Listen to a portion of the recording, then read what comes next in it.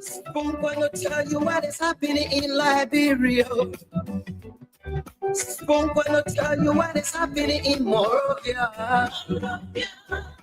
Spoon gonna tell you what is happening in Africa. Just to the spoon, you just spoon you ain't know. If the children crying for starvation, just don't spoon. You want to get a news update, my brother, don't spoon.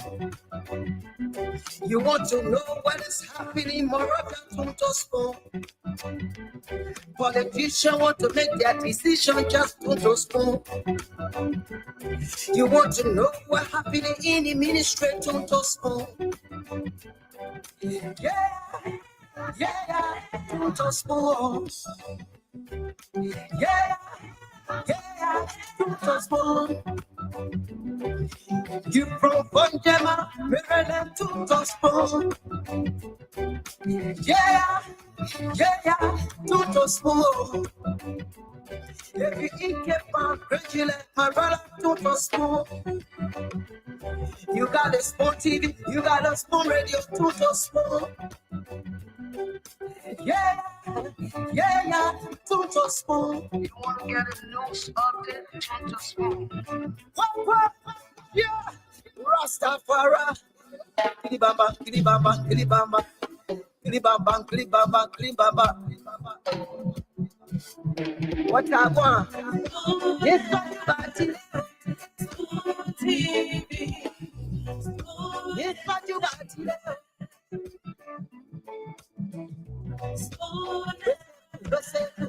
Spoon TV, Spoon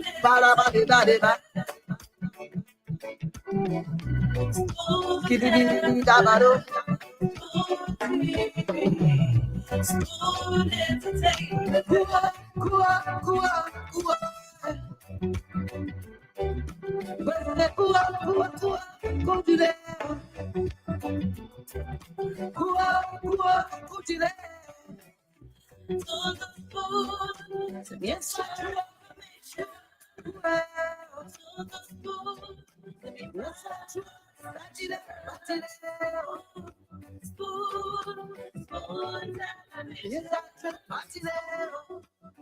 A special one from the CEO, stand coming with the spoon. And your boy, right at the South Bend. Charges on the beat. To get your information. To the spoon to be found. Spoon,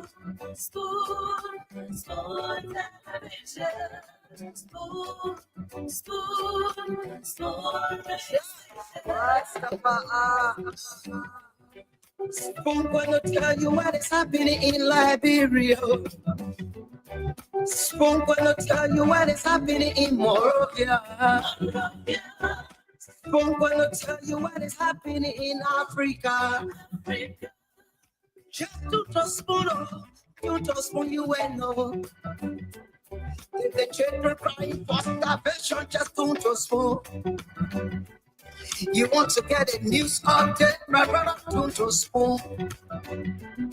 You want to know what is happening, Moravia, don't spoon. Politicians want to make their decision, just don't spoon. You want to know what happening in the ministry, don't spoon.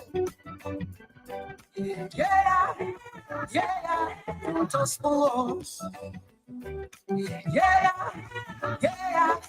don't spoon.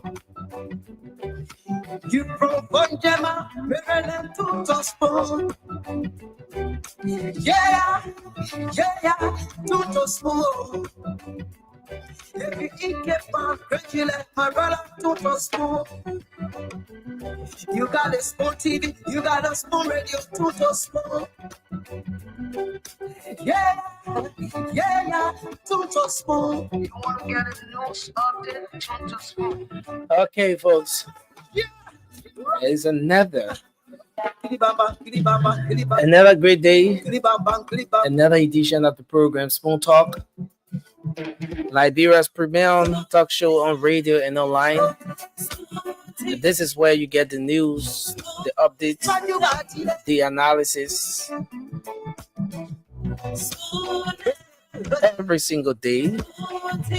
Bringing you up to speed with the happenings across the country. Spoon Talk cuts across political issues, economic,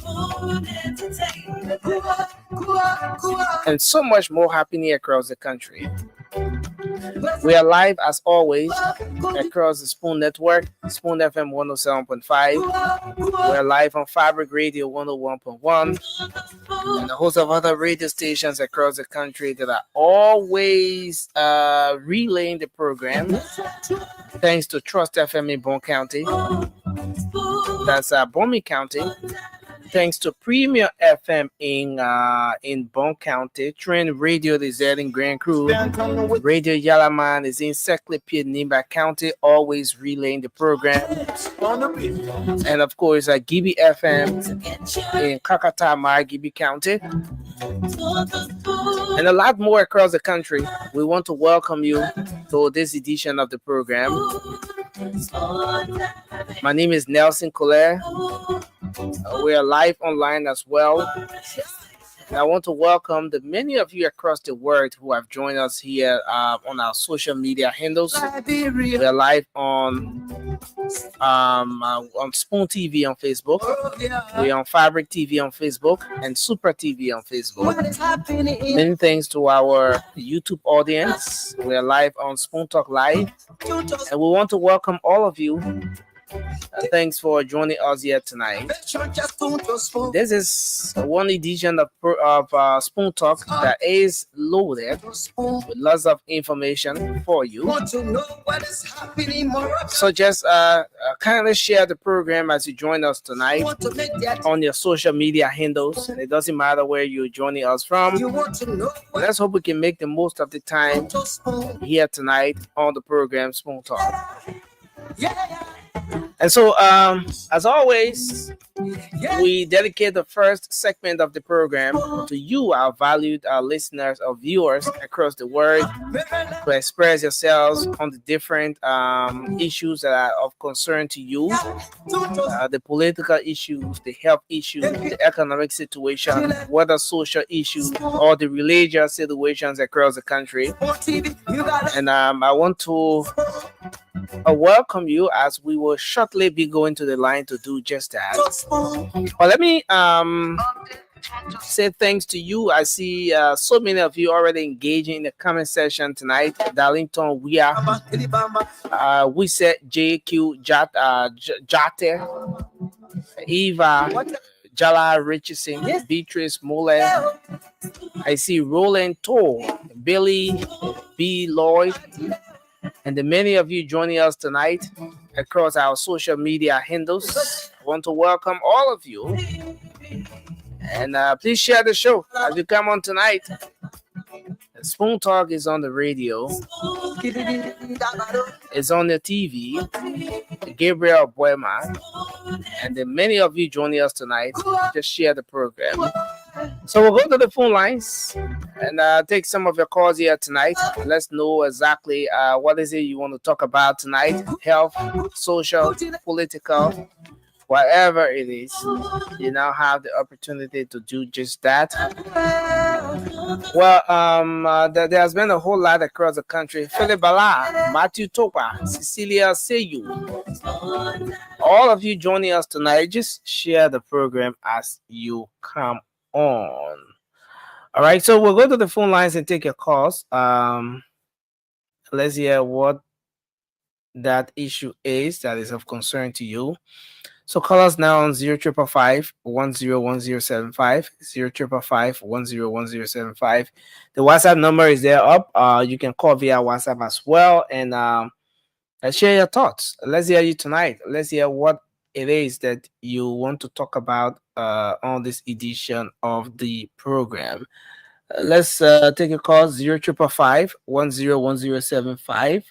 That's the number to call, and you will be live on the program tonight on Spoon Talk. We're live.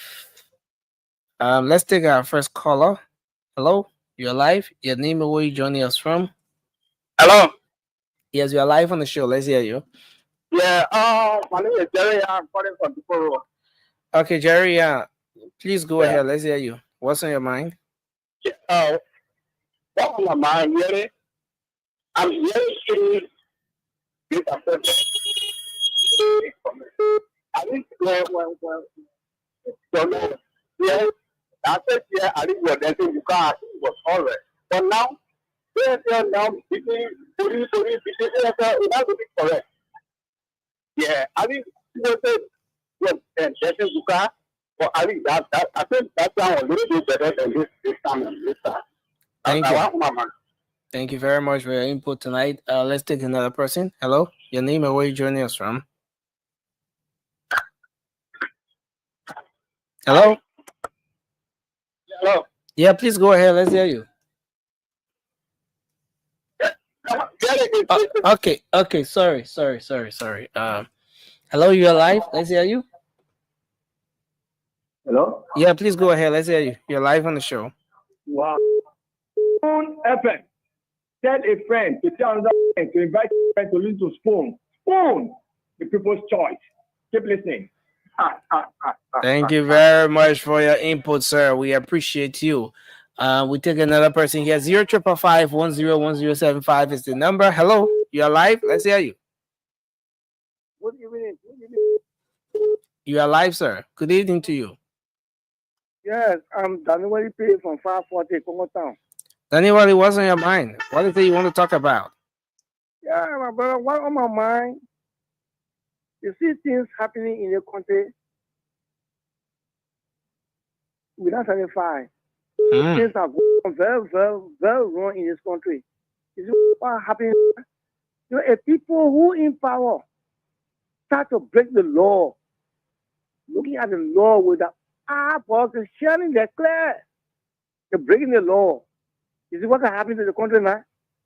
You see where are we heading? Okay. Nobody respect the law now. So everybody just breaking the law.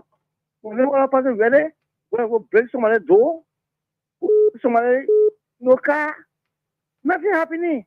So where are we heading? Okay. The country is very, very bad. If I don't take care of the country here, the country will break loose. You see what happens to our security apparatus now? We have to be careful. Thank you for your input. Thank you for your input. Break up. I'm on and you see what? So they will try to put one side. They will play bad. Thank you very much for your input tonight. Let's hold you there, Danny Wiley, and bring another person in. Hello, your name and where you calling from? Good evening to you, or my co-partner brother Lesson Kole. Yeah, go ahead. Let's hear you. Thank you. My name is Mohammed and I speak to from the pusher and Ewa cases sitting on the pusher. Yeah, Mohammed, go ahead. What's in your mind? Let me appreciate you however for your Thursday evening presentation on the platform. What is on my mind? Let me say things. I want to be very more thankful to the president through the SOE job initiating that was given to the youth empowerment for 6 months. And I hope indeed that going to be credit enough on that.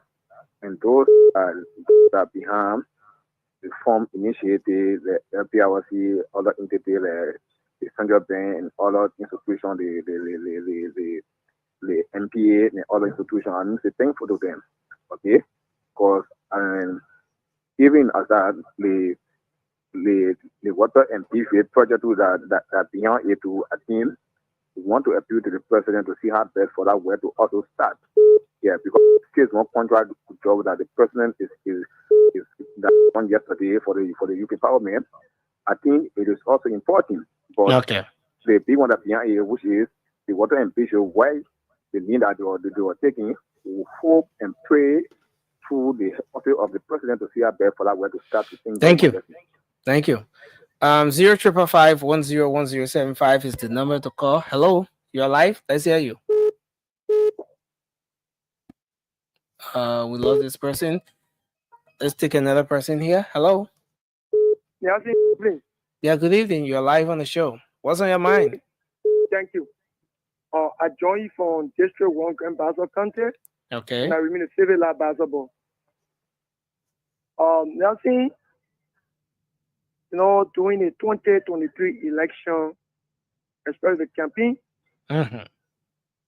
I heard from the ruling establishment now, and then we're in opposition that President Bouaka, then Kennedy Bouaka, he's a man of integrity, government, in fact, international in their contact.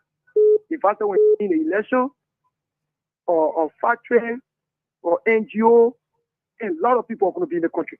In fact, we're going to be eating 3 times a day. In fact, the couche, what's our job going to be ostracized from the country?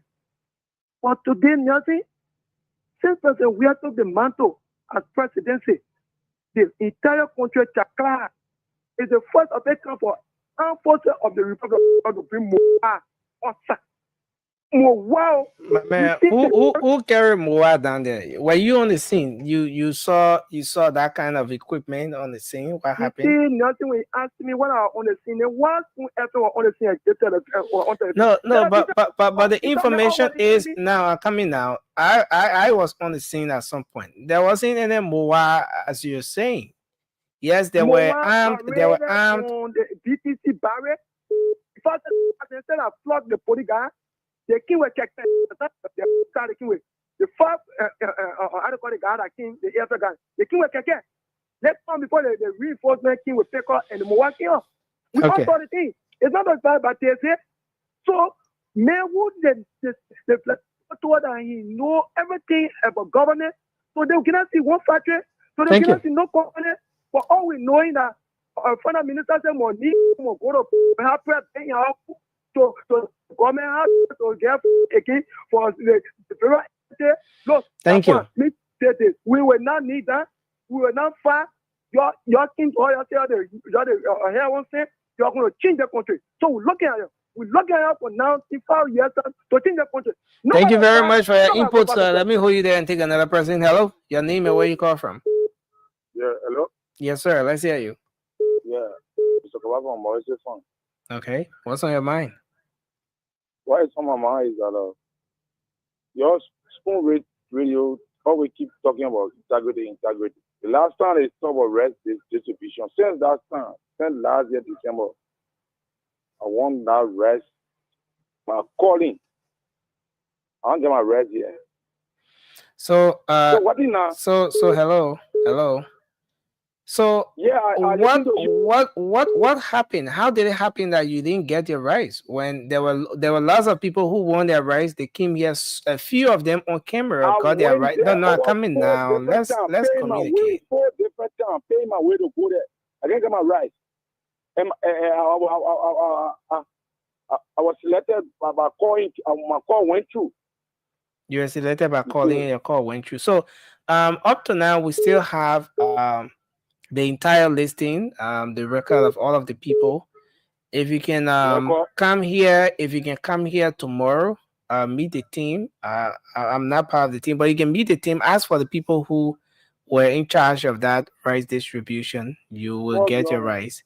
But what I know is that all of the people who came, they were able to get their rights. But if you can make your way here tomorrow, and just ask for the team, get to the business office, ask for the team, you will get your rights. So let's take another person. Hello. Your name and where you come from?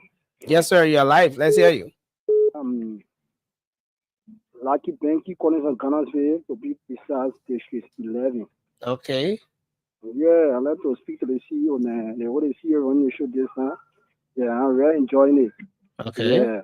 Yeah, because you brought all of men on the show law during our 6th year. And now you are talking about law. You're not making a strong change. The only thing I tell you now, they just send for Brian Williams on the show too. All right. That's Thank you. Yeah, so this is the show. Thank you very much. Okay. Your views are respected. Hello. Hello, Nelson. Hello. Yeah, thank you so much for the topic. My name is George from GS. George, what's on your mind? For your hard working. Thank you so much. Okay. Next thing, the thing on my mind this afternoon. Well, I just want to tell President Bwaka, thank you so much. I should tell you, thank you for your hard working because it's not easy thing to become a leader.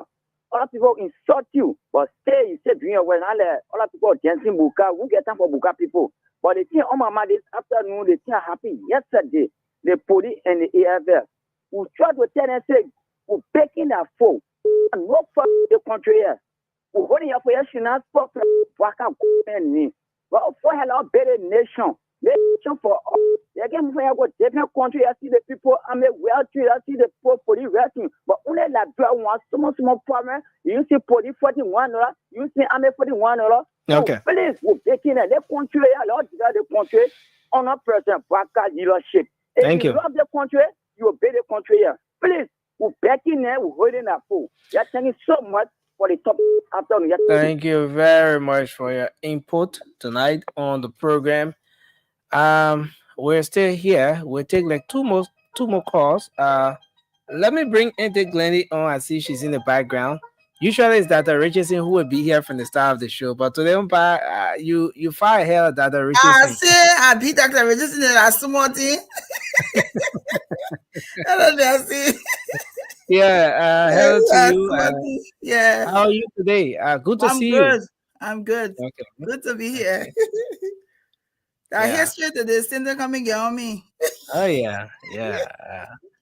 So when I usually when I come on, I will look in the background and then I will always see that she'll do it like this. She coming. And when she does it like this, you know, she's ready to bring her on, right? Yeah. Yeah. So all right. It's good to be here. So, but I understand. You have a guest that's coming on. Yeah. Yes. So you wonder. I think I sent a picture, but he should be here. I think Doc is coming too. Dr. Richardson will be here also. He should be in the back, Reverend Dr. Francis O.S. Tabla. Okay, yes, I see he's in the background. He's the pastor for Ebenezer Community Church in Brooklyn Park. He'll be coming to talk to us about a capital campaign. That is my home church. On what they will be doing. So we're looking forward to talking to him later. But you can continue with your questions until Doc comes, then we can start. Yeah, so I'm going to take a few more calls, but I also understand that the LWSC Managing Director, Mr. Muhammad Ali, will be on tonight as well. He'll be coming to throw more light on the project. You know, that's more trending now, so that he can answer all the questions. The water that has got a lot of people talking. Oh yes, water is life. Water is life. Water is life. Exactly. So the other life here, you got plenty of people talking. So the managing director will be on. He'll be coming on as well. But I think we'll take just a few more calls. Maybe we can take 3 calls. And because I see the Reverend is in the background as well. So I can take just maybe 2 more calls, and then we can bring him on. Because, okay. I'll check with Doc too, because I know she was going to be on. Okay. Right. So folks, you can we can take just 2 more calls. Call 0555-101075. Let's take this person. Hello, you're live. Let's hear you. Hello, Nelson. Hello, you're live, sir. Hi, Camille. Yeah, go ahead. You're live. Let's hear you. Calling from CEO Strong. Calling from where? CEO Strong, I am factory. Oh, I see you Strong who there. Yeah, man. I try to apologize to the panelists, man. They fast more coming, man. I want for them to help me, man. I want to go the fast. I want to talk to Fatima, Steve, Glenny. I want for them to help me. I want to hold my fast, please. How you want to hold it fast? How they more help you to hold it fast? How you want it to help you to hold it fast? When I see, because now we can see the money, see material, anything to hold it fast. Okay. Get those green teas or not, because some organ green tea is not eat rest in the morning. Like get tea, coffee, rich, anyone. Let's see. When I want for she go say, I'll pray. Okay. I'll pray for them. I would say Mo Ali. He came up because Mo Ali, my brother from Kent Statement. Okay. Musi Askara Gray, Kokone Heka, I want to speak va. Mwa we ambassa, Nto Vani Masare. Mwa we ambassa. Everybody listen to me. So, okay. Vani Masare, thank you. Thank you very much. Thank you very much for talking to us. Yeah, all the people listening to you, we hope they will help you to hold the fast as well. So thank you very much for talking to us. Let's take another person here. Hello, your name and where you thought you joining us from? Yeah, good evening. Good evening, sir. Yeah, I'm calling from Congo Town. Okay. I'm Augustine Akwe. What's on your mind, sir? Yeah, I wanted to talk about what is exactly happening at the Capitol building. Mm-hmm. Yeah, I wanted to talk about the information that I had. The what? You know, God gave the Ten Commandments to the Israelites from the beginning, and there was generation from generation to generation. At a certain point, God has realized that the Ten Commandment is no longer satisfying them, but rather bringing confusion, misunderstanding, and a whole lot of. So he decided that I will make a new covenant with my people, and I will write the law in their heart. You see, what I wanted to say is our law now has reached a limit which needs amendment. Which law needs amendment? Our laws.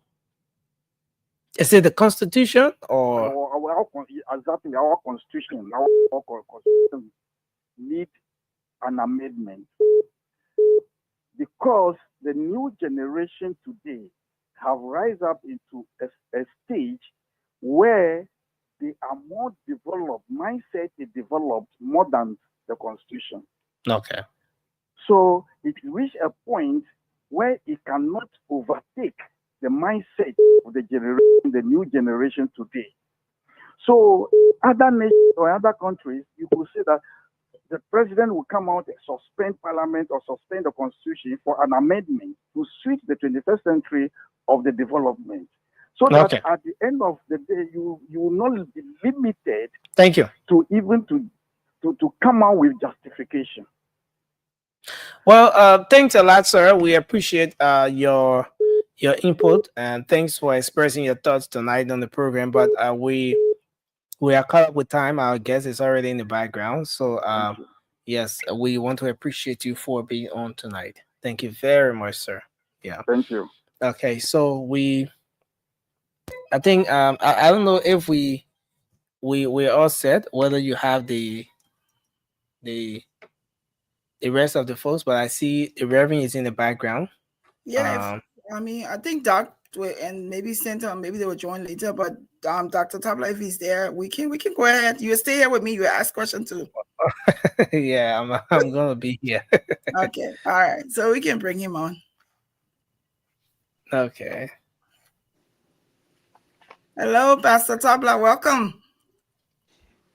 Hello. It's good to see the both of you. Yeah, it's good to have you. Thank you so much. Yeah. So it's an honor. Let me just introduce to our guests, everybody watching. Hello, everybody. Thanks for joining us. This is a very important, everything is important, but this interview is very important. It's first of its kind for me to be sitting here and having an opportunity to speak with my pastor, someone I've known for many, many years. I'm so excited and so proud today. Thank you to Spoon TV for giving us this opportunity to be able to talk to Reverend Dr. Francis Tabla. So as we start, this is Nelson. You want to say something about yourself?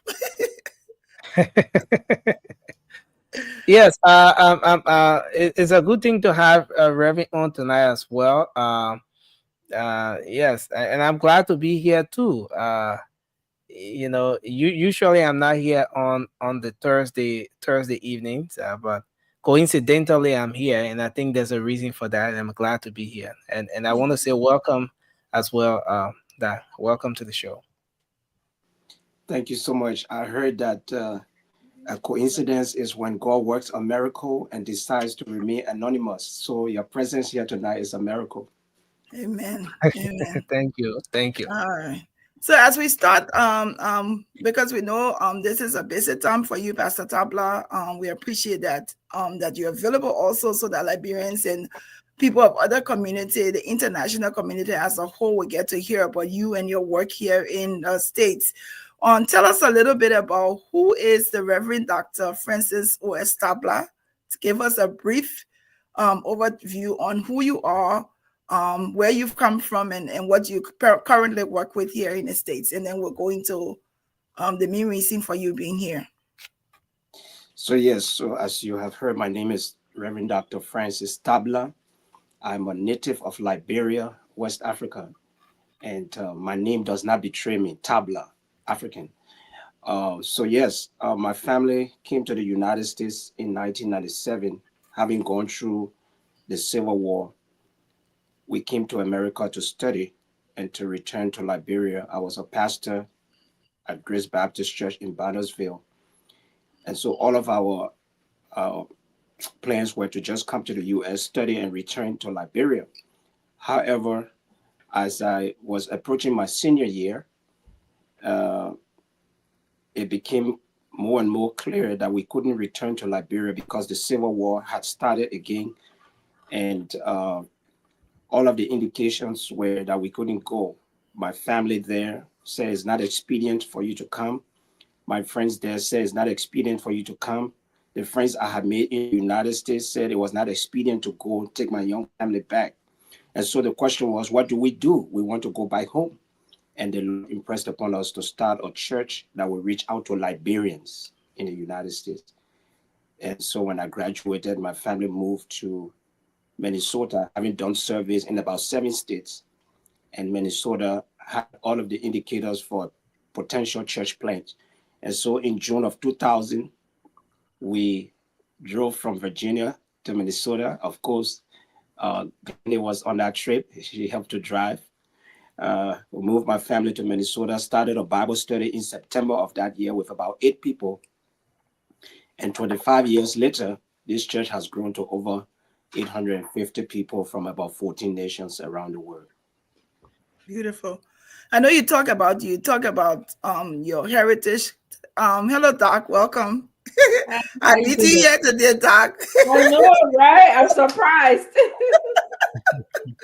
Yeah, you know my pastor coming now. I gotta be top ship. That's right. That's right. Hi, Pastor. So I know you talk. I know you talk about it every. Richardson, how are you? I'm good. Thank you for joining us. By the way, we share the same first name. Oh, yes. Yes. So I wanted to talk a little bit, just to talk. I know you talk about coming and starting the congregation, starting Bible study, and originally the church was started as a Liberian congregation. I want you to talk a little bit as to what the church has now become and how many nations do we have in our church currently. Yes, so when we came, we started the church as the Liberian Community Church. And when I look back now, I believe it was a church planting strategy to get the core group of people. But then about 2 years into the plant, the name change became necessary because others who wanted to worship with us felt excluded since they were not Liberians. And so we prayed. We told the church members to pray for a month or so, and we came back together, and then names were submitted, and the name Ebenezer Community Church emerged as the name. And the Ebenezer from the Hebrew means this far has the Lord brought us, or this far has the Lord helped us. And all of the Africans in the church who identify with that name, whether they were from Ghana or whichever country. And so when that name was changed, then other nationalities started to join the church. So right now we have 14 nations in the church. 2 more are on the verge of being hosted this year. So we have Benin, we have Cameroon, we have Ghana, Guinea, Haiti, Jamaica, Kenya, Liberia, Nigeria, Sierra Leone, Ivory Coast, Uganda, and the United States. Those are the nations that are represented in the church. Yes, for now. 14 Amazing. nations. So Yeah. it should be called International Ebenezer Community Church. Yeah. Yeah, Doc, you have any questions before we Doc or Nelson, if you want to ask, and then we can talk about the Faith in Action campaign. I just had a comment and then a question. But anyway, thank you for coming and thank you for the service that you are providing to Liberians in Minnesota. One of the things that most Liberians would ask, in what ways is your church contributing to Liberians, in Liberia, in America, here in Liberia? Oh, outstanding. Well, our church has been on the cutting edge when it comes to community engagement. All right. We have led rallies for immigration. We were very key in whatever gave pathway to citizenship. Our church worked behind the scenes. We had the ears of those in authority. All right. We will hold rallies here at our church. Years ago, we will raise money to give to the Organization of Liberians in Minnesota to go to Washington, D.C. to lobby on behalf of Liberians. All right. When it comes to the Ebola, our church was very involved. We raised money, gave support to provide supplies for those affected by the Ebola. During the course of the COVID-19 epidemic, our church was a center for the distribution of vaccines and also to provide education awareness for the COVID-19. We do health clinics here at our church with the Liberian Nurses Association. We collaborate with them to provide a health clinic. As a matter of fact, this Sunday, our church will be hosting the mammogram, where women come to, do their mammogram free of charge. Yes. All right, right after our worship services this Sunday. We do a whole lot. We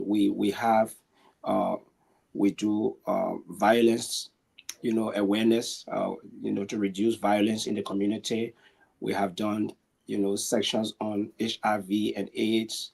I mean, you just name it. Our church, that's why we are called a community church.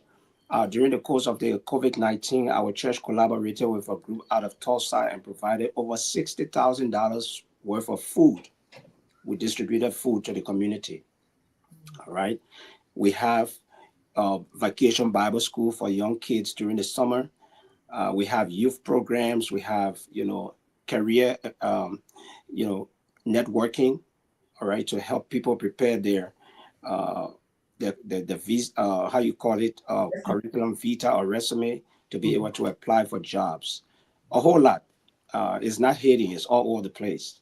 Now, so that's for here. In Liberia, we have 3 churches there, and right now we are building a school at one of our locations. We provide scholarships for students to be trained for ministry and sometimes provide tuition assistance through other institutions there in Liberia. All right. And I can say more when we come to our international work outside of Liberia into other parts of Africa. All right. Anything else, Doc? You're good? All right. So let's talk about your an international and immigrant community. You come to the States. You get the calling to start a church in Minnesota. Of course, you got to look at the race barrier also. You come and you tell us, we want to hear a little bit about how you were able to acquire the property you have, such a huge building. Tell us about the church, and then you can just lead us into the Faith in Action capital campaign that's going on. Yes. So, by the way, I came to the United States and did my graduate studies at the School of Theology at Virginia Union University. Virginia Union University is a historic Black institution, and almost all of my professors were African Americans. All right, and those African Americans were the one who would advocate for social justice, human rights, and so forth. And one of my professors in particular made a statement in class, and I don't know whether the other students grasped it, but one of the things he said was, when you live in America and you do not have your own property, you are not respected. I can't remember the entire conversation, but that thing hit me like a real hammer. And so when God led us to come and start the church in Minnesota, one of the first things we did was to start a building fund to be able to acquire our own property as a church. Now, it was not easy, all right? Of course, you know, the racial issue is there, the accent, you know, being an immigrant, we had all of those barriers against us. As far as the acquisition of the land, to cut long story short, it had to be a miracle. It had to be a miracle because we wanted to buy another building, and a group bought the building before us. And I was a little bit discouraged, but one of our members had said, Pastor, maybe God has something better for us. And a few weeks later, I'm driving on West Broadway in Brooklyn Park. I get to the light, and it was like the Spirit of God just told me, look to your left. And when I look, I saw this huge for sale sign on the 4.3 acres of land. And so I called, and they said, leave a message. I called, they said, leave a message. I kept calling, and on this occasion, when I called and the individual said, you have to leave a message, I said, well, I have left so many messages and nobody has returned my call. I need to speak to the realtor for this property. And then the person on the other line said, well, the realtor for that property is sick. And right there, I believe it was the Spirit of God speaking through me, said, tell the realtor that we're going to be praying for him, or tell his wife we're going to be praying for him because an African church wants to do business with him, just like that. And in a few minutes, the woman was on the phone, the white lady, and she was crying. She said, yes, my husband is the realtor for that property, but he's sick. He got cancer, and his cancer is the 5th in the entire United States. I said, well, we want to pray for him to get well because we must do business with him. And so that was a miracle because we actually prayed for that man. His wife worked for him, but we actually prayed for him. And because of that, the Lord gave us favor with the realtor so that everybody else who came, who had the money to purchase the property, I mean, you talk about businessmen, doctors, they had the cash to purchase the property. But because of that prayer, we were praying for that woman's husband. The Lord kept giving us favor. Every purchase agreement that came just went to the bottom and ours was at the top. Or to cut long story short, the Lord provided the finances. We did capital campaign just as we are doing now, raised some money, and were able to purchase the land. The Lord healed the man of his cancer in the mouth. He came to the closing to see us, and he and his wife expressed the desire to be associate members of our church. I believe that miracle was very critical because had it not been that case, it would have been difficult for us to get this land because we have people well off, like real wealthy people who could purchase this land. But that miracle gave us the edge. All right. So you get the land, you purchased it, and you have the people can say multi-million-dollar church in Brooklyn Park, Minnesota. Let's talk about the reason that you're here. The cost of the church, the mortgage payment, everything. Let's talk about this faith in action, because I tell you, Pastor Tabla, that when you hear the amount, you hear the faith that we have put forth with the amount for this campaign. It means that whoever God, the way God has envisioned this and has placed it on Pastor Tabla, it means that his faith, and not even faith we get around here. So let's talk about the Faith in Action campaign. So when we bought the land in November of 2004, we wouldn't be able to get a loan to build till 2015. And the banks gave us all the reasons why we couldn't get the loan. They said we were a young church. They said we are predominantly immigrant church. They said most of you are on the low income end. Why should we give you about $4 million to build a church? So again, to get the loan to even build the first phase was a miracle. We got the loan and we built the first phase. So the first phase cost us about $4 million US, and the land cost us about $745,000 US. So you're talking about 4.7 million just for the first phase. The second phase cost us $6 million to build. All right. So essentially, we have a property that is on the north side of 10 million. All right. Since we built the first phase up to now, we have paid off $6 million of what it costs to get the land, do the phases. All right. And now we are left with a balance of 4 million. All right. That's what we have to pay. Now, our strategy that we believe God gave us is to reach 40,000 people who will give or donate an amount of $100 each. 40,000 people who will give $100 each. And if we do have 40,000 people who will give $100 each, we will reach 4 million. Now, since we launched the campaign, we have people who have given 5,000, 10,000. They are so inspired by the idea and, the kind of a ministry the church provides. So they have given over and above. Some people have given 100, 500. I saw a donation of $20. All right. So even though we say 40,000 people who can give $100 each, but anybody can give anything they can afford. Every dollar will cut that $4 million down. And so that's why we are here today, just to let the public know that this is a great opportunity. This Ebenezer Community Church, now I don't like to brag about this, but I have to share it for the public to know.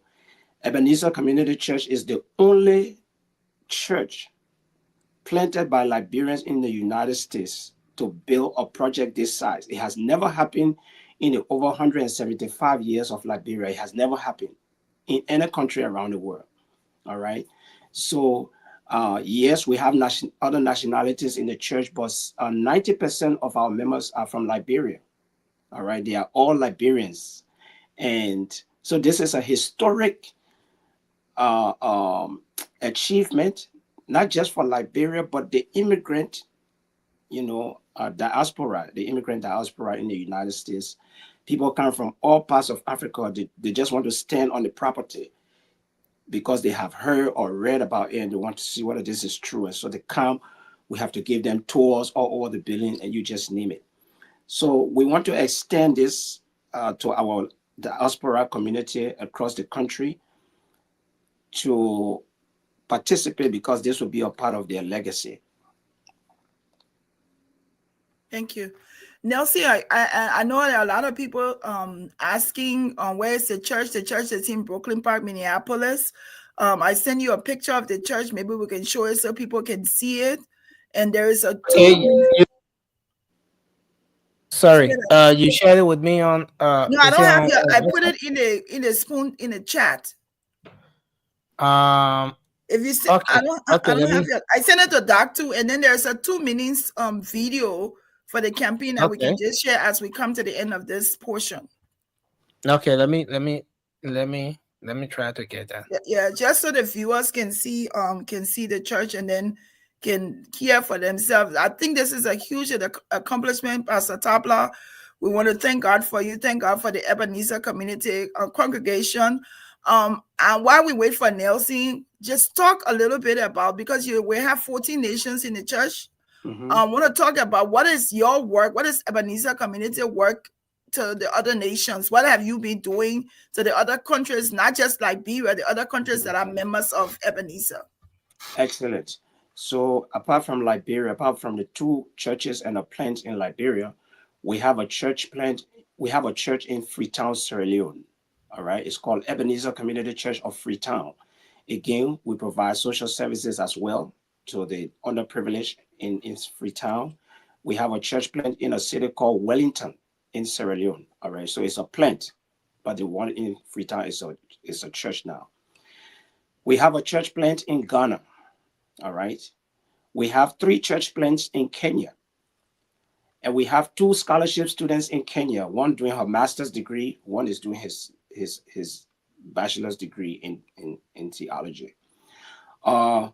We have then the other nations that are represented in the church. We support missions in those nations. We don't have a church there yet, but we support missions there.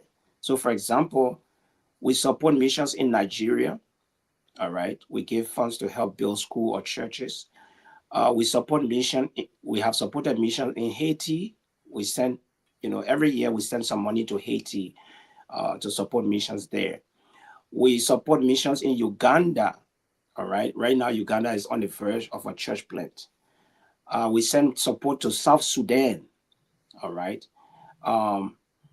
Yes. So those countries where we don't have churches yet, our strategy is to just sow seed, because we believe in the law of sowing and reaping. So we sow seed into those countries, and then at the appropriate time, God will give us an inlet into those nations to get churches started. So yes, I have been to Sierra Leone twice. I'm on my way to Sierra Leone this year, November. I've been to Kenya to visit, the work there, and by the grace of God, I hope to go to. That's an old photo right there. It's like obscure old photo. But find the latest one. By God's grace, I plan to go to Ghana next year to assess the work there in Ghana. All right. So while we look for it, Doc, you have any other question? And then Nelson can maybe play the video for us so we can end.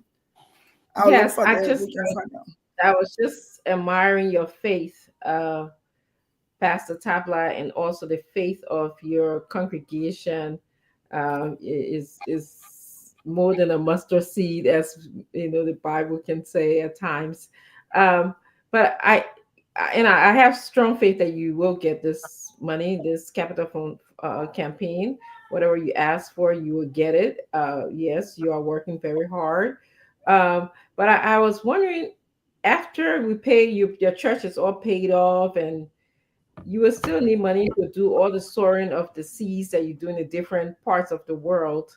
So I'm wondering if you have any plans, and you don't necessarily have to go into details because I don't want anybody to see your ideas. Any plans into how you intend to upkeep the church and sow seeds in other nations? Oh, absolutely. So, for example, for us to get the second loan, the $6 million, the bank said, Pastor Tabla, the money you are requesting is too much. We can give you this money under one condition. That is, you will pay your monthly payment every month for the year. And then at the end of the mortgage year, you will pay $667,000 cash down. So you do your monthly payment all through the year, but then May of the mortgage year, you pay $667,000. And you have to do that for 3 years. And I'm pleased to report to you that we did that for 3 years. We pay our regular mortgage notes, and then in May, we pay $667,000 US civilized dollars. All right. Now, here's my question to you. Do you think $667,000 can do something in Africa? The answer is resounding yes. All right. Now, we don't have that law on us again, but the point here is the Lord has blessed our church to be able to give. That's one of the things about Ebenezer Community Church. We began to teach people how to give. We got Liberians in our church that gave over $60,000 a year. We got Liberians in our church that gave over $31,000 a year. They have been taught to give, all right? And so giving is a part of our culture. We just believe that when we pay off this mortgage, we will have the financial latitude to do much more than what we are doing now in Africa, but to still be able to support the headquarters church here in Minnesota. All right. I didn't mention to you, in addition to the headquarters church in Brooklyn Park, Minnesota, we have 2 other branches in Minnesota: Ebenezer Community Church of St. Paul in the state capital, and Ebenezer Community Church of Bloomington, right by the airport. This year, by God's grace, we are heading to Rochester, the 3rd largest city in Minnesota, to start a church. So yes, we are believing that by getting rid of this mortgage, we'll be in a better financial position to even do much more in Africa. Yeah. Somebody was asking how many members do you have in the church? I'm just looking at the news feed. Yes. So our church, we have over 850 members.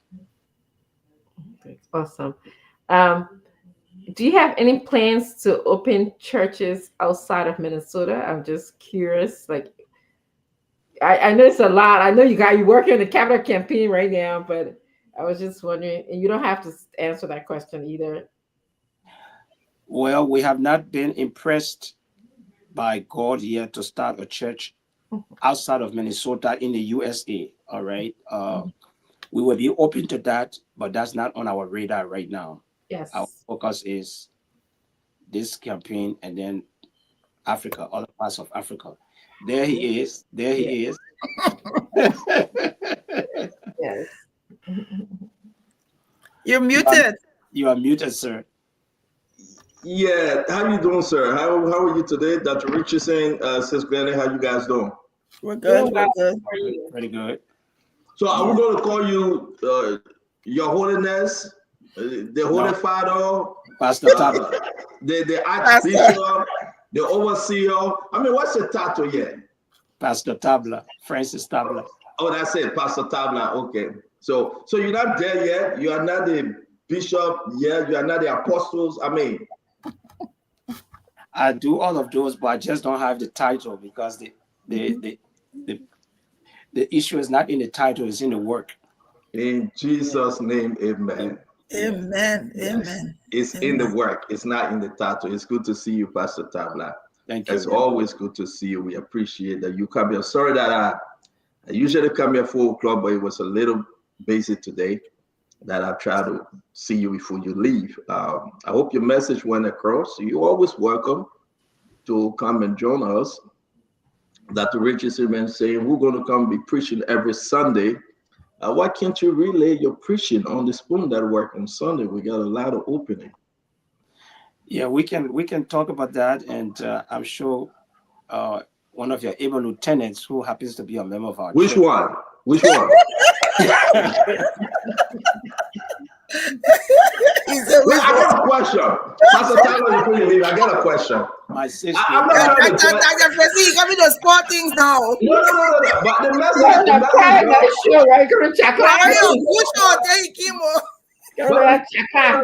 The pastor message got already. But can you just let the entire world know? Granny worked for $96,000 every year. Does she pay taxes? Oh God. Whether she pay taxes or tithe? Yeah. Either all the taxes to the church, the tithe, the 10%, the 20%, the offering, everything. Well, she paid.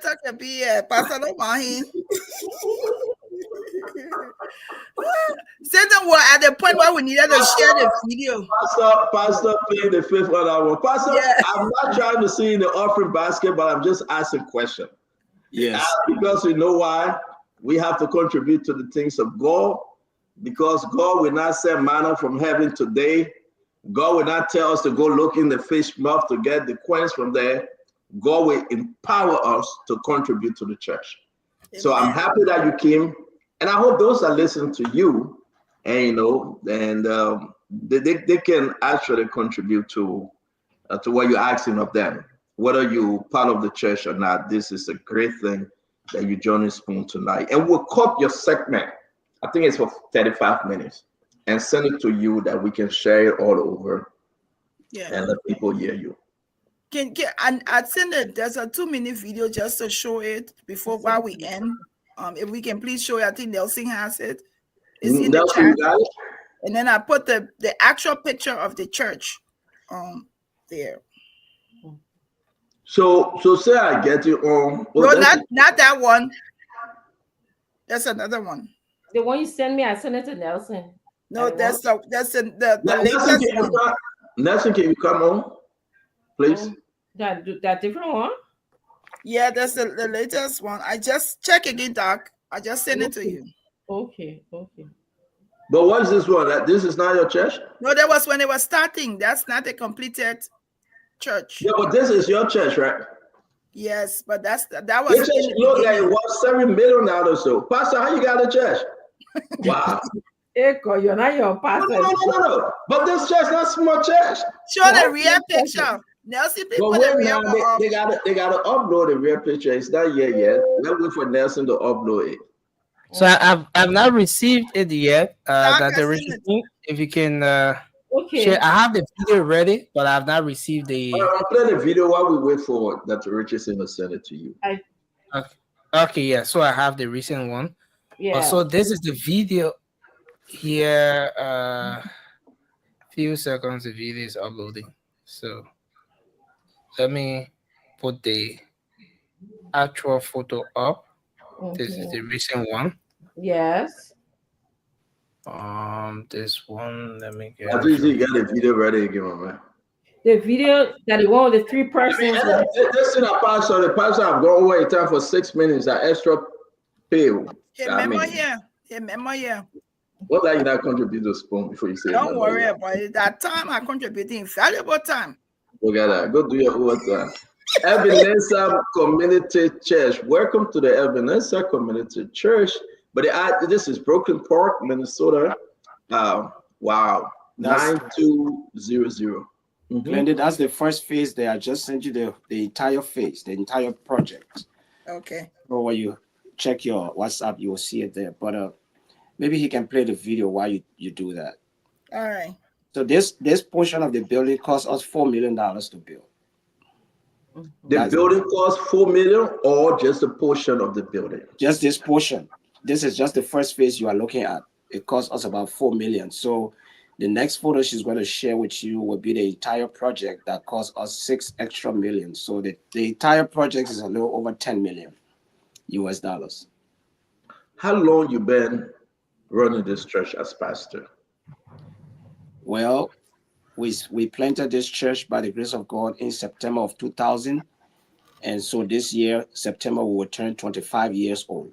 And we have been the pastors since. Is this the biggest Liberian or African community church in Brooklyn Park? Well, yes, and even more. I have been told this is the biggest in the entire Midwest. Okay. Membership? 850 plus. You're not including Glennie because she's not in Minnesota now, right? She is included in that figure. Okay. Yeah. All right. But I think, wow, just in Brooklyn Park alone, that's great. That's great. Do you know Jefferson Dennis, the Dennis family? Are they part of the church? No, they go to Faith Chapel. Oh, Faith Chapel. Okay. Yeah. All right. We have a lot of friends and family in Minnesota. I think Liberians listen to you in and out. Non-Liberians listen to you. We're happy to have you. And I think your message went across today.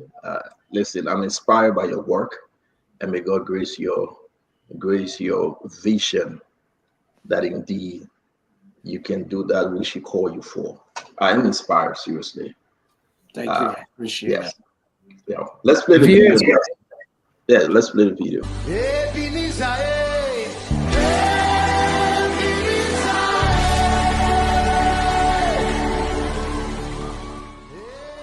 I'm Reverend Dr. Francis Tabla, a native of Liberia. I am privileged to be the pastor of the Ebenezer Community Church in Brooklyn Park, Minnesota, USA. I extend profound greetings to the body of Christ in Liberia, our friends, family, well-wishers, and Liberia as a whole. I'm delighted to share with you our exciting journey over the past 24 years.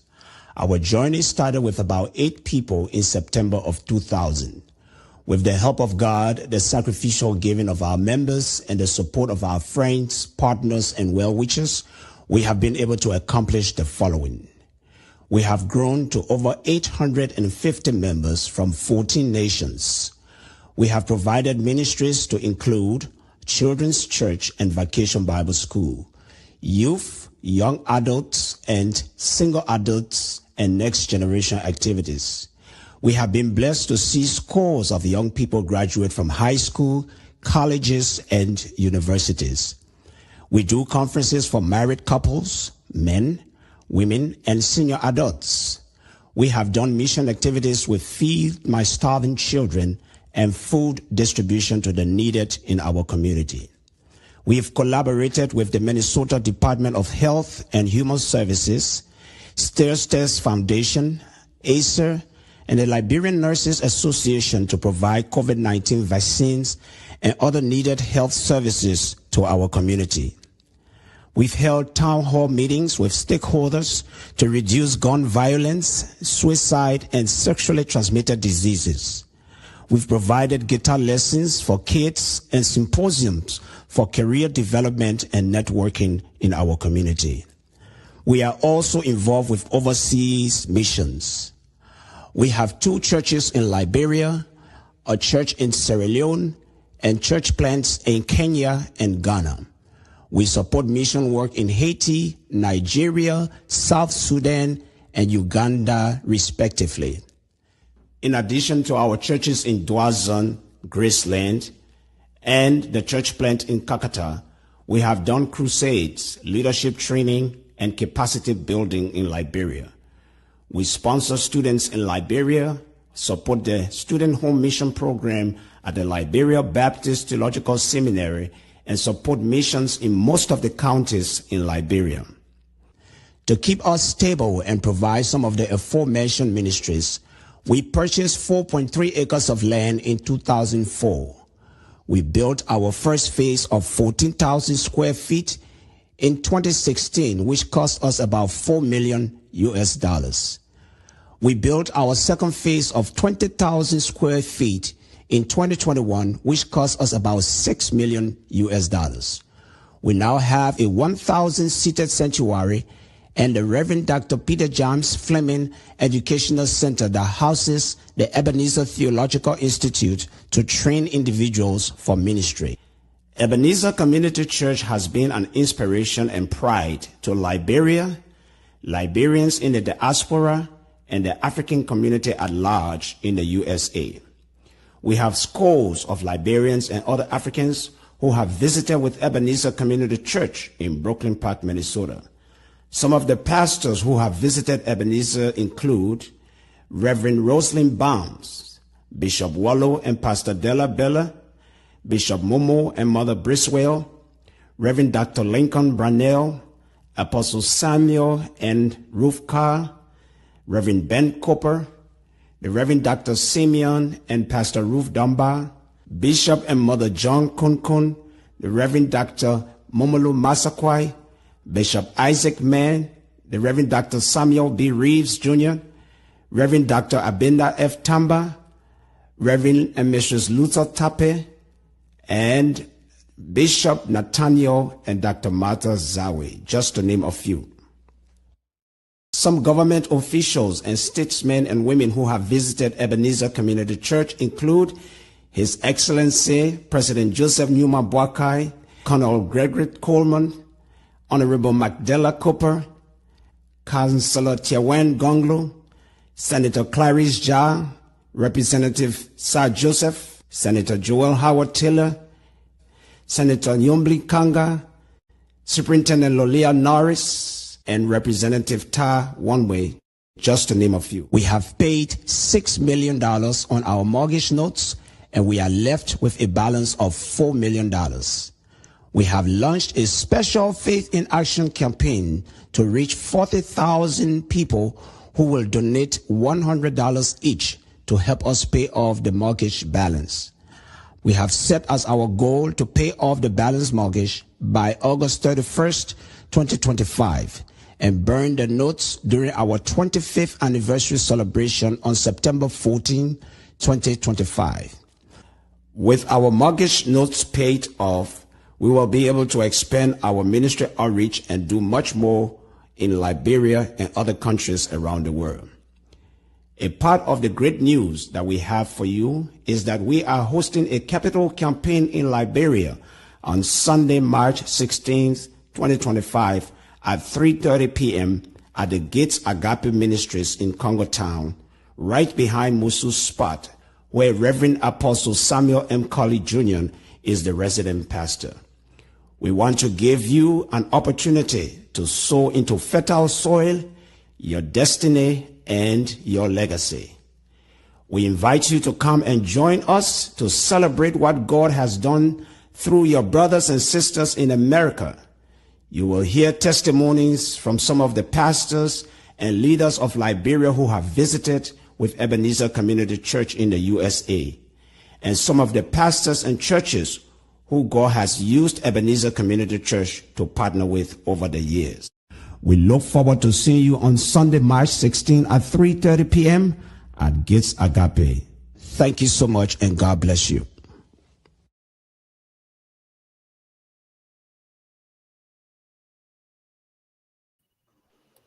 Thank you very much, Pastor. That was beautiful. I was thinking to do something, just to sing, because I love it.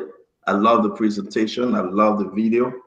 And we hope you can come back again, invite the network when you're in Liberia, that we can go live with this program. We wish you the blessing of the Holy Spirit, that what you are asking of God to do his work come through. May you be blessed, and may the church continue to grow by his grace. Thank you. Thank you. I just wanted to use this occasion to express our profound gratitude to Spoon TV. You have been on the cutting edge in the dissemination of information across the globe. I'm a pastor, so I travel all over the United States. And most of the homes I go into with Liberians, they look forward to Spoon TV. Even my mother, I am sure she's watching me right now in Texas. All right. So in addition to providing information, you are keeping our elderly people abreast, and it's a part of their therapy to watch Spoon TV all through. So we want to thank you so much for the services you are providing, and we pray that God will continue to expand your territory, expand your horizon. It's so nice to see Dr. Chenoweth Richardson, and it's so nice to see my 6th grade classmate, Her Excellency Glendy Juniors, and of course, Mr. Colette and Stanton. Thank you all so much, and we pray that God blesses this campaign and we can come back on Spoon TV to celebrate it. And I will ask you, while you are leaving, please do this for the sake of the network and for the sake of our nation. Can we offer a special prayer for Sis Glendy? Easy, my trouble. Have a good evening, sir. It's good seeing you. Thank you very much. All right. Thank you. All right. Bye-bye. Lenny, thank you so much for helping to make this possible. Thank you so much. God bless you. Thank you. All right. Bye-bye. Bye.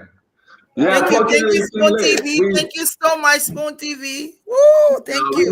We needed a prayer for Glendy, but the pastor, the pastor know what I'm talking about. Look at trouble. And one thing I want to say, Lord, if it is your will, we need to attend that wedding for Sister Glendy. I'm against that prayer. That prayer would never work.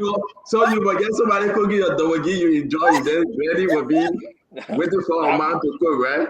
That prayer would never. That is what I'm talking about. That prayer would never work. I don't care how you pray. Why you on your own? Are you serious? You on your own. No. Are you serious, Paul? You talking good thing, oh. You talking good thing, yeah.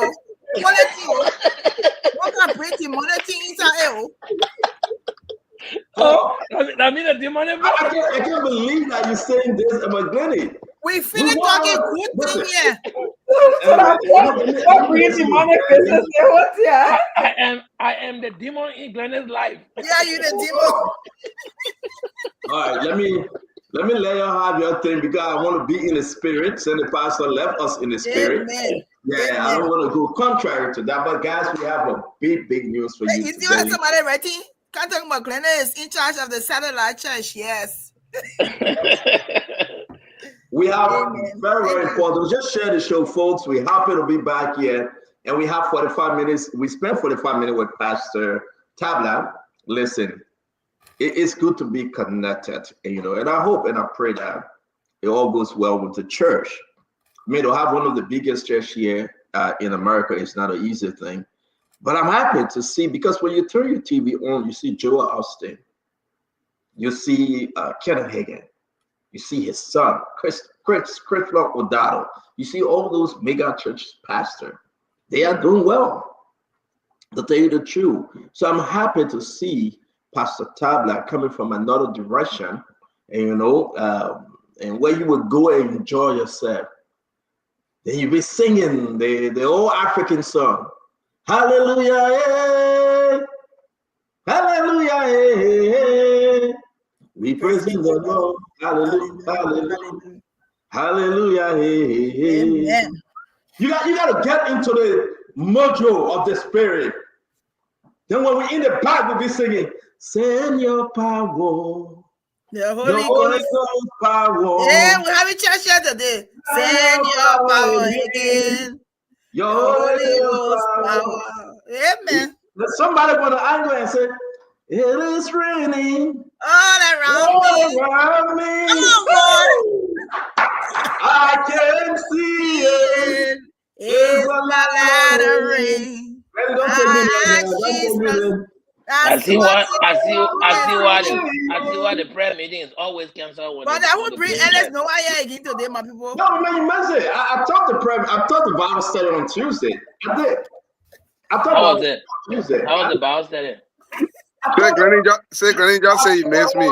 I taught on Moses while the bush was burning. That man talk more than anything. That can only see me and she don't talk. Oh, you gotta understand that. The bush was burning, but the bush wasn't consumed. Something about that message. Come on. Okay. Yeah. I'm gonna. Now who tell you Paul, you know God? That's me. I'm questioning again. No, but God knows Paul. Even though Paul doesn't know God, but God knows Paul. You see, you quick to assume that I don't know God's kingdom. Who are you to judge my faith? My man, you kept Paul at the bar stage when the pastor was going at the time. Exactly. Don't mind it. So instead of incorporating members, you're adding some members.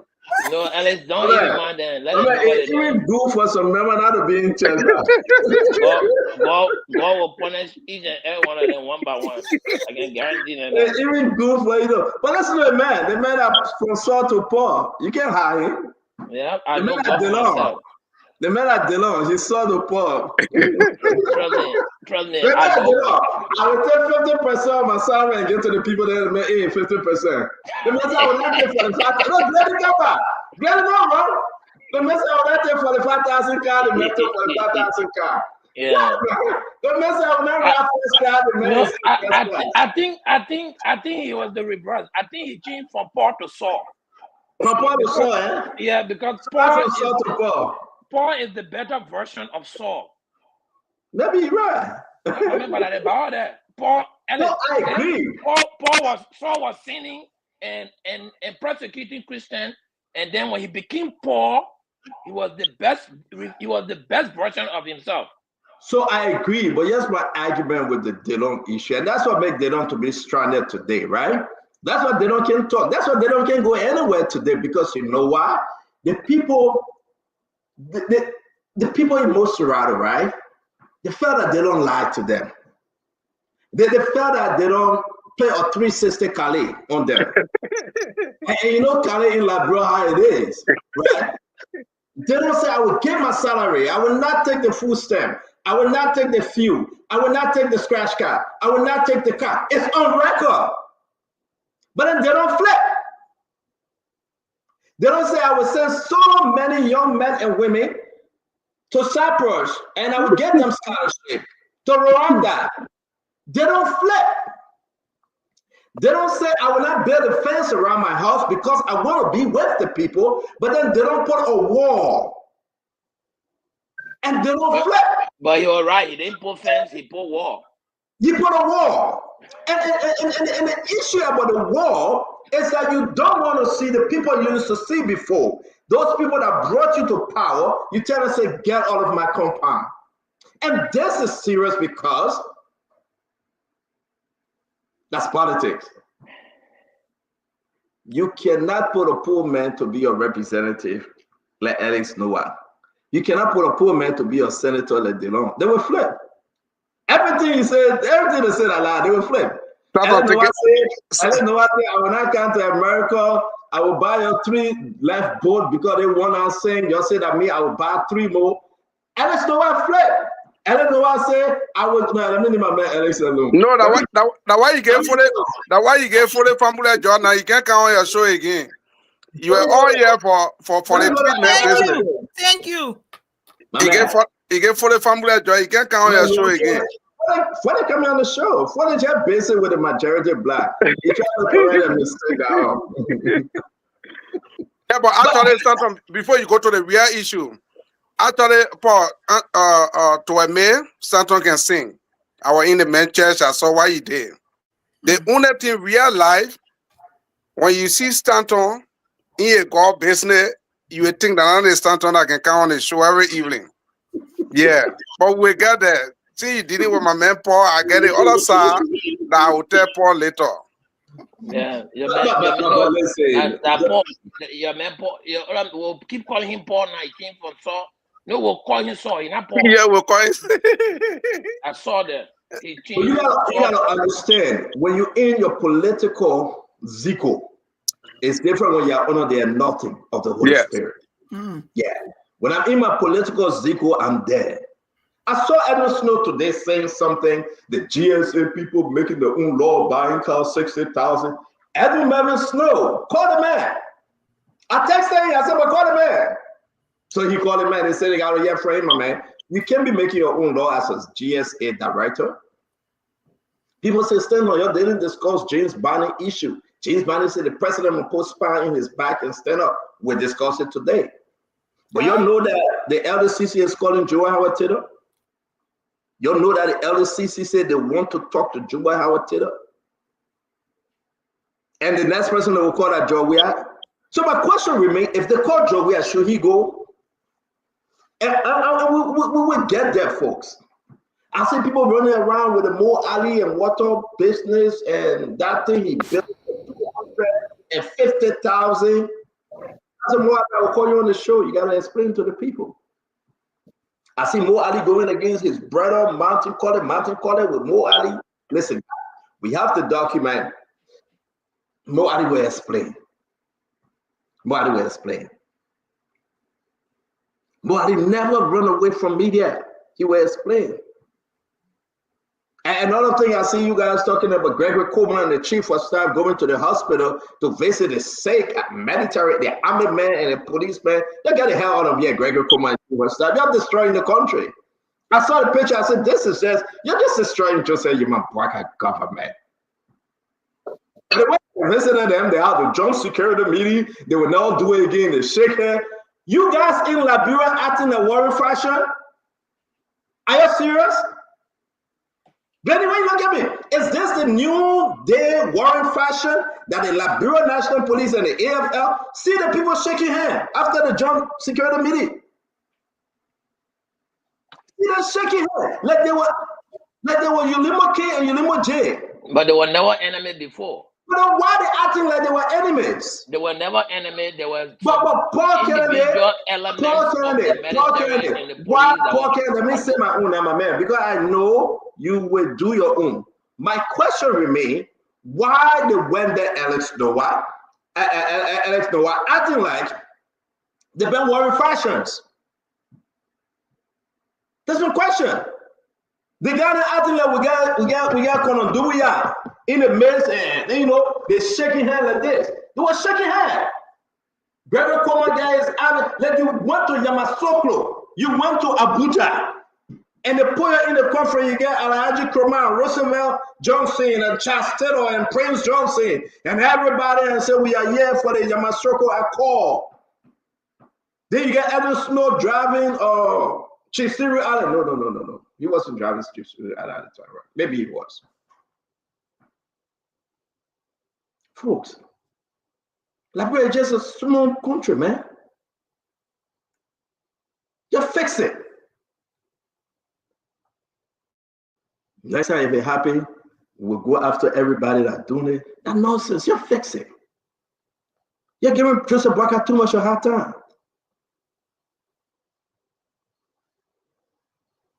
Look at you.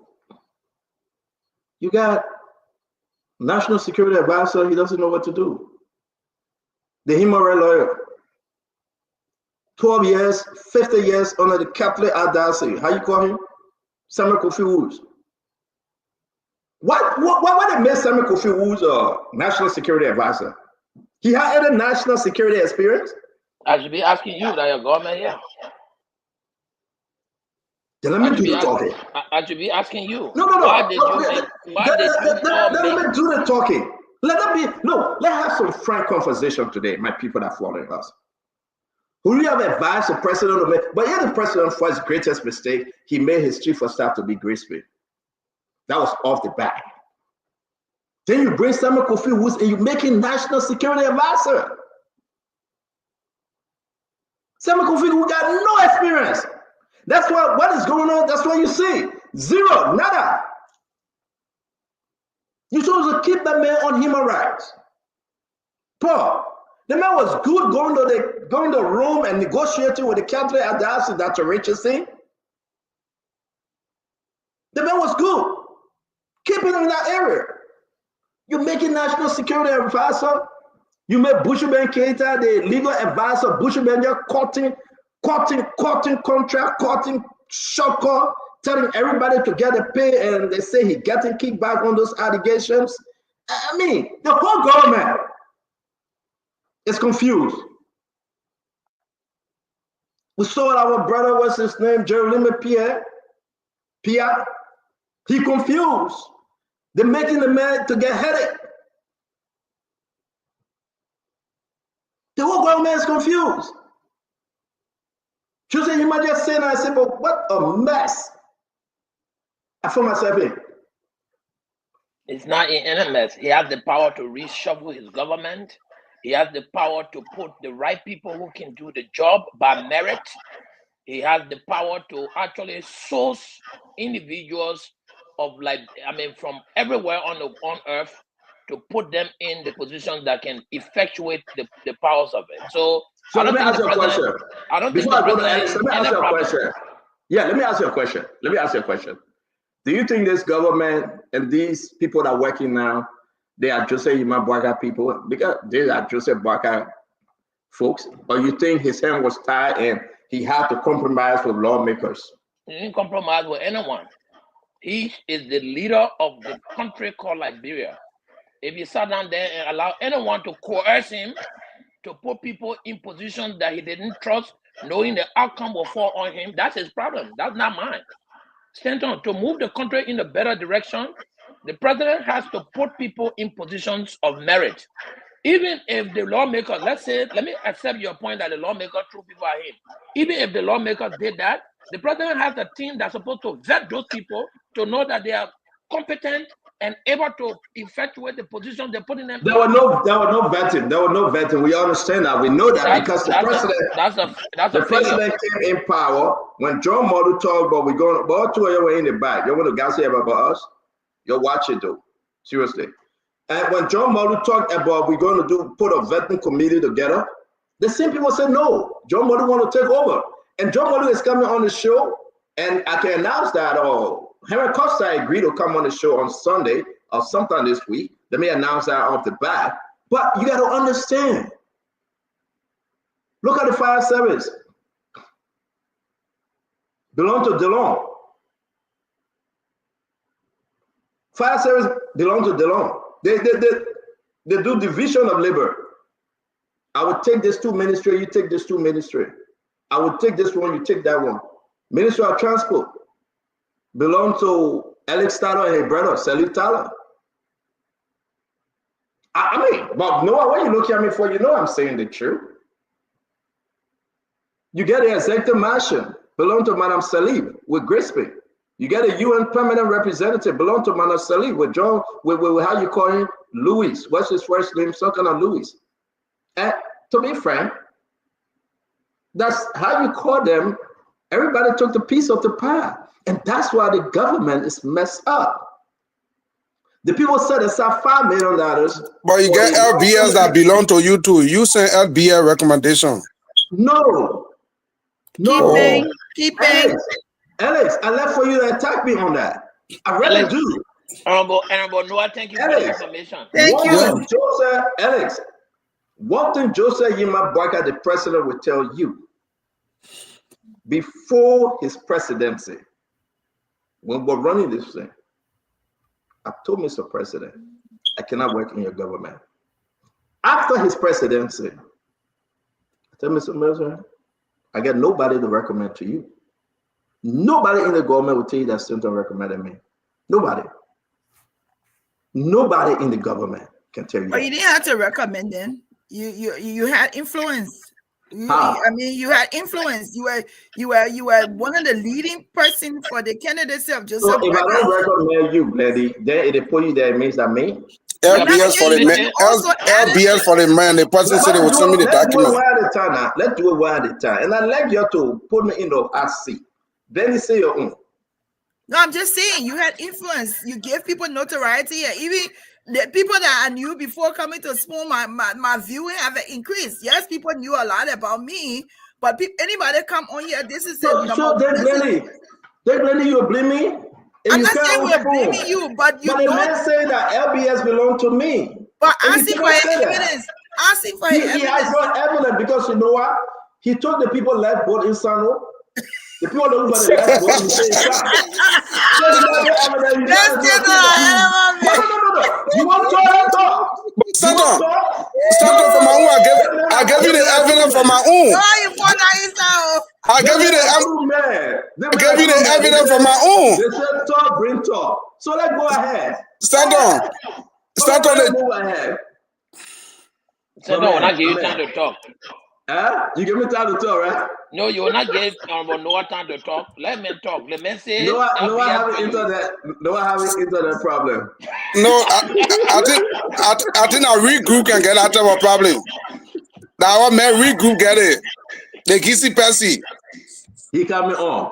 Honorable Akaris Moses Gray, I see that you got a fresh haircut, my brother. Am I right? Yeah, you're looking good. You are muted. I don't know. This is bloody. You look good. You look good. You got a fresh haircut. I see all money.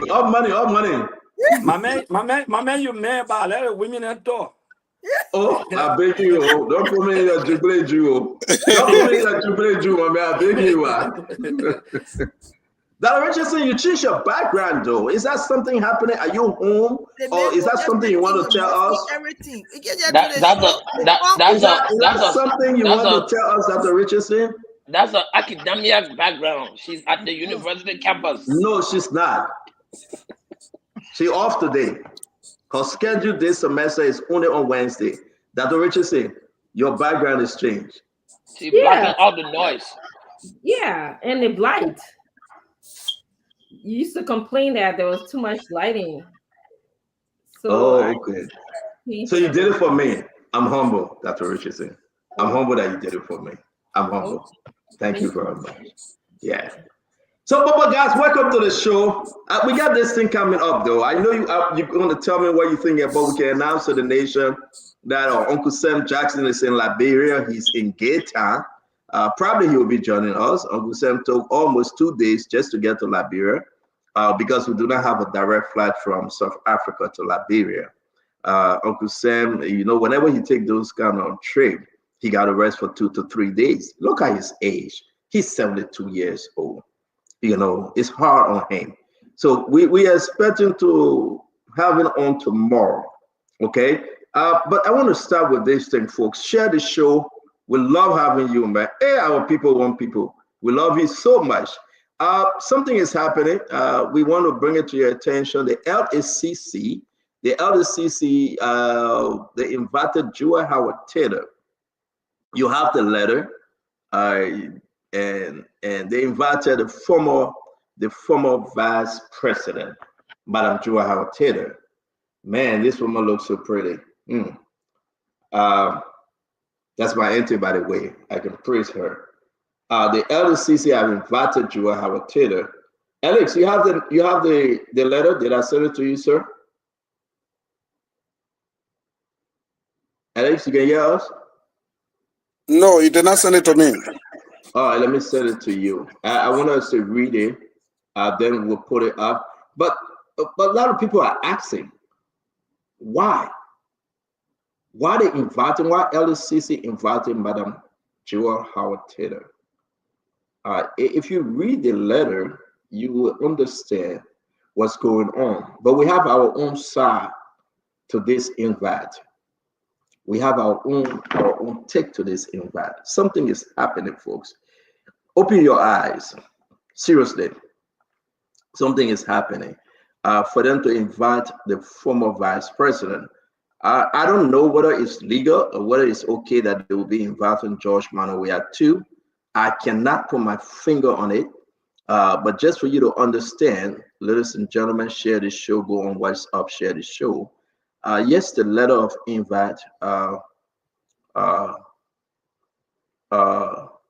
hope I put the right one up. That's it. I see your name on there. That's it. Yes. I'm getting problems saying according to terms of verifiers led by Ms. Patricia Bambe.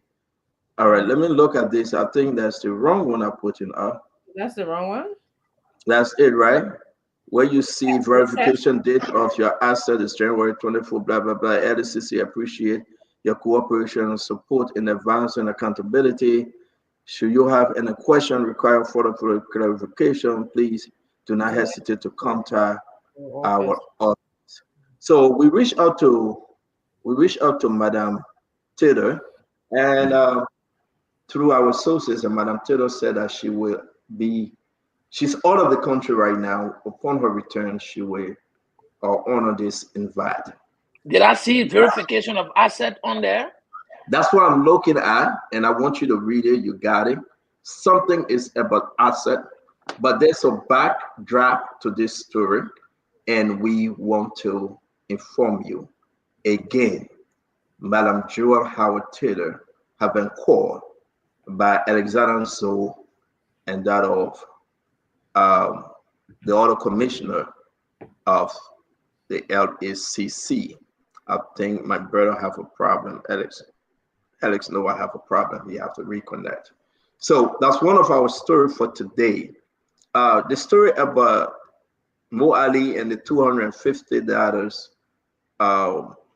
project, we will be discussing it. I think it's necessary because Mo Ali will be placing a call to him, to speak to this project. But I have my take on the project, all right? Because I went through all of the documents, and you can go through the documents as well. There's another issue from the executive mansion that is coming up that we need to discuss about corruption within the executive mansion. Where you want us to turn without corruption? I also want to go back to the story that we ran yesterday concerning the arrest from Japan.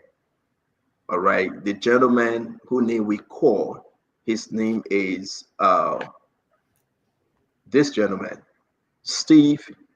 They call him Steve K. He want to appear on the show, and he want to give his own take on the Japanese rice. All right, the show going to be a big show today. We got a lot to cover. Don't forget, we want to talk about the $17 million because Amber Corner is denying that PAC received $17 million for any investigation. We're going to talk about Edwin Snow communication to the Senate today. And don't forget, the House of Representatives wrote ECOWAS with the new members to be replacing Mama Brish Mensa, Tal Wongwe, and Reverend Elders. There's something about Mama. The Mama double dip here, because how can they keep her on? And Fode is challenging Mama. Fode say, if you didn't ask to be on, we'll remove you. So, because Mama said that I don't want to be on your election program, but Fode said, Mama asked, say, please keep me on. Do not remove me. Fode Famble said it. So Fode said, I'm challenging you, Mama. If you said that this is wrong, I'm lying, and then we'll remove you. So we'll be placing a call to Mama to clarify whether she asked the majority black to keep her on. And they all came on white ballot. Nobody challenged them. They all had a white ballot. So guys, welcome to the show. It's 9:15. We have a lot to discuss. The AFL Liberia National Police, Mo Ali, $250 for the project. the call by Madam Joa Howard Taylor by Elder CC, the investigation into the National Road Fund, the Foreign Ministry, Japanese Rice Project, allegation of corruption again at the Executive Mansion, plus many more. May God grace our program and bless our hearts. Dr. Richardson, what's on your mind? Let's start the show, man. So it's good to be here again today, colleagues. My thoughts are on what happened with the AFL and the Liberia National Police. I just reflected on, 1980 was the first time that I saw military personnel and military vehicles in the street, and that was very traumatizing for me. So I began to think about, how did a military vehicle get in the street? Did somebody have to sign that vehicle out, or what happened at the barracks? So that was the first question I had. Who's responsible for, giving permission for this type of vehicle? Because it wasn't just an ordinary car or a truck to me. I remember seeing it last night when I was driving from school. There was people coming from the top of it. Like, it looks like a armored car or whatever. But even more surprising to me was the reaction of the citizens. I saw citizens rejoicing. I saw citizens just with their cell phones taking pictures. They were not afraid, to be out there watching people get hurt and fight. They almost were like cheering the fight on. And I thought about the mindset of the people that we have in our country from a psychological point of view. We call that schadenfreude, basically. When you celebrate the misfortune of people, it's schadenfreude. So I asked myself, why? Why were those people, all of them, they were cheering on, yay, beat the man, beat the police. Why? I asked myself. And the only thing I could think about is how numb we are, how numb our people are to violence. It's like we don't care anymore. It's almost like we don't even value our own lives. I also asked myself, what is it about one's self-esteem that you will just sit and watch somebody gets hurt without reacting, okay, without fear? And the only thing I would comment about is that the majority of the people have low esteem in our country, because there's a strong correlation between low esteem and having schadenfreude, or having the behavior where you're numb because you've been traumatized so badly. You just want to protect yourself. When you numb, it's like form of cognitive insulation. You want to protect yourself. All right. So that's the only, all day I've been thinking about what is it about society and how can we move to changing the mindset of our people. Because if we continue this way, we are definitely on the downturn in our society. That's what I want to say, Stanton. Dr. Richardson, thank you very much. You missed it yesterday. It's over 100,000 now. People just follow us. We discuss it, but listen, you are right. Something is happening to our country. I'm going to bring in my brother Paul Kennedy. Paul, what's on your mind, bro? Well, what's on my mind is that I'm praying for God to give me a few more hours to my birthday tomorrow. Oh, happy birthday! I'm excited. I want to get to live to see many more years to come. So that's actually on my mind. But Dr. Francine is right. There are certain issues of concern in our country. But I will attribute it more to the cause over the effect. The police force in Liberia, or the Liberian National Police, let's move from that era of force into community policing. So we'll call them the Liberian National Police. Is very much constrained, right? They got a police group of people that's supposed to protect 5.5 or 5.4 million people that are less than 10,000, right? And most of them are situated in urban areas or in the national capital. I know places around the country that I've visited, and you will drive hours, you will not lay your eye on one policeman. So the police need logistics, the police need attention, the police need additional training. There are some of the police people who have been trained who have never gone back to do any kind of modified or community engagement, community participation training. Those aspects of training add up to their professionalism. And to do that, government has to prioritize the police. You can't just say you're making them police and don't give them the support they need to be of a good kind of police force or police keeping people. And as far as the altercation between them and the military, I still don't think it's institutionally related. I think there were some few individuals in both of the organizations who had or may have escalated this issue from 1 or 2 person occurrence and to make it this big. The top layer, the high level of the police and the military, I'm not sure they were in on this issue. Now, did they delay or have they delayed in response time? We don't know, because they may be doing things that, I had to call to Manuel last night to know how long the police stay in a meeting, the high level people with the military in a joint security meeting, right? There are some people right there who are doing things that, and the police are doing things that they don't know. Because one aspect of government is the communication. So are you explaining or you telling us what's on your mind now for us to go into the conversation? I'm telling you what's on my mind. So I'm telling you that on my mind. What's on your mind mean? Give us a little headline of 1 or 2 stuff that you want to add to the topic, right? But the topic I wanted to add for, we've not had the opportunity to discuss it. That's the bridge going towards Bopolu in Bamboo Town. That is what's on my mind. Every day I wake up thinking somebody will fall in that bridge and something will happen. Yesterday I listened to Senator Cannon saying the bridge is the responsibility of the Ministry of Public Works to build. So I'm deferring that responsibility back on government and helping Senator Cannon to appeal to the government to build the bridge. Send me the picture of the bridge. Let's raise it up today. Send me the picture of the bridge. We really need to talk about that bridge. It's Send on it my to mind. me. Said, yeah, because you've been saying this in the chat. To say something. Yeah, you've been saying this. Oh, Dr. Richardson, 1 minute, Mama. Send us the picture. If you have video, send it likewise, and we will discuss that today. Because so what's on your mind? We really want to discuss the burning issue on your mind. Yeah, so that bridge issue is burning on my mind, and I have somebody who can bring in to actually talk about it because they're on ground and they've been affected by that bridge.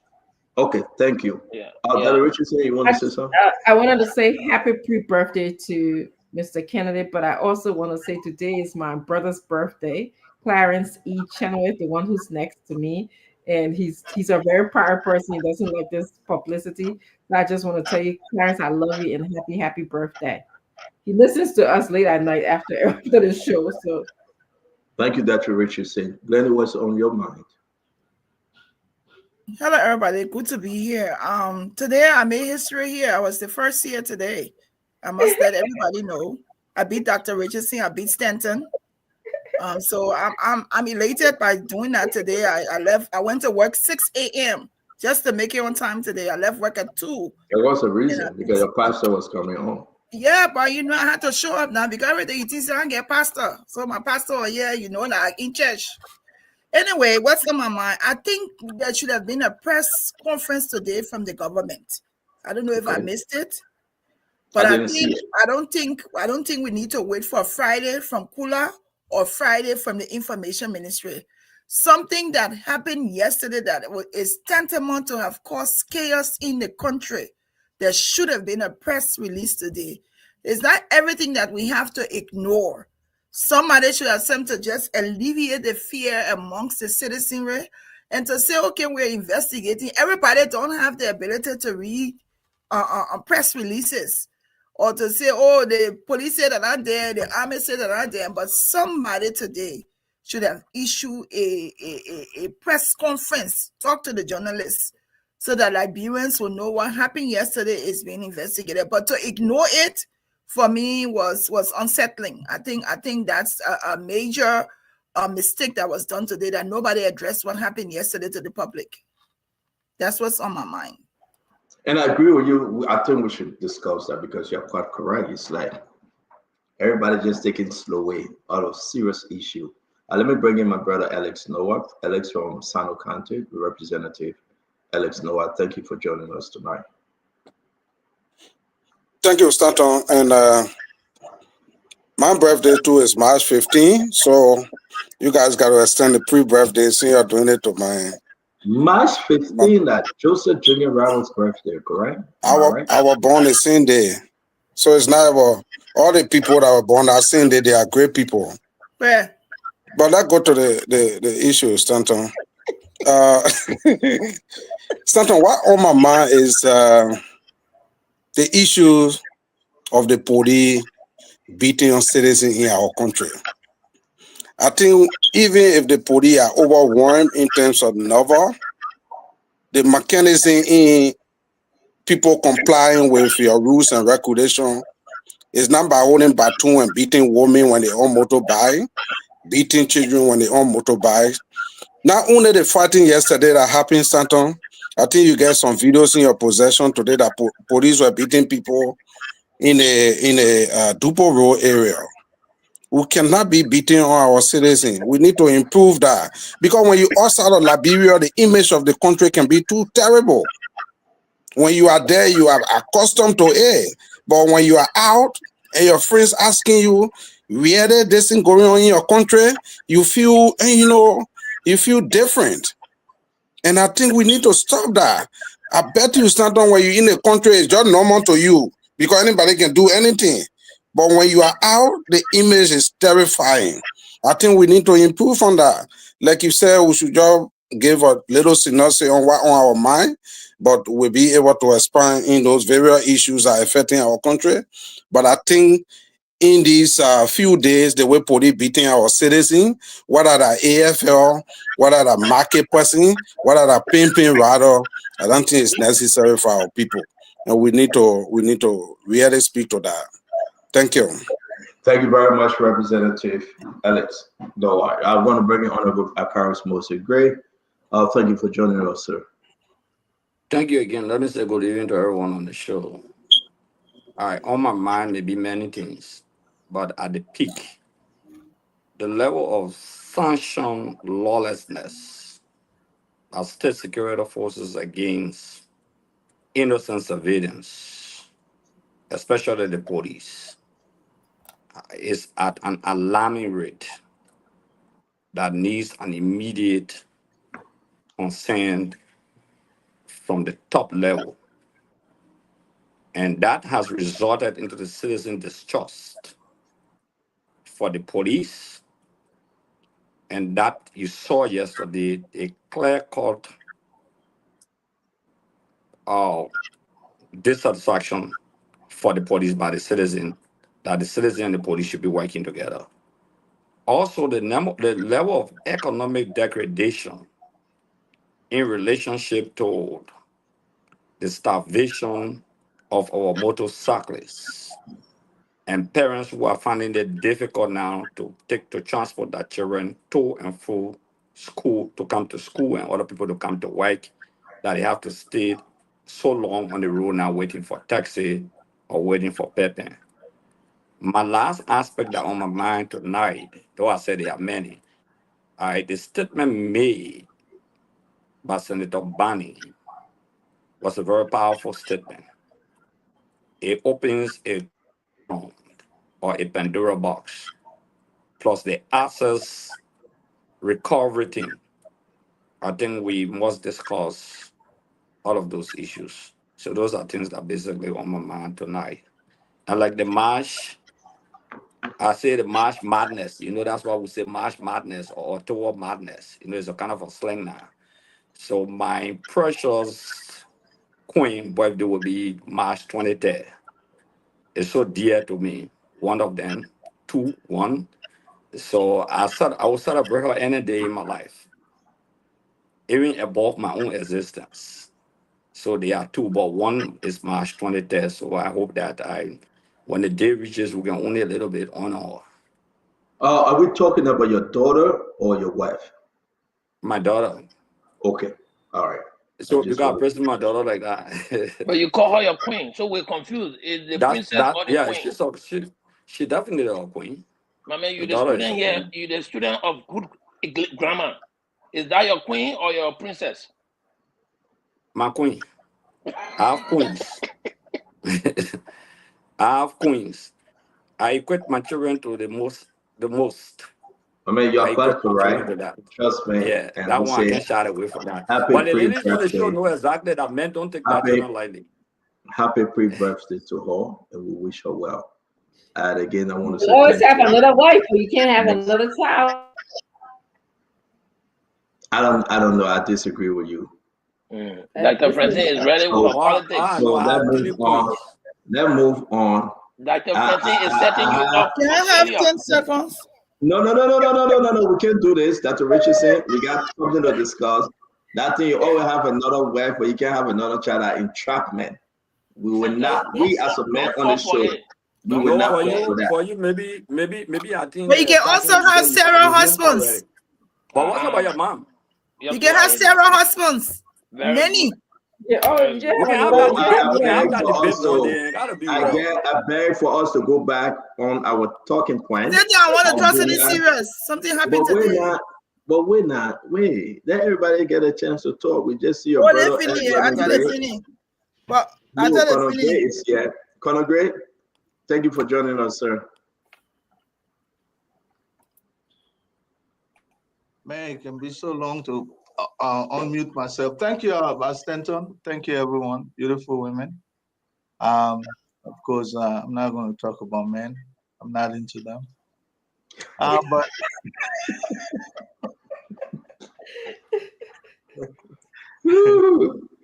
America, that confusing people. That thing with your brother there, you and your brother with Tabla together, you sleep on it. That America that confused also. You can't do that. We can't even eat from the same bowl. Wow. Yeah, but I'm concerned about the state of the rule of law in Liberia. I think I join Dr. Richardson and others who have expressed their concern about the security situation in Liberia. You know, we tend to overlook things until it gets to a certain point. But I can tell you, we need to probably invite some international organization to go back and start retraining our security forces. I think they've been left alone for some time. So there's this, somebody was talking about in-service. In the military especially, that I'm aware of, there was always one day we call fatigue party. In other words, it's an in-service day. You go back and make sure you reemphasize the rules of engagement, what's your responsibility as someone in uniform, where do you go, how do you express yourself? You know, those are all things there's this constant reminder that you should be the first symbol of a law-abiding citizen. And I think we're drifting away from that. Alex Noah was talking about the police beating on people. But I'll also say it cut across the country, where police would be attacked or the military would be attacked. That is nothing to look, you know, with laziness. The thing about it is it could lead to something more grievous that will hurt the country. I think we've tried with maintenance of our peace so far, but this is one of the only times probably we're left alone to police that peace, and we'll see what is happening. Can we handle it all by ourselves, Stanton? You know, that's the question I'll be. I'll let you. If you want us to do that, let's just make this our first topic for tonight, and send Representative Ellis call for the video. Let's play the video. This is on the increase, and everybody should understand. Police brutality is on the increase. I don't know what Gregory Coleman and the government is doing, but this is rampant. Police killed him yesterday The gentleman that killed the 17-year-old young man, he was sent to jail, sent to court yesterday. After he tried to escape, they arrested him. I can say to you, this thing that police would just take the gun and the baton and just be common traffic issue. In America, you give the person ticket, the person go by the business. You take the person information, the next thing, letter coming through the mail. Can we find something, some way to have a clean system that every corner? I think Gregory Coleman need to do something better. Call on your guys that are on traffic patrol, re-educate them, in-service them again. The police are not the enemy to the people. The people are not enemies to the police. But since this government came, I've said this government because we champion this government. We have seen a bigger divide between the police and the people. The people are afraid of the police and they're willing to challenge the police. Because if a policeman stop a pimping rider or keke rider or taxi driver, the next thing is to beat on them. And people say, oh, he resisted arrest. He can't do this in America. And most of the people that are saying this are the people that actually, you know, taking a partisan line. Yeah, yes, the video.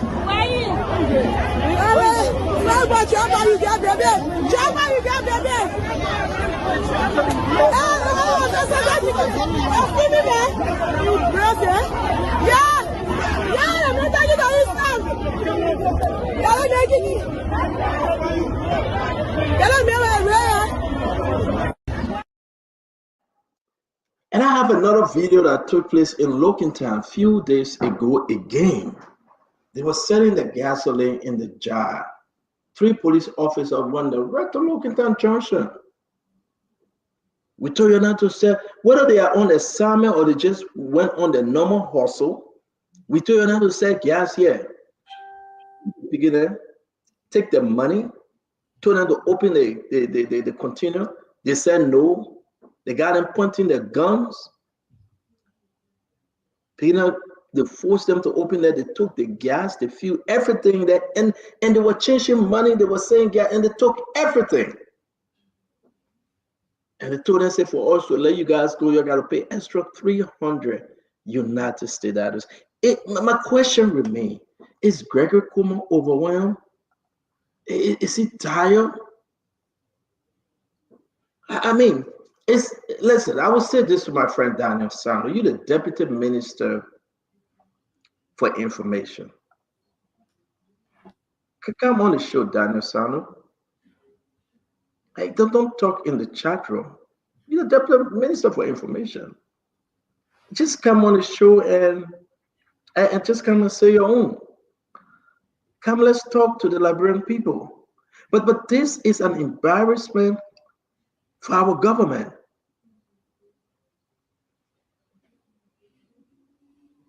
What is Gregory Coleman telling people, his police officer? When the last time he called for an in-service?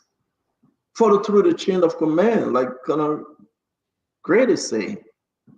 Have some exercise done. Gregory Coleman, he said, went on the street, he saw police then collecting money in a plastic bag full. It doesn't look good. The 40, 50, 60,000 pimping rider, Dr. Richardson. Sir Joseph and the police called them today for a meeting.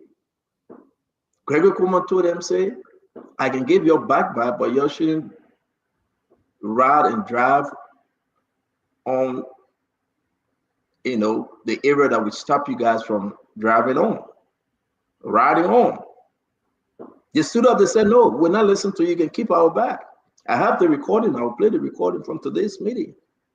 They said, we're not going to listen to you. They said, how can you allow us to register our motorbike, buy a helmet, we did everything, and now you're shoveling us in the neighborhood where we're not going to make money. We have no jobs. Can we find a long-term solution? But Gregory Kuma gave an order. If you see them driving here or riding here, beat them and take them back. How will you do that? So something is happening. And something seriously needs to be done. I don't know what President Barker is doing. I don't know whether President Barker is having some serious meeting or he just said Gregory take care of it. Gregory cannot take care of it. Gregory is troubled. The brother don't sleep at night. He just can't. What happened between the police and the army? It was because an army guy, not in uniform, driving his bike. Dr. Richardson, let's talk on this video. Let me play it one more time, then we'll go to Sis Glennie and the rest of the guys. But again, I want to say to all of you, we are not proceeding right. We are not.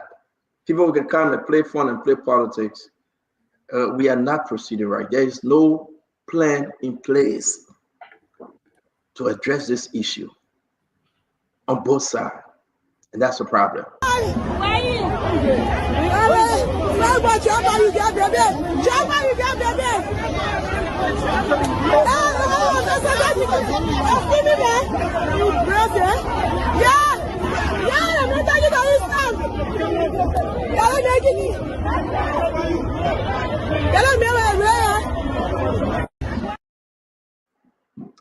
Dr. Richardson, let's hear you. Like Glennie said earlier, and I definitely agree with her. I think we need to start from the leader of our country, the people who are in charge of Liberia, and they need to come out and state and make a press conference in order for Liberians to feel safe. Because right now, it's almost like there's a degree of lawlessness in the country that like we have not seen before, and it's not good for our country. It's not a good reflection of Liberia. You need to assure the citizen, that's the first place that you need to start, that okay, things will be okay. These are the actions that we're taking. We are monitoring the situation. Number two, in assuring the citizen, you need to, the leader, President Buckeye, or the person who he designates, they have to tell AFL that their role is not to be in the streets. Okay, I, in my many years of existence, have never seen in police, armored car, army people in multiple forms in the street before. Only during wartime, if there's like, or the transporting a vehicle from another vehicle when I'm driving on the highway, then you see them in single file line going, maybe they're going on a reserve trip or whatever. But to just see military people in the street is re-traumatizing for our citizens. It should not be that way. Their role is to stay in the barracks. Okay, that's where they need to be. And this is why I keep on asking this question. To investigate this situation is easy. How did the armored car, that's something that, it looks like a car to me, get out of the barracks? Who approved it? Because those things have to go through, in my opinion, a chain of command in order for you to waste Liberian people money. A couple of things I needed to say. We need to look at the relationship between LMP, somebody said, and the community. Yes, they are not supported financially. There's a lot of Liberians compared to the budget of the LMP and the amount of LMP that we have in the public, mining the public. So we need to think about how we support the police. Okay, is it support you training? Is it support you community policing? Is it support you in how they can help our community? And then the people, our people, there's something going on with the Liberian people, their mindset. I don't understand where in the world a police will go say, I want to arrest you, and you resist arrest. I don't understand where in the world that people will be cheering a fight between the police and the army, and they're not afraid. So I keep it on the 2 minutes, and we can do another round again. I believe that those 4 things that are outlined should be definitely addressed by our leaders. Thank you. Dr. Richardson, thank you very much. I will bring in Paul Kennedy. Paul, let's talk on this issue. Folks asking for the video again. We got so many videos we'll share with you on police brutality. This is concerning internationally. It is concerning. So let's play the video again, and then we will get to you. you get baby. Chama, you get baby.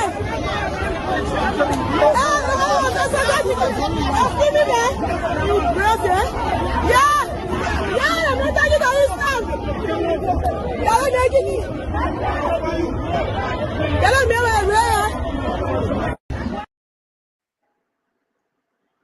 Let's hear you, Paul, and we'll come to Sis Glennie.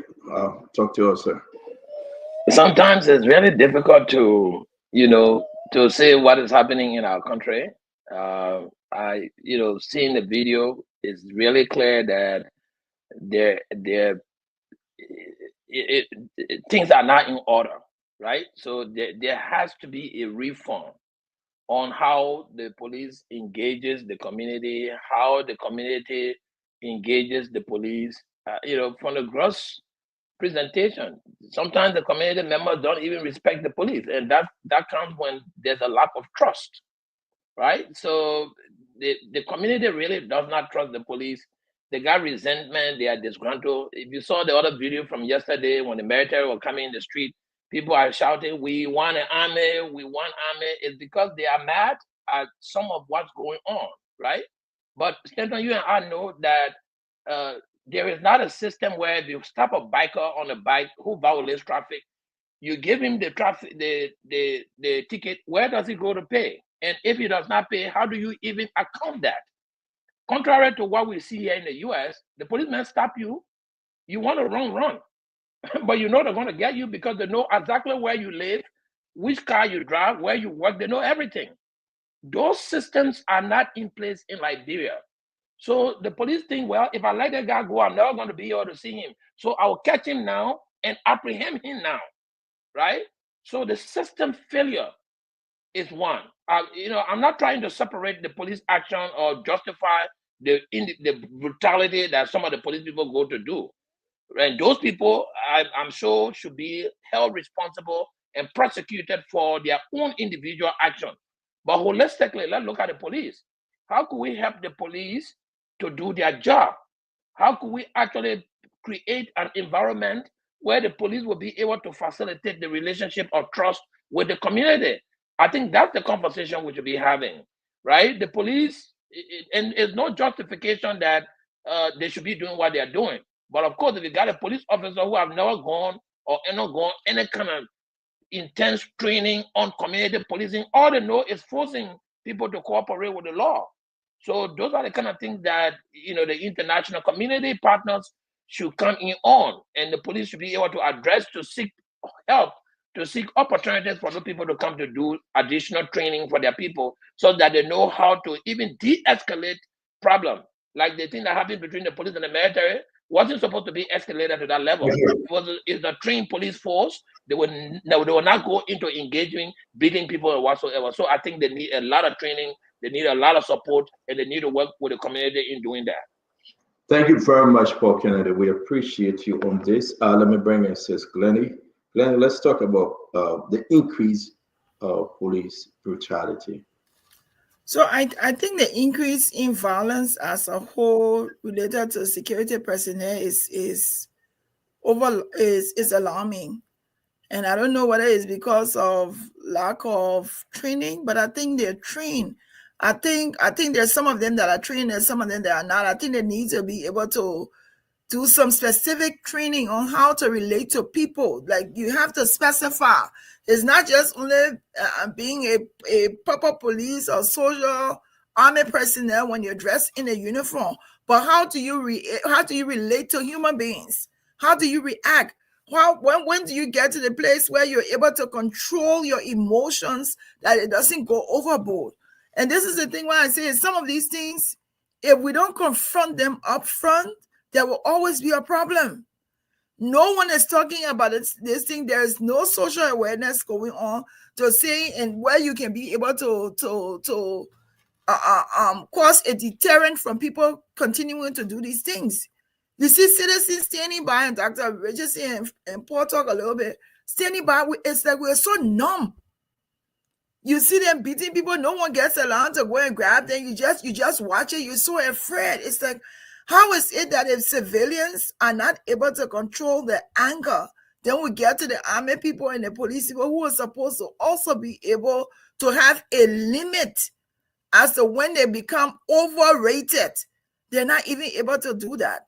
I mean, there needs to be specific trainings done so that people can be able to know if you when you're escalated at the point, how to de-escalate so that you can overwork yourself on a situation. I think that's what needs to happen. But it is so alarming. It's like, do a press conference, talk about some of the challenges you're having, ask for assistance. Gregory Coleman knows a lot of people who he can get some assistance from. There are a lot. They recently they now have a law enforcement organization, a Liberian law enforcement organization here overseas. Reach out to some of these police and army people here in the diaspora, other countries, and see if they can provide some volunteer services to help you. But I think it's something that's concerning, and it's something that should concern us to see what we can do to be able to help to alleviate some of these things. Glenn, thank you very much. I'm going to bring in Honorable Alex Noah, you as a representative, actually a sitting representative. I mean, what's your take on this? I think we have more to do as a country. And the reason we have more to do, the security sector is a moral area. Stanton, you see from the video you play there, when police leaving their house now, going on the street, they get playing in their hand because they know for the day they're going to beat somebody. There is nothing now. If you really look at it, see that thing, the man was beating the person with a plank or maybe, so it's just looking at the number baton, because those are things that police and army will have to say, yeah, those are things that they have daily with them. But let me tell you, when I say we have more to do as a country, many times when we are discussing budget, the security sector, they will come and put forward a plight on the profuse issues they have across the country. But go to Bannerville Junction, go and see policemen buying meat in something in our doors, a clothes dirted up, and no citizen want to even respect you, because sometimes before you talk to the citizen as an officer, your appearance alone, right, it determines also the moral part of the job you do.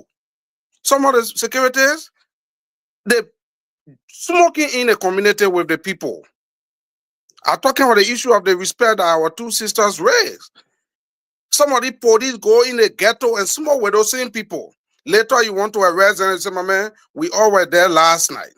When I said we got more to do, many times we pour in money for the first year so far that I know, police, NSA, all those security sectors will come and raise national security issue. But many times you talk about lawmaker car.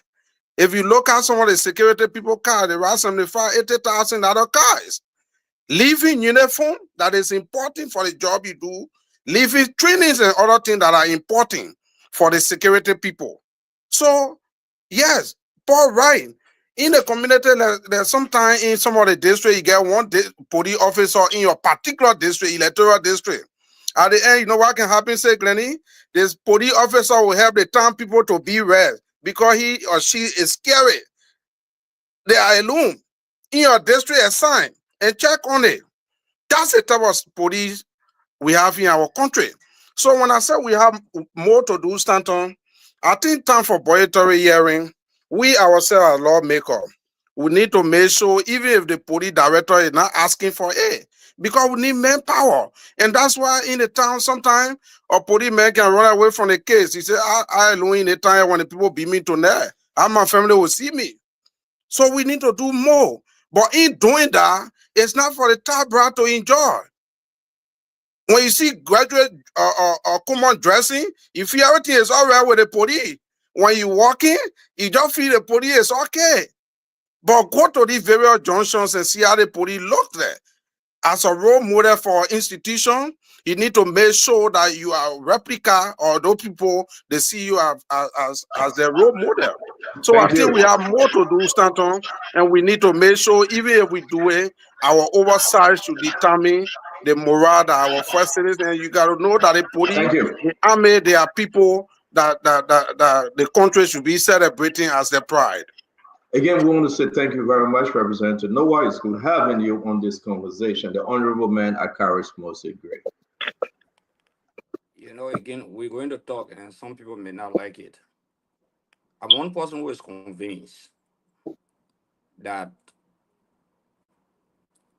every situation brings in a particular police director. Let me repeat. Every situation should have a particular police director. All right. Is Gregory the right police director for the country now? I say no. Just the movement of Gregory Como is a hostile movement. Extremely hostile movement that once you see Gregory Como here, you see maybe 10, 15 police officers. As if to say it's a war zone. Even at the bar at night. I don't want to be personal, but you see like a war zone. A movement takes 10, everybody know that the police officers are here. Not because they're there to protect, but because they are there to merry-make. I just give you an example. And because of this hostile situation and the hierarchical structure of some of the people I know that move for him, that are extremely hostile, all they know is being hostile. The next thing is that the level of extortion by police officers have reduced the morale of the traffic police. So a driver knows that I will get him down, I will get him nickel so I can say what I want to say, or a passenger. So extortion is huge. The other thing is that there's no redress. Where in the United States, maybe your police officer gave you a ticket and you can challenge it. Not in the redress. Once the police officer says you are wrong, they go to that police station, you are wrong. They will defend the police officer. When police officers begin to shoot civilians, and there's no redress, and the police will always be right. Instead of using tear gas, for example, the B Mountain situation, another one, the Ralphie Highway, another one across the bridge, another one recently just to slavery here, or motorcycling. When people feel that they cannot have a redress, then they try to reciprocate. They try to put out a defense. Taking the motorcyclists off the street, for example, there's a way. Look at what happened today. You saw 2 different instances today alone. Excessive force by the police. The concentration of the police for the last years have been community policing, because even under Ellen to George Weah was involved. We'll get the community leaders. Sometimes they will go to West Point. They will come to our district because they want they and the police to live in harmony. But the situation now is that the leadership of the police, the hierarchical structure, they need to sit down and reassess themselves. Why is this happening to us? Why are the people that will live with, that will protect? See the police movement. As soon as something happens, when you see the police, when they appear, for example, people went to protest. They were not violent. You get other people to rule law. Immediately, the police wasted excessive tear gas, wounded some people. The credibility of the police is an issue today. The CDC headquarters situation, I will tell you how I came in. The police bust through the CDC headquarters midnight by 4 in the morning. 4 to 5 in the morning, and they shot 4 times. They said they went behind the party headquarters. They never had any such warrant. You people discussed it here. When the standoff took place, the police wasted a lot of tear gas unnecessarily. I went there, everybody said, don't go there. I said, I'll go to the police. I walked to the police. I said, what's the commander? He said, commander on the other side. I went to the PSU headquarters. I told him, I said, gentlemen, what the essence of all of these things you're doing? You have warrant. You don't embarrass yourself. Sometimes when the bosses tell you to do some things, don't do it. There's a way to quiet it. I said, well, let's go by. We went there. I said, look, nobody will cross the road here. You shot last night while the people were on the road. You won't tell the people the truth. But back off, just go in front of Lone Star. Nobody will cross the road. I made the police and the people to have a conversation. The police needs to understand that when you appear somewhere, you can't just go do buga things. No, the police is extremely hostile. No redress. When the police accuse you, you are guilty. They will find all means to make you guilty. Police in the community feel that they are supreme. Some of them, many of them. Thank you. So we need community policing. We need that interpersonal relationship with the police and the civilian. Yesterday is not good for the police. It's not good at all. With the booing, the jeering, all of those things, the jeering, I mean, it's not good for the morale of the police, and the police should be our friends. They should all be our friends. Thank you. And you'll be shocked in the next 2 weeks. There will be a shock in the police. Thank you very much. It's good to hear from you. It's good to hear from you, Honorable Akaris Mostly Gray. I'm going to bring in the retired corner at Remy Gray. Stanton, the use of force continuum is one that, or maybe in the military, I would say escalation of force. How much force should you use against a subject who is resisting arrest or who is resisting to comply? It's one that all police organizations in the world struggle with. But it comes with adequate information. Even the civilian must be included in that information dissemination. When you see a situation between a police officer and a citizen, are you supposed to congregate there? Crowd control comes an issue. If you don't have anything to do with the situation, just walk away. But how do you instill those kinds of things in the minds of our people? Education.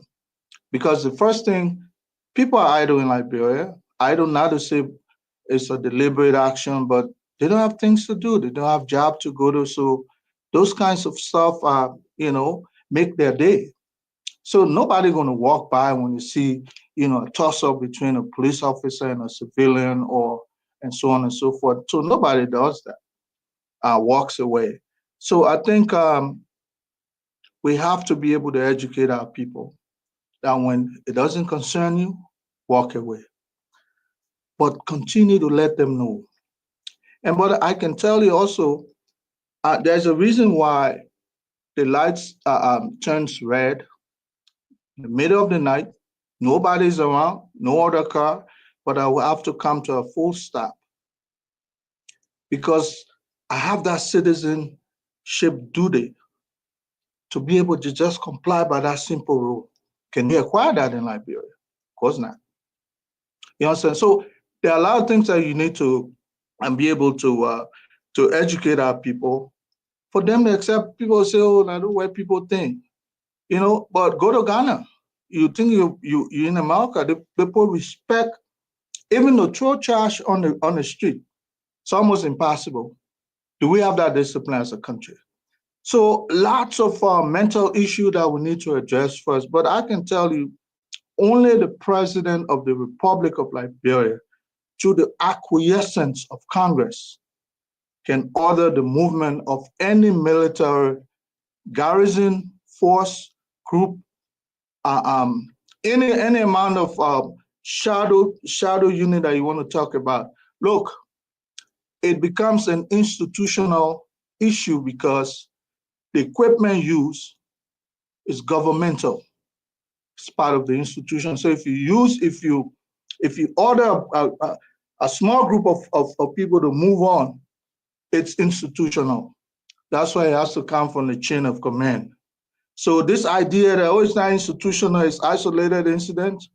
Look, that was the argument people made when they disbanded the old AFL. Why can't we now, abide by rules, by conduct, and be able to have a peaceful look? That issue that occurred, by now it's supposed to be rolling. People are supposed to be on a dismissal list. People are supposed to be disciplined. There's a task force that should be appointed now to round people up because that is an institutional issue, regardless of how you look at it. Stanton. The Honorable retired corner at Remy Gray. We want to say thank you very much, folks. Again, share the show. Thanks for joining us today on beautiful Thursday, the 27th. I really appreciate each and every one of you for following us. Share the show. We want to hear from you. Police brutality on the rise. Honor this government. Don't tell me about George Manawia.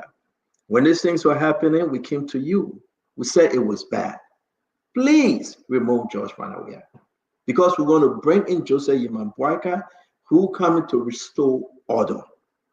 It was our message to you. Patrick Sudo, we said he was a bad police director. Please, we need to get the right police director to help the community. You remember when the police officer went to West Point and hit the boiling water and killed the child? We discussed it on the show. You remember when they said Jefferson Cody slapped 102? We discussed it on the show. You remember when police were misbehaving in other community area? And we came to you. We said the police people were so bad. They were wartime police.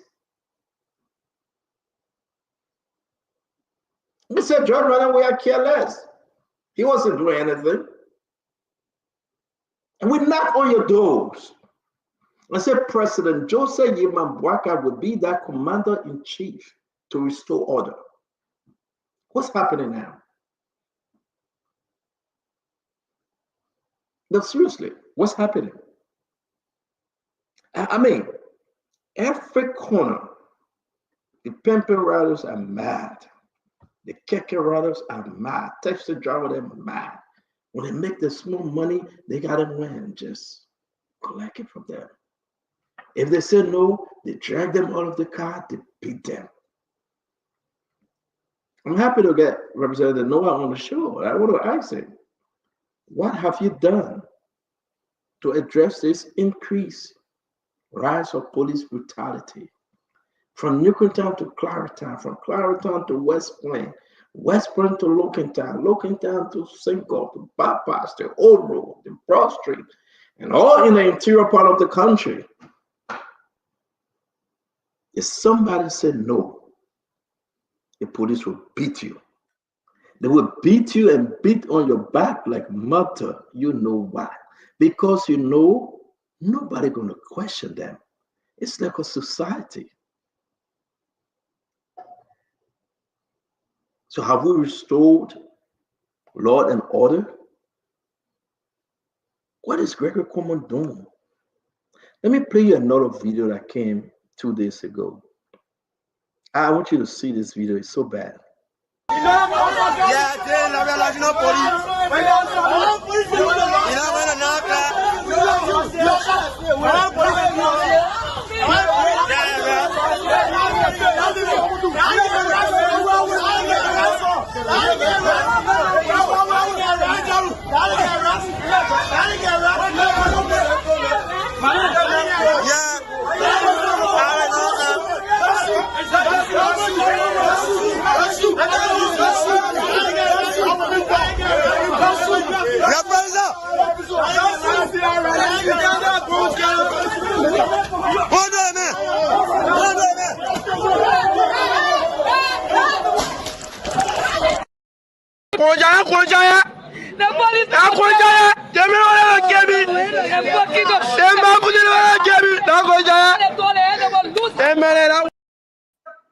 So this thing is happening all over. All over. It's happening. It's not getting under control. What is the government doing? Are they tired? This is way above Gregory Coleman, and he can't handle it no more. He can't control it. That's local town, though. That's local town. That's right to local town. Where you have the local town cinema right around there. That's it. They get saying the fuel. They take that fuel and put it in the container. They post it outside the money changing. They can't beat them. Who sent them? The Gregory tell them, say, you're going and grab them. They took the money. They took the money. When they took the money, they didn't report the money. They didn't. You are right, Representative. They get the stick, the rattan, everything in their hands. They want to beat dogs. What kind of training? See what happened today or some part of this week. Look at immigration trying to rescue a civilian from a police officer.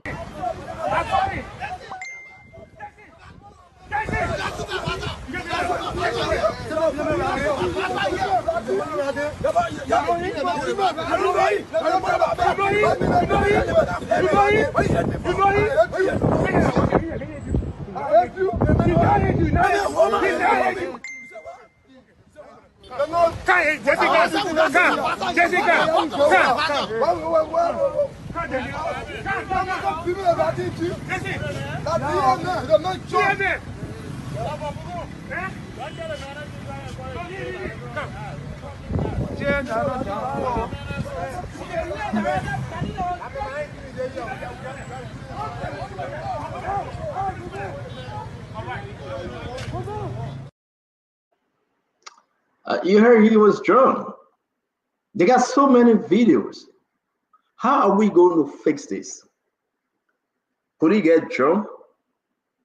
They beat on civilians, they break the law.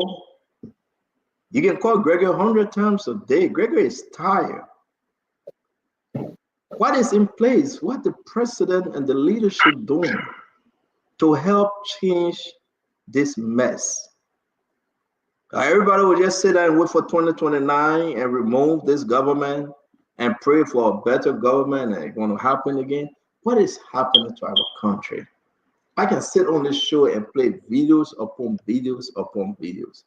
You're in 1 year. I can play all the videos because you know why? Sometimes we have to discuss these things. How did we get here? I mean, and I agree with what one of our sisters said. Through it all, these people that are having any press conference, they care less. They're going to say, well, it's going to go away. Well, Spoon going to talk about it, the people forget. But I must remind you, though, when we talk about President Bouaka coming to restore order, is this the order? You think Gregory is letting down President Bouaka? What can the president do now? I'll play the last video and we'll take 1 minute each again, then we go to our next topic. Let me play this last video.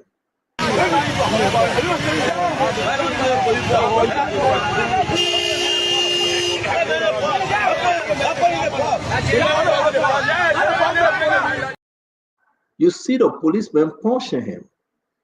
You have 4 police officers, 1 king standing on the side and giving that man a sucker punch.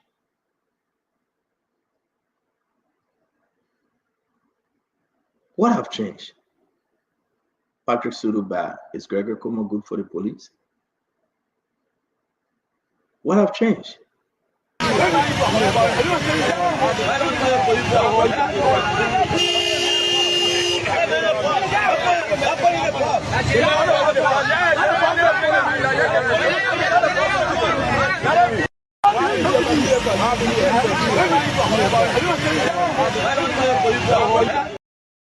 So what's the procedure right there that Rich is saying? Let's take our 1 minute.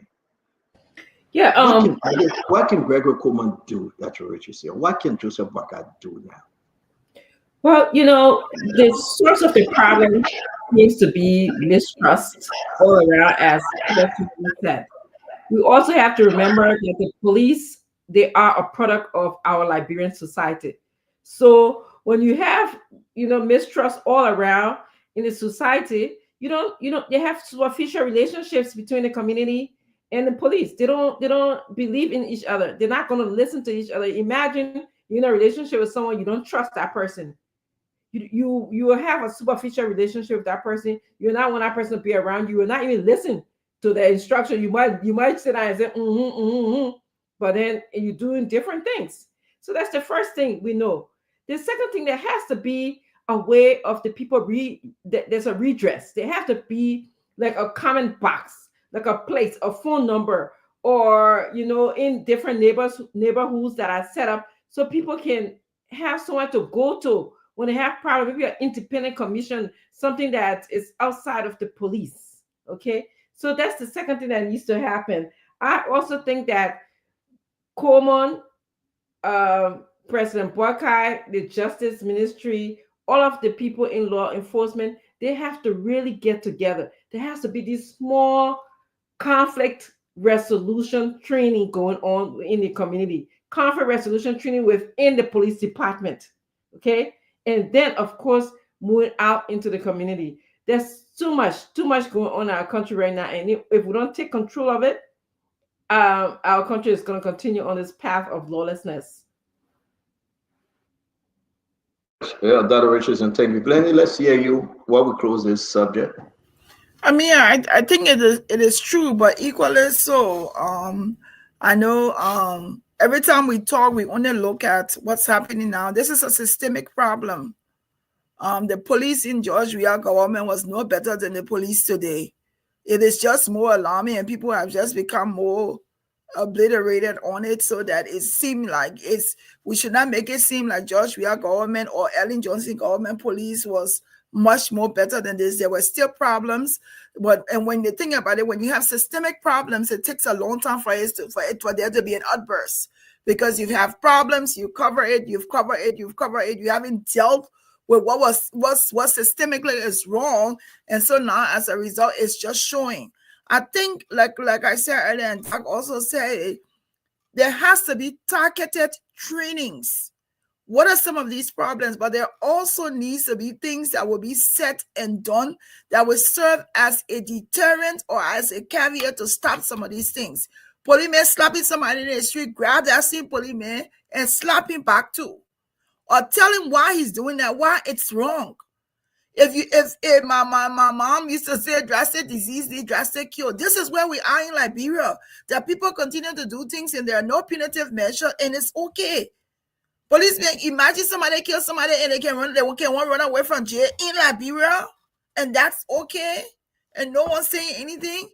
I don't know. I think Gregory Coleman needs to pay more attention. I know every organization, every government, they have consultants, they have other people. At one point in time, Cindy was saying that Paul are consultant to the police. So talk to Gregory, Paul, if you are a consultant. No, if you want to show your own, please do. I didn't say anything.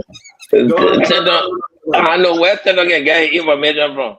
Don't believe your sister, man. She just throws no, but on a serious note, I mean, there are so many. I would really like for the police. I mean, every time we talk about the problems, we have to be a part of the solution. Get with people. I wish I was a policewoman to be able to share my knowledge. If it's just for talking, we can come and talk, we can help them, but we need to see what is this problem? How can we face it so that we fix it, so that we can relate to one another in our Liberian society? Get with, they have a lot of police people in America here from Liberia. They can help. They can do volunteer work. They can help.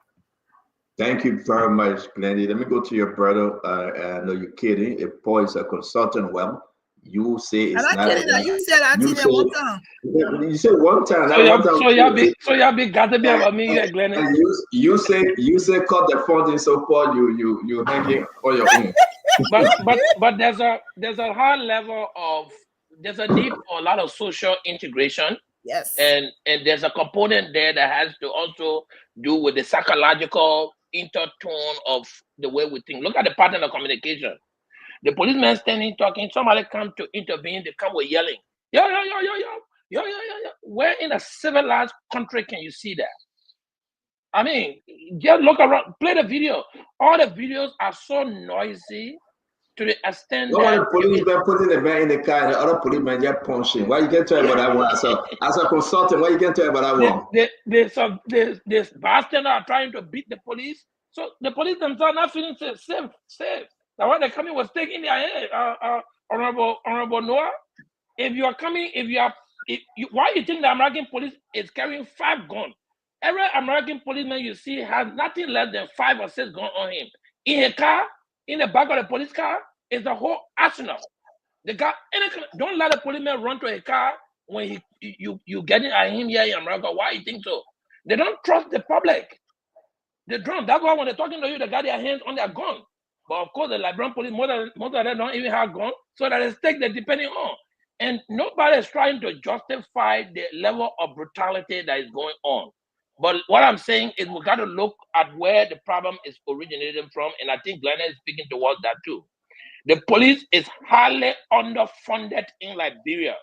And I want to disagree with my brother, Honorable Alice Noah, for saying, you know, the security apparatus get money in the buying car.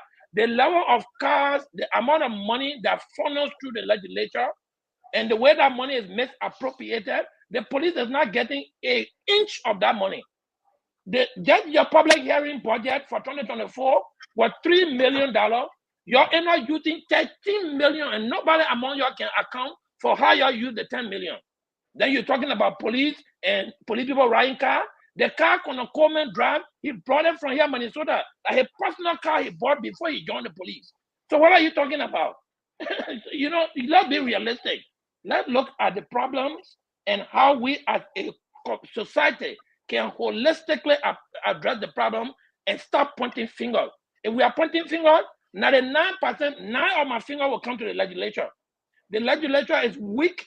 The legislature is selfish. The legislature is only about themselves. That's why the executive branch of government is not even functioning well. The budget that just came to you, that budget was cooked by the finance minister. He took a lot of time cooking, and when you look at the numbers are not even adding up. Then he came to you and said, "Yeah, let's pray." So let's look at this thing holistically. You need to put some more energy into supporting the government entities that you as lawmakers put into existence, and let's start throwing fingers. Hold on. That I would say this to Paul Kennedy, and you said something, and I think the both representatives will speak to it. You said Gregor Coleman's car is a personal car he's driving. The Gregor Coleman I know of has a Nissan Abando. That car he brought from before he gave in the police. So if he's driving any other car, I don't know. But he has one with a private license plate on it. The one with the private license plate on it was owned by him before he joined the police. So you can do the investigation and prove me wrong. So I want to ask you the question again. Gregor Coleman, let's be very clear. Gregor Coleman got a car assigned to him by the Liberia National Police. But if you come up to say the current car Gregor Coleman driving like a personal car he bought from America, then you twist that. Because Gregor Coleman as police RJ, he have a car assigned to him. So let's put that aside. And there's no dispute in that. Okay. Let me bring in Alex Noah. Alex, talk to us, please. So I know I will forgive Paul because tomorrow is a birthday, but I think he's a consultant for the police.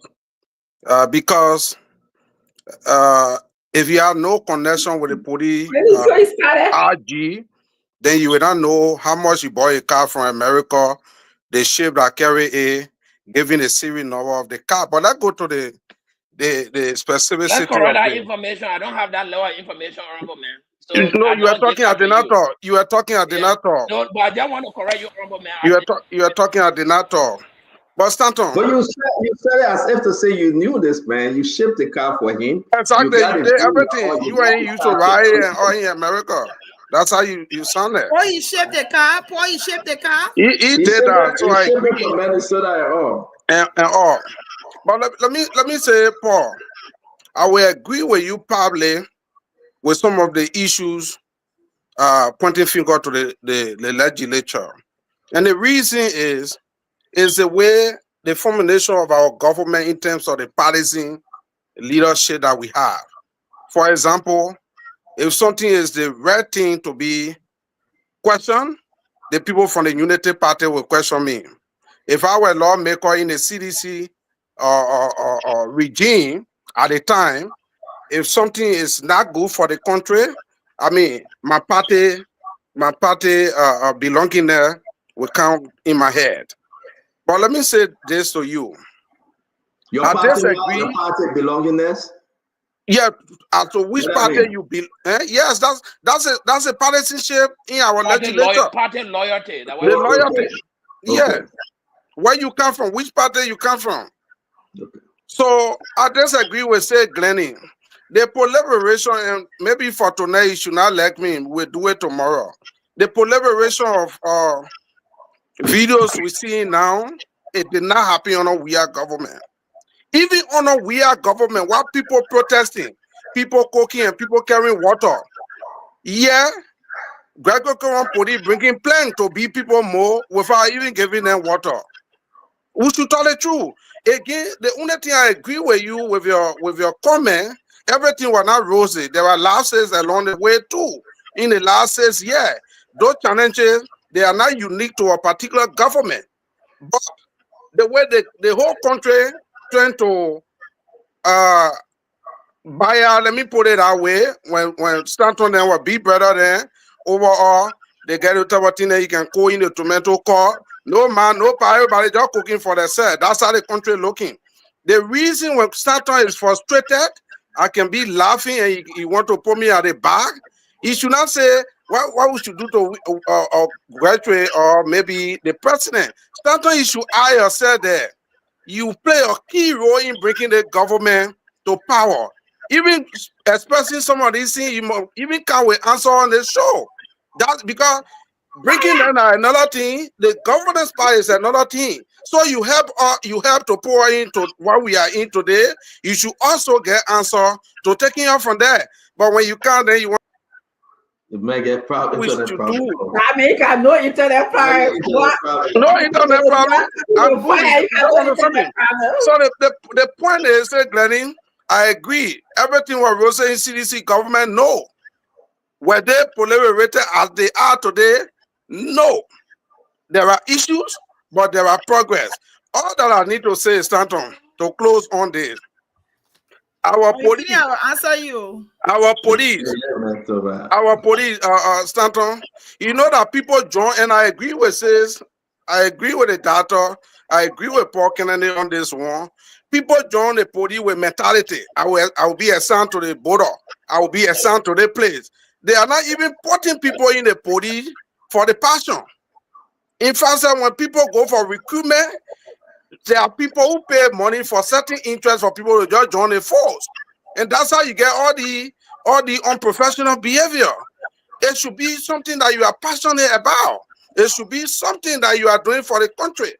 Also, another thing we can add there to close on this one, I must say, and watch me for the 2025, 2026, 2027 budget. We also need to say every security person in our country should get not less than $500 or $600 at least. If that person is going to work and knowing that they make $500 or $600, they will not take $20 or $10 from any driver, because even your family will get vexed with you.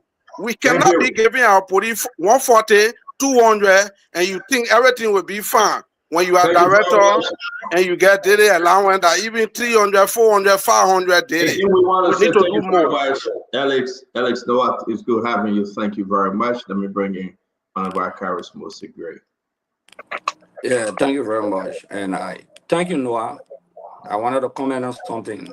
I don't think we should even make a comparative analysis, because we had a very responsible Justice Minister, Frank Musadin, who would not tolerate nonsense from the police director. A very, very intelligent Justice Minister who would even differ with the authority of the state. Frank Musadin. That helped the police a lot. Interestingly, we had a police director who was very calm, meek, and gentle, Patrick Sudden. He's not one of those guys that flamboyant to pass around with 15, You say 20 Patrick Sudden will come? Yeah, I say he will come when you were police Where? director. Let him finish. You got your right to say what you want to say. If you get your video, you can show video. In 1 year time, the excessive use of force by the police and police brutality is unprecedented as compared to any administration just in 1 year time. That's not debate, that record, that statistics we're discussing here, that visual evidence we're presenting here.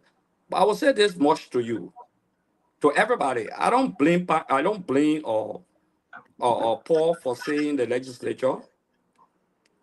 And I will say I don't blame him. You sat down and Gregor promoted $5 million loan, saying one logistics with all legislative approval. I made Foco to have made that statement. Foco. made a statement that will bring the capital down after Gregory took the loan and the LPRC people took that $9 million loan with all legislative ratification, usurping the constitutional function of the legislature. And the legislature, they just mango a, the High Council said then we'll burn this place down. He was referring to that moment while walking from session. So that's where, for me, I have an issue. People should not have allowed that to happen, to take a loan and somebody say the police is not sponsored. There's one of the most sponsored police in the history of the country. $5 million loan for justice. Probably many of you don't even know on this show. The fact of the matter here is that when Gregory Coleman will bring Johnny, who was charged for armed robbery in Liberia, and the cell phone, the SIM card of the guy that the robber found in his vehicle, he's the one who stand behind Gregory Coleman publicly. When the former 102, when the current 102, only know how to put him in the checkers and kill surveillance. What do you expect? These are public records we're discussing. We're not imagining. Okay? In 1 year, compare we have first 1 year in terms of police brutality to the United Party first 1 year. Let's catalog it tonight. I don't think that's where we should go, because the argument is that you took the Weah-led administration for all the bad things you ever think about. Every bad thing that Weah-led administration, Akawa's great and that thing, so that I think we brought the government to power for, to compare them to what happened in Ellington, to compare them to what happened to Joe Weah-Tan, that all brought the government to power for, that all brought Gregory Coleman to power for, that all brought the Minister of Justice to power for, already, to say that because Johnny did it in 1930, so Joseph can do it in 2025, then what is the essence of change? We should not be making this 40 comparative analysis. They are dead in creation and doomed to failure, because the country can never move forward with the kind of people leading the police force, brutal people leading the police force who know how to put hands in check and get people. Thank you very much, Honorable Gray. I want to say to all of you, we're closer with Reverend Gray. Ed, 1 minute before you say something, let me announce, though, folks, we broke that news, Honorable Gray, about the loan. Spoon broke that in your news, and we still got a document that Gregory Coleman took and the money that LPRC took. Now, what did he do with the money? We still have the documents, okay? Ghanaians gave Gregory Coleman a lot of cars. The Bahamas, they gave Gregory Coleman a lot of police cars. They even gave generators to the airport. We still talking about logistics. Of course, we can. We should. We got a fleet of motorbike that came from the United States to Gregory Coleman. It's the discipline of the police. And you will say this thing because you've been there. It's the everyday discipline. Number one, they are underpaid. We agree. But while you are underpaid, you still obtain certain level of discipline. Is Gregory Coleman chasing them up, the bad guys? Or is he keeping the bad guys? Is he bringing in more bad guys? For example, the batch of 46, for almost 1 year, they were crying, we get paid, we get paid, we get paid. But those people on the street working, how do you think they are surviving? They are not on payroll. Gregory Coleman came on the show and he said because we couldn't identify them in the 2024 budget, so we will wait. But they are working. So where the pay coming from? Hustle and flow. Where the pay coming from? Video and boss. Where the pay coming from? Taking bribe from taxi driver and pimping riders. Turning into armed robbers. What do you expect? They came on spoon. I have the letter, I have the document. They crap. And now we say, what? What have changed? I think the president can do better than what he is doing when you talk about the military and the Liberian National Police and all the paramilitary group in the country. The president should do better. I can announce today, ask how many members in the Liberian National Police have their own security firm. That's a whole another topic we come to. How many of them use the Liberian National Police to protect Asara Mita, B Mountain, Western Cluster, and they're getting money? How many of the wives and husbands working for those people? They are using the resources of the Liberian government, but they are taking the money and putting it in their own pocket because that's the security firm. Is it right? I mean, these guys have to answer for a lot of stuff. And we're still giving the government a chance to transform these things because we have the information. Black Wolf, I can call all the security firm names. I know who are connected with them.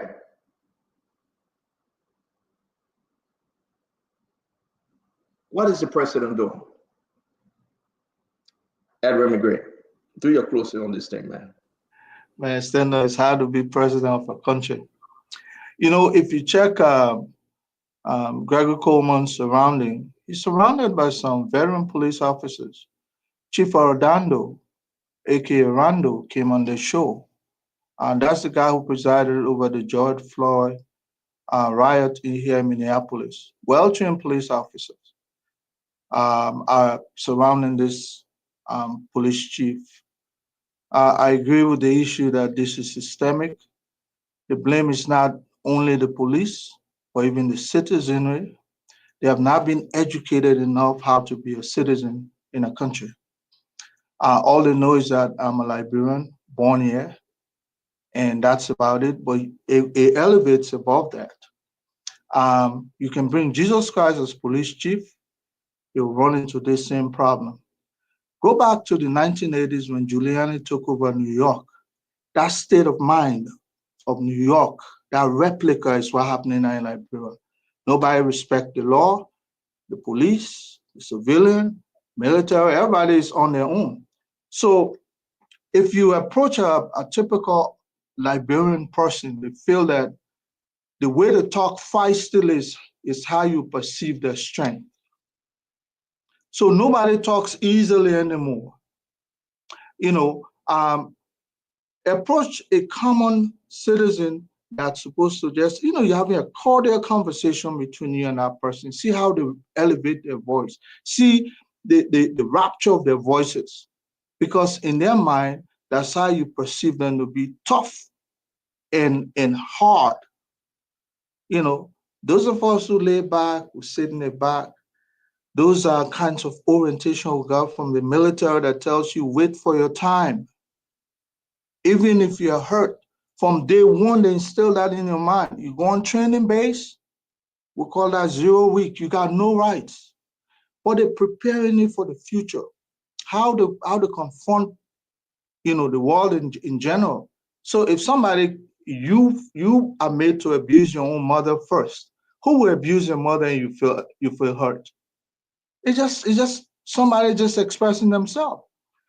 But you have to have that level of compassionate compulsion, you know, in the sense that you don't just respond to anything. Look, even among us here, you see how some people can't wait for their time because that discipline is not there. Everybody want to talk first and, you know, be jiving. That's how the society is. So when you put somebody in the police force and say, control law and order, of course they're going to face resistance.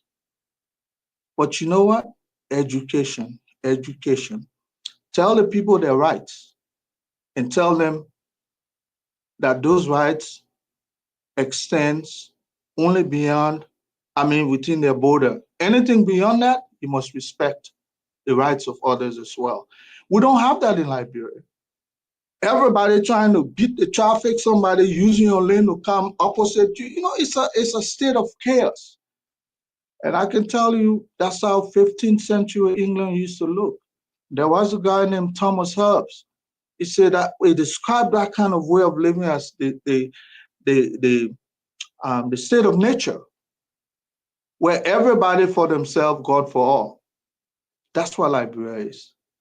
And so we can shift blame to the police. And I'm glad that they have not issued actual weapon to the police, because with that level of low discipline, and then a feisty nation where nobody respect law and order, the regular killing will be plenty because people will discharge bullets at random because the only reason they're using stick, they don't have a pistol. If they have a pistol, they'll not carry a stick. They will use it. And that's why when let me ask you a question. Somebody in this battle, can we you guys? You know my fear couldn't agree. You just brought something to my mind though. The president said everybody must register their gun. So if civilians have gun, police attacking them, that's a problem. That's a serious problem. Because we got to understand what's going to happen. People get a single barrel, people get a gun, you register it. I don't know whether it's open carry, like in New Jersey, you cannot open carry here. But since the president said everybody must get gun, police attack you, ain't no on the way, and you get gun, your piece on your side, and police carrying right in, what will happen? It's disaster. No, Dr. Richard said I'm serious. And sometimes you just brought something to my mind, just to buttress. You can remember when President we said every house should get a CCTV camera, and people took it to be bad. At least that one is more than now. The other president said, gone now. Everybody defending themselves. That's what it means. And you're right. CCTV camera, what will even identify who came to your yard? Now you should get gone to fire the person who come into your yard, whether you train or not. That's what it means. So when people ask the question, we're going to close on this, that it didn't happen during CDC time. It did. It happened. CDC beat on a civilian likewise. When I see Conor Gray and not Conor Gray, Honorable Gray and Alex Noah saying, and Glennie wanted to push, but we got the videos. We got over 3 videos. That it happened during CDC time. The you can see video for 6 years. You get over 100 video for 1 year. Let me finish that, gentleman. Let me finish. Even if I have, even when I, yeah, that Richard said I'll bring you in. Even when I have one video, the point that what we are saying, it happens. And because it happened, that's why the people brought in Jose Yumapwaka. For this thing not to repeat themselves. But this is the spoon talk. Let's be real. I will play the video. Let's say if it's ready, please put it up. But Stanton, I know it happened in every government. Of course. But we want to be transformed.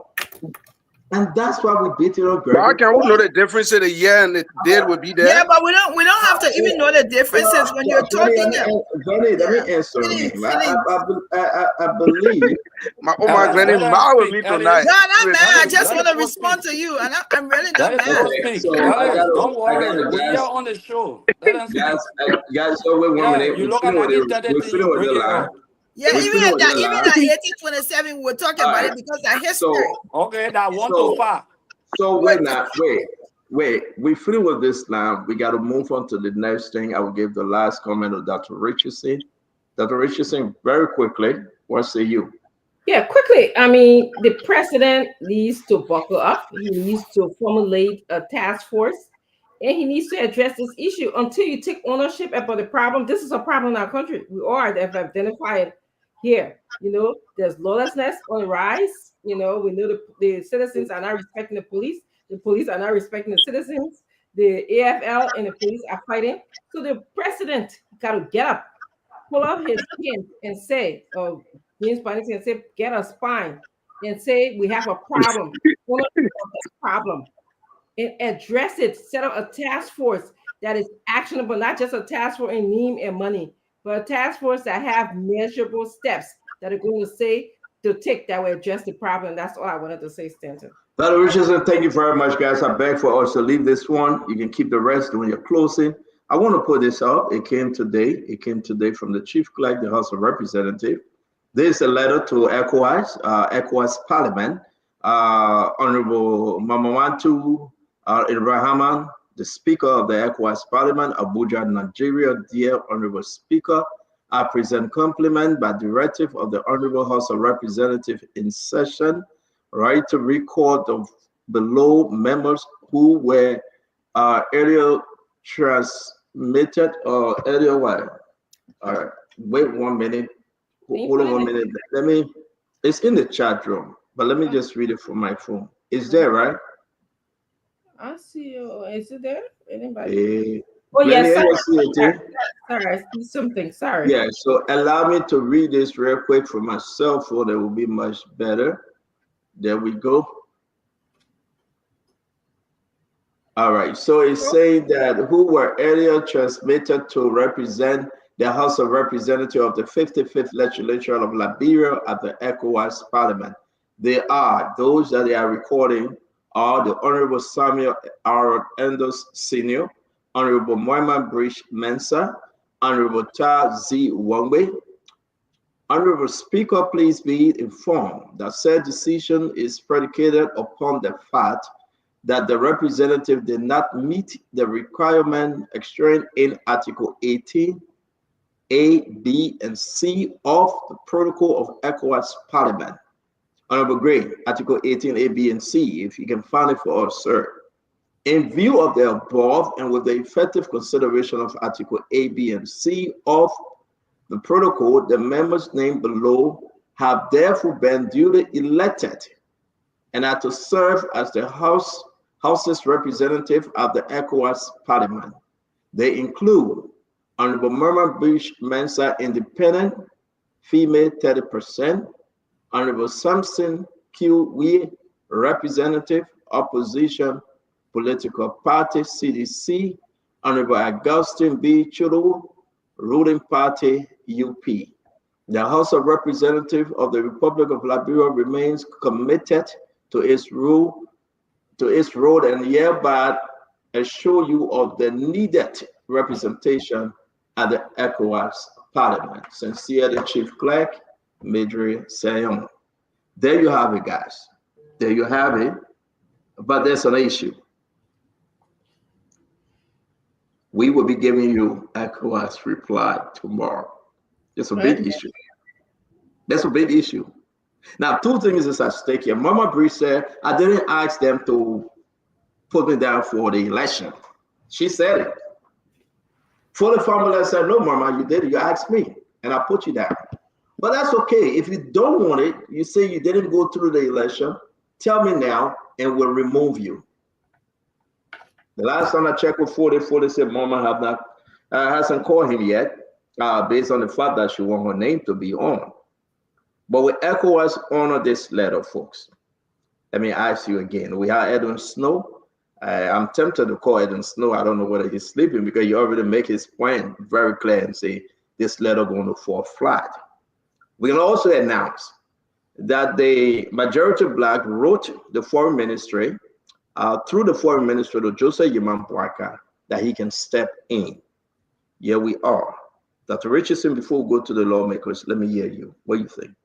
You know, I heard a video where Representative Formula was saying Liberia is a sovereign state, and so that we can do whatever we want to do. If we like people to go to ECOWAS to represent us, that is the business of Liberia.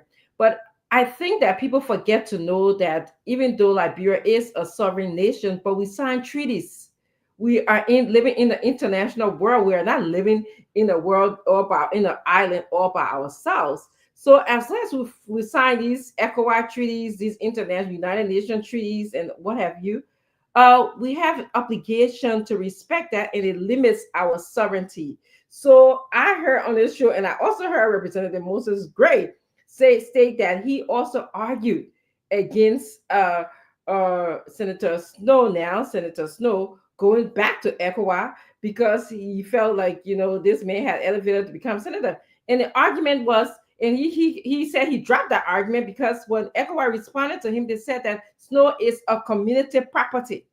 Snow, even though he was elected by Liberian people, elected by his district, the Liberian people and our senators elected him to serve them, and our representatives elected him to serve ECOWAS. So because he's now serving ECOWAS, he has become the region's property. The region takes responsibility of him in terms of sending him on these different trips. So now for us to come back and say, oh, we are a sovereign nation. We are a sovereign nation, but our sovereign nation don't pay these people trip to ECOWAS. The ECOWAS, they want to pay them. So I just want to say on this, I'm interested in hearing what ECOWAS will say.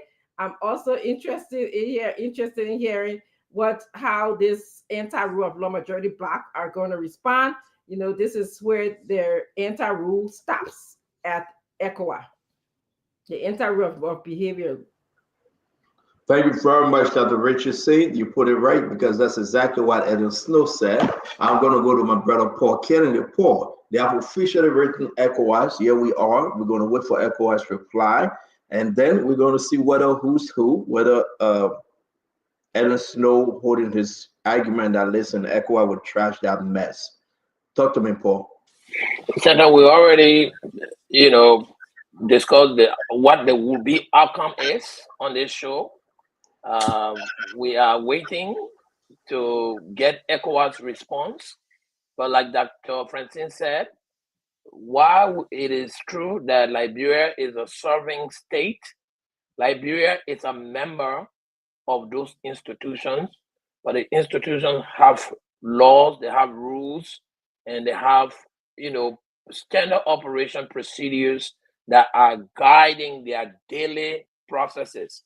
And if one of that procedure is if you send somebody here, they have to finish their 4 years before you send another person, they're not going to change that because you have a, fragmentation in your house, because you have fighting going on among yourself, because one person is claiming to be what they legitimately not under the laws. So Liberia, we have to try to conform with those laws of the various entities that we become members of. Or, they would definitely tell us, look, why it is true that you are a member of us, but these are the house rules. This is what we do here in our house. So we are waiting to hear what the laws will be. I think today I read something about the minority black and some members who salary have been seized and that pay actually had a ruling from the court We're today. going to come to here, Paul Kennedy. Thank Okay, you. so We'll let me come there. Yeah. let me not speak towards that. But Yeah, we will. we have to conform with the organizations that we are member of, and I will be excited and looking forward to seeing what ECOWAS will say about the new members that have been designated to serve on them. Thank you very much, Paul. I'm going to bring in Honorable Conor Gray because I want to keep Honorable Gray and Alex Noah for lives. Conor Gray, what say you about this? Stanton, whenever we talk about sovereignty, I'm reminded of President Doe, who was saying we're a sovereign state. Yeah, nobody can dictate to us. And then when the war came, he was calling for America to help. People say, well, you're a sovereign state. Nobody can help. I say that to remind people that sovereignty also comes with international and national responsibilities. If you sign conventions, you must abide by. Remember when ECOWAS came to mitigate the fast in the house? They were not given a sovereign treatment. So it's time to reciprocate. International law is based on reciprocity. What you do to me, I'll do to you. So we're going to see, but people are consuming again with this big head that they're the authority. Oh, now you want the president to intervene. Some of us knew the president has been in the back burner intervening, but for one side. Now you want him to come broad-faced and take side on this fight. No, roll your sleeve, the fight continues. And now you just invited international organizations also to pick sides. And they've told you what going to serve in our ECOWAS body means, in our parliament. You are a property of that body. Once you get there, they determine your fate unless you are not elected locally. But till then, look like those people still get their job. You can go butt the cloud and come down. It's not going to put you in any foul position to say you are right more than ECOWAS or ECOWAS is right more than you. Everybody stays in their lane, and at the end of the day, we move forward. That's how this is going to be. I don't believe anything will happen with Taiwan and the others. Mark my word. Thank you very much, Conor Gray. Thanks. Alex, you want to talk to us? Yes, I've had to say Conor Gray and myself plenty, but there are share hypocrisy here from the end of our codies. And the Reverend, that's the corner I've just said it. You can remember when these people on your scene show, when 40 and other members of the 43 men, when they say ECOWAS had nothing to do with what is happening. in the House of Representatives. In fact, this was masterminded by Edwin Suno, Senator Suno. So if ECOWAS comes, they will never give them the due courtesy, and they will never expect anything out of that meeting. Their stance is their stance. And I want to agree with the corner. On these international protocols, there are regulations and rules also that can be signed. Now, the people came, many times they will invite you for a meeting. You will come maybe 30 minutes to the end of that particular meeting. They felt they respected all the time they stay in Liberia. And they say, okay, we'll go, we'll live in your impasse with you. Today, you're asking them to change those people. And again, one of the reasons I would not want to talk about this in Stanton, and you can record the part of my voice. If these people that are being quote unquote selected or elected are agreed upon by the ECOWAS community, I'm not going to fight no more. I'm going to join and go to work. In fact, we have an issue in the court. We still stand our ground as a minority black. But if this is accepted, right, I'm not going to fight. I'm just going to go and do the Liberian people work. Then I feel to every fight there should be an end. But I think Senator Sino have explained to us that this will not work, and I expect nothing other than rejection of that list. My man, if you want to go to majority black, go to them. Don't go for ECOWAS. Now ECOWAS tell you to fight. Okay? No, let me finish. I ain't finished talking. Let me finish. I'm not going to fight if the people put Richard Kun there to go doing for Sona. I'm not going to fight if the house said this one. You want to go? Who was saying that? Have I ever appeared on your show? When you don't want moderate, that already with moderate, go to the back. Have I ever appeared and say, I've never appeared on your show and say, I'm telling you, it's a challenge that list will be rejected. I said it on a purpose because all of the scholars from the ECOWAS Parliament have shown, and the rules and regulations have shown that those people will be rejected. Representative Alex Noah. But you and myself, John, my district, I said if the people accept it, I will go work. Just say, okay. Representative Alex Noah, I will let the people say this. If you want to go to majority black because you're not getting your pay, go there. Sometimes I've been here, I've been on this side for 5 months. I've been on this side for 5 months. You see me crying? I think that origination is proud of me. I've been on this thing for 5 months. You see me crying? Paul, please tell your man, let me finish. Go ahead. Thank you. Let me say something small because we are going to honorable grade. My man, tomorrow my birthday, so let me talk. Yeah, let you talk. My dear friend and brother Alex Noah, young flag, number two, go. If you have to go, the time is hard. The men collect your money, they collect your gas, they collect your scratch card, they collect your benefit. You want to go collect it, go there. Don't care somebody with you. ECOWAS got nothing to do with you going back. Don't say I'm waiting for ECOWAS. When the people say the people will go, they did not declare me. No. How you talking so as if you know? No, but the man will give it a spin. I'm waiting for ECOWAS. The ECOWAS said, if Mama B is not coming back, Tabla is not coming back. Yeah, there are people are going to Rachel Kun. Go to Rachel Kun. Stop the Tabatani. I said, today. Come on, man. We saw the man they represented on Sunday. That watch. I don't know why you're talking. No, we done nothing. How the men look at grown like us? Open men like us. Even our cows go laughing. The man say, hey, ECOWAS tell the people something, then I will go back. Go follow your mama, man. Hey, Ray. Come on, great, talk to me. Stand on. I won't join you against my body's in. Oh, the man, the man, stand on. The man is speaking figuratively. He knows that other people spoke figuratively. The next thing said, Mama came back. Mama said, I'm an independent. I went back to my district. I will not join no sir. She was gone. So let's forget what I think about. Yeah, stand on. The man feels that it's impossible. But look, let's be real. Our guys are behaving like daredevils. You know, the children in Liberia say "fakao." You can't listen. You know, sometimes you get into a fight, you know, you can't win the fight. They beating you, blood whistling. You just acting the "fakao." You won't leave on there till you die.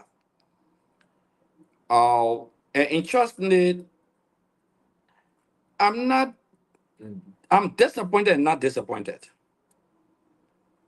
because we have veteran lawmakers and we have a sizable number of people who were even there from the 54th and are here in the 55th, and they witnessed the scenario that Dr. Richardson explained about on our snow. Look, the ECOWAS Parliament Speaker was in Liberia coincidentally during that time and visited us at the House of Representatives. In fact, in the office of the Speaker, Dr. Buffer Chambers. And not to embarrass the legislature, in fact, he reiterated these positions to us. In terms of the rules, you become a property of the Parliament of ECOWAS. And do you know there was a point, and I think they're still debating that issue, that ECOWAS Parliament, one of full-scale work in Abuja, that your country just send you there, or they elect you, even if you're not in the parliament, but when the parliament elect you, they send you there, that 4 years you serve in Abuja. That means you will not have to come back to the parliament. At a point, that was a discussion that was ongoing. Okay, maybe other people argue that they are already parliamentarians, so they have to come back home and do their work, and at the same time, the district will vote. And also, that's the kind of thought ECOWAS Parliament has. That once you come to the parliament, you will be there. That's the way that they are driving. So to protect the independence of parliamentarians, knowing full well, predicting how maybe dictators will take over or some leader will get vexed, okay, with you being an opposition to the leader, then they will run through the parliament to withdraw you. These are the concepts that they developed, and predicated upon that they came out with Rule 5. And that was very clear. But maybe also, I want to say something. I've been in the legislature for 12 years. You know, when a group of people organize a coup and they succeed, and they have agreed on what everybody will get, you know very well that your man can get a thing. You say, my man, let's just send a man in, so he can do that, we send it. Before the man say, who the one stopping? So exactly that what happened to the two people. Because man already there. So, come say, my man, the waiting looking at how the men started fighting for that team, maybe for committee bidding, all the different things. They just send their names. Whether ECOWAS accept it or not, they don't see or making the efforts. So once they deny, then they come back, they will become flow members. Then Kun, Fararen, the other people on the floor will not take the blame. They will say, we'll send you. You understand? So they said, let's send them in their stupidity. Someone in the group will say, let's tell the people that it's not possible. They say, no, don't talk it. Don't talk it. When you talk it, that man will get very old. I will say, we're fighting for him, so don't talk. Probably maybe that was Farah Tokun. Or I was control for I say my man anything we ain't no born and get there and they tell all the way from that you already fighting all. So let's send the people need to go die. So they can say we don't want kill them. That could be the thought of the leadership. Their own leadership. But realistically, we don't need to waste our time. I spoke to someone from the ECOWAS Parliament not too long. Outside of Liberia. One of my friends there, very influential. He said he doesn't see it possible. I asked why. In fact, he said, we just laugh about the letter. I said, really? He said, yeah, we'll laugh about it because it will happen to me. You see that in the legislature now, when 10,000 signatures go and say, we're taking Akara from in the legislature, you know what happened? The 73 people will say, no, we're going to take Akara all. Those are 10,000 people because they're the ones who will tell you, oh, even they carry 10,000 signatures. They say, we can't take Akara all because another 10,000 will come in Port District tomorrow morning. So they're protecting each other. So that interpersonal relationship at the parliament is there backed by the rules. Then let me ask Mr. Bray a question. Yeah. So there's this news that's going around, especially about people who back the anti-rule of law group of people. They're saying that Kofa appointed Anders, Greeks, and Taiwan. Therefore, they are illegitimate. And to also go to extent, I know you addressed this on this show before, Gray, because you address it by saying ECOWAS doesn't care how you internally send these group of people, your internal decision that led to sending the 3 group of people. You address this. Please, can you elaborate on that? That Richardson, once you to your parliament, the way to make that determination. Can you hear me, please? No, you getting me now? Yeah, I think somebody feedback or radio on. But that Richardson, once the internal mechanism of selection or electing in your parliament, ECOWAS does not determine that. That is your sovereign right. So I know on Ellis Taro, we had election. Under Dr. Chimos as speaker, we didn't have election. It was a consensus because we had collaborative efforts to produce the speaker and the deputy. Honor Fonati, the same collaborative efforts to produce the speaker and the deputy to work there. Nobody resisted it. Once they sent that name, no one resisted it at all. For over 6-8 months, no one resisted it until they decided to remove speaker. The people took an oath. That's an oath that they took at the ECOWAS Parliament. Okay, ECOWAS cannot betray that oath. If you knew all of that, you should have written long since. But guess what? Now you can read ECOWAS. Thank you. Now a lawmaker can just sit and read ECOWAS. There's a procedure. You get a speaker there, or they send a communication to the president. The president communicate that, or the speaker can read directly. It depends on the protocol for the movement and legislature what they decide they want to do. But it's not individual or 5 person just read ECOWAS and say the people are not legitimate, will never have election. ECOWAS will not honor that. They honor what the speaker sent or the president sent. That's why they honor. So the people are there, they are property of ECOWAS. What kind of embarrassment do you guys want to bring to the country? Well, thank you very much, Honorable Gray. Let's That's move an embarrassment. on. And Thank you very much, Akaris Gray. You Thank did you. respect ECOWAS, you expect them to respect you. Thank you very much, Akaris Gray. It's good to have all of you. Thank you for sharing the show and thank you for joining us. Let's just get off a little bit, then we'll come to the Paul was saying. The court is calling on Finance Minister Augustin Gafwan and the rest of them as to why they are not paying those suspended lawmakers. The Justice in Chamber, Justice Johnson, is calling them. But before we get to it, I'm kind of confused. A lot of people say I went hard on my brother Alex Noah. Listen, Alex Noah is a friend and a brother. He can take and blow and then punches. This is the spoon talk. When we meet in the church, we will say, high grade, high grade. When we come to spoon talk, then we'll do politics. But remember, Alex Noah was part of the majority before. He's not a new person, you know. Alex Noah is the man that, like a spotter. The majority black get one end of the rope. I can't be free to discuss. No, let's not go ahead, but you should be able to give me the chance. I will be able to get a chance. You will protect me to be able to respond to you. I will never give you that chance. No, I will get it. If I can't get it, I will not appear on the show again. I will get it. Your internet will go off. Now your internet will go off. Yeah. So Alex, your man said because you visited in church, I shouldn't say anything, right? So I'm going to say anything. Let it go. You don't even let it go. I will respond. No, you can't because I'm not Johnny. Man, stop me. Okay. You're responding, Alice. Okay. Alice, imagine. Okay, General. I agree, General. Go off. Alice, imagine my internet can go up and in Well, man, and guy said you waiting for ECOWAS decision to go. Well, man, you were going long time ago. One day you made the people 50. You came back. You collected your other stuff, your other Gogoyi. Then you went back again. So let me everything happen. Start on. So, man, welcome to the show, man. I just. You money that man, you're pulling your legs. Yeah, we wanted the right thing to be done. And you know, Stanton, the reason sometimes the whole for the 3 man thing, you can put it on your man, good day, James. You brought the whole thing here. The whole thing. You can see the men that come here and show. Kola get fat one now. Family get 30 motorbike. Those men run away from you. They're not coming to you again. All the men are money men. They're not coming to your show again. I mean, no, that's okay. Could I for the family with Jesse? You say Could I tell you are coming out evening each day? Yeah, what's up? Could I your show?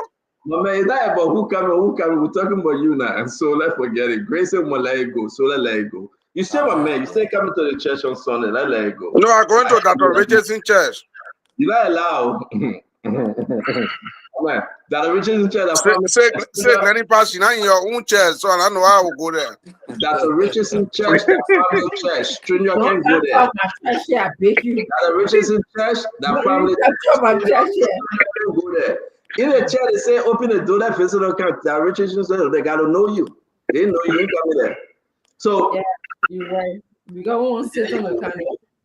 The justice in chamber put out this thing today. Abu Kamara, Marvin Cole, Frank Safoko, all of them say they want the money, they want to pay, they got to get paid. So they went to the justice in chamber, Justice Johnson, and there you have it. They are calling on Augustine Bay Gafwan, the finance minister, Emmanuel Kopi of the 55th legislature, and all those under their control to report as to why the guy's not getting the money. I want to start with you, Representative Alex Noah. Speak to this because I think you are included to one of the suspended individuals. What do you think going to happen here? So under our law, I'm prohibited from discussing this because I'm a party to that. For you, in our lawyer, but are they administrative law? Under our law, I'm prohibited because it is in court. The word they use will be pre-judicial, right? Yeah, so you can also say you are prohibited from discussing the subject matter. You can also say you are prohibited from discussing it. I agree. Okay, I agree. And I respect that. You cannot discuss it. You are quite correct. But let's go to those of us that can discuss it. Honorable Gray, what's happening here? You're muted, Honorable Gray. Okay, I keep saying this. Look, the rate of McDonald's is to compare maybe like a government worker or official to perform your duty and or not to violate your duty or your responsibility. Okay, so the rate is just saying, look, I will compare you to come here to show cause why you abandon your duty, or why you show cause why you are not doing, why you are not paying the people, why you have not paid them. That's the basically, and on the 10th or March 10th is when they should file in their returns. I think it's rating on the rate there or something like that. March 10th, they should file in their returns.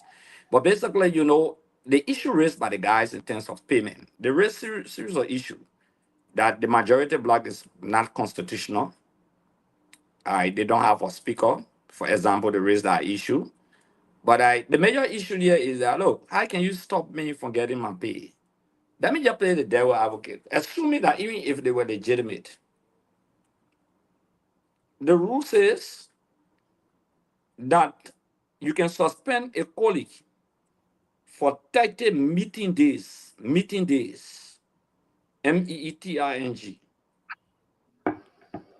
The guys are using session days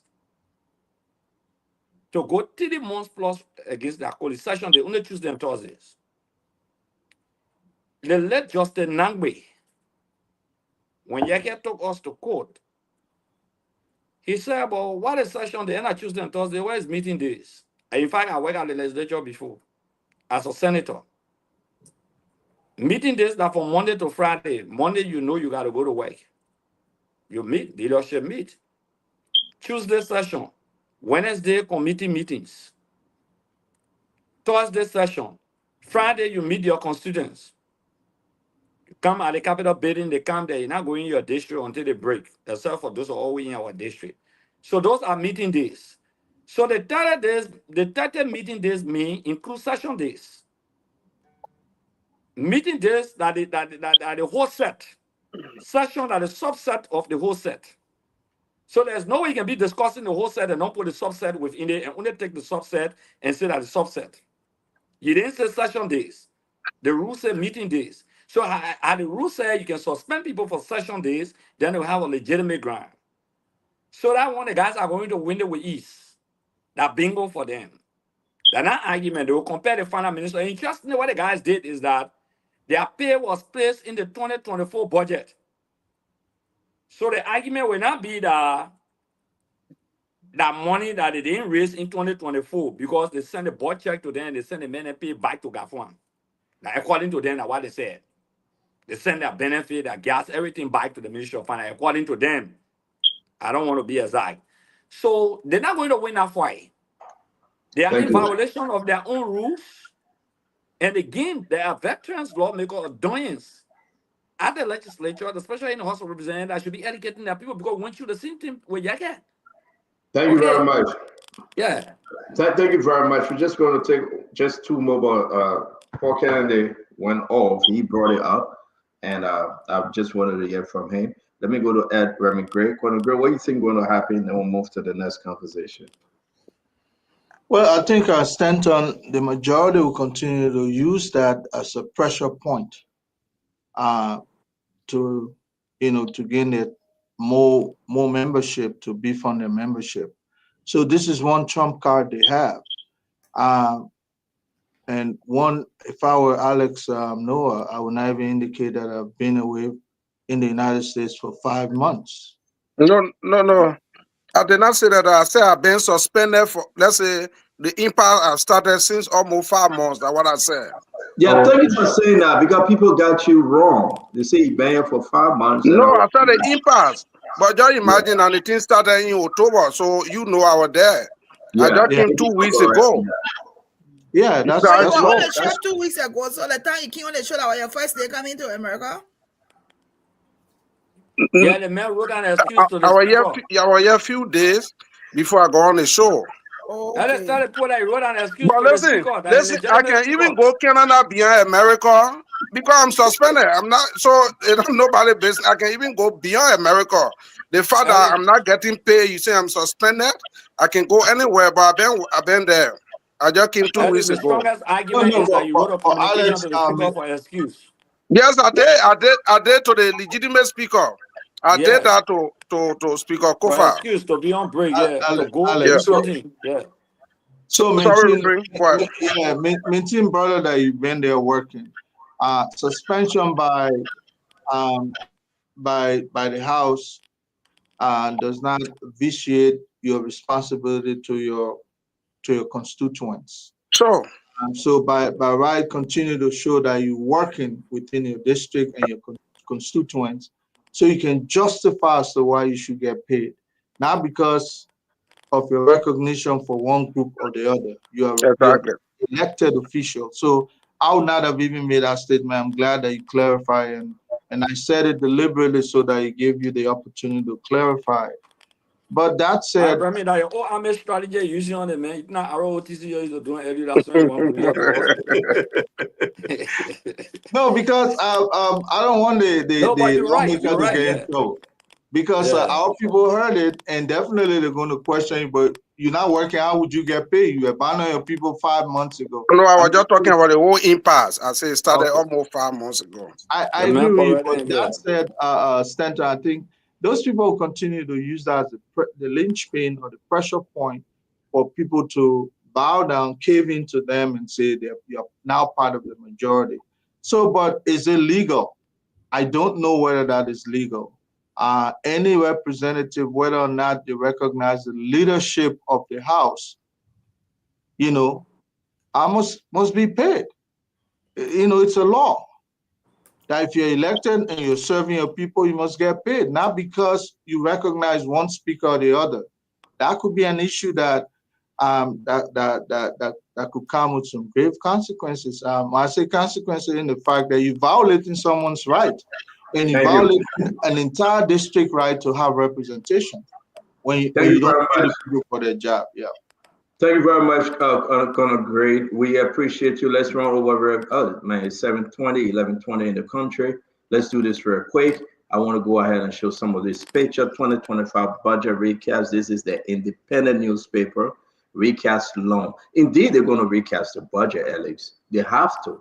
When you talk about the USIP call is almost $151 million now. I was going over all the contribution from USIP to Liberia, and I will share with you guys. It's over $150 million. So again, just to understand, they have to recast the budget. All right. And look what Senator James Barney saying about the president. Before we go there, we got a video. We'll play the video. Let's look at the In Profile Daily, the Thursday In Profile Daily, an order like constitutional ground to dismiss indictment case. This is something serious. They said throw it out. The judge said no, we cannot throw this thing out. You must be persecuted. And this again is a strong argument.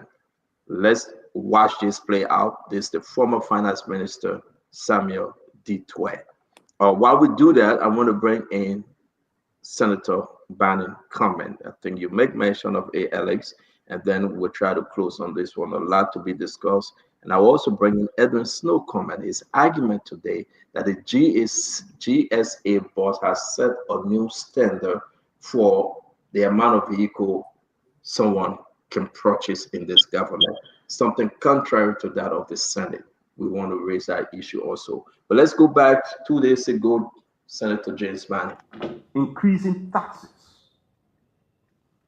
continually as a way of expanding the budget is not necessarily a good idea. We can derive innovative ways of deriving additional revenue only if the government decides to man up to the challenges. When I supported the current president, I was cognizant of his age and his experience, and I really thought, and he still has to prove that he has the capacity to develop the spine to put in place some mechanisms that will ultimately increase the revenue base of our country. For example, the forest sector. The forest. What you make about the senator comment? He said his age, his experience. But directly, you can just take what you want to take. Right? He said the president has no spine. Alex, talk to me. Let's know on to now. So, Stanton. No, I bet you after this we'll play Snow on. Let Alex go ahead quick. I enjoy all the confession from many of you who supported the government that got at the point.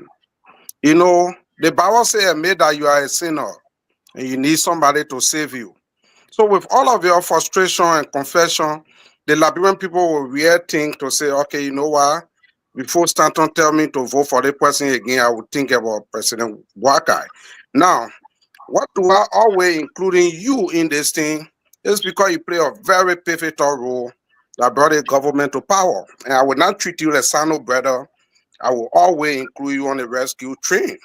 Now, James Barney is one of the powerful senators from the Unity Party to admit to the Liberian people about the leadership deficit that this president is faced with. That is concerning. We all need to look at it. Stanton, as you grow up in terms of age, sometimes you digress in thinking and everything. If a senator will say, I thought my president had the spine and the capacity to make sure that the government is being seen as one of the governments in our country that we can be proud of, that is concerning.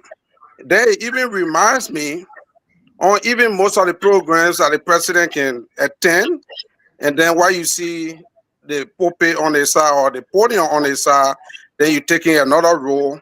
That's why indirectly James Barney is speaking to is not all only because the president is digressing in strength and happening on a daily basis. That also bringing, you see how everything is happening in this country because the president is not working overnight, because the president don't have that energy to make sure that he do around or he call all of those security leadership or ministers who maybe because and the press secretary admitted on one of the I think the same show that the president don't listen to radio, the president don't read the newspaper, we can go and brief him. No, president need to do that sometime. Now president should be listening to Spoon FM and when the 3 o'clock news to hear some of the cries of the Liberian people. So yes, it is good for me. All that I want for that country is that country should not burn under the government. But 2029, that country will be fixed. The pro-poor agenda will continue to make sure that the Liberian people live again. But thank God that you all, and who brought the government to power, you can come on the show and say the truth. You can go on Spoon Gadget in the Senate and say the truth that the president lack everything that it takes to represent the Liberian people. That's all I can say to that. Thank you very much, Alex. Dr. Richardson, what say you to Senator Bonner's comment? I want to say that for me, it's about Liberia.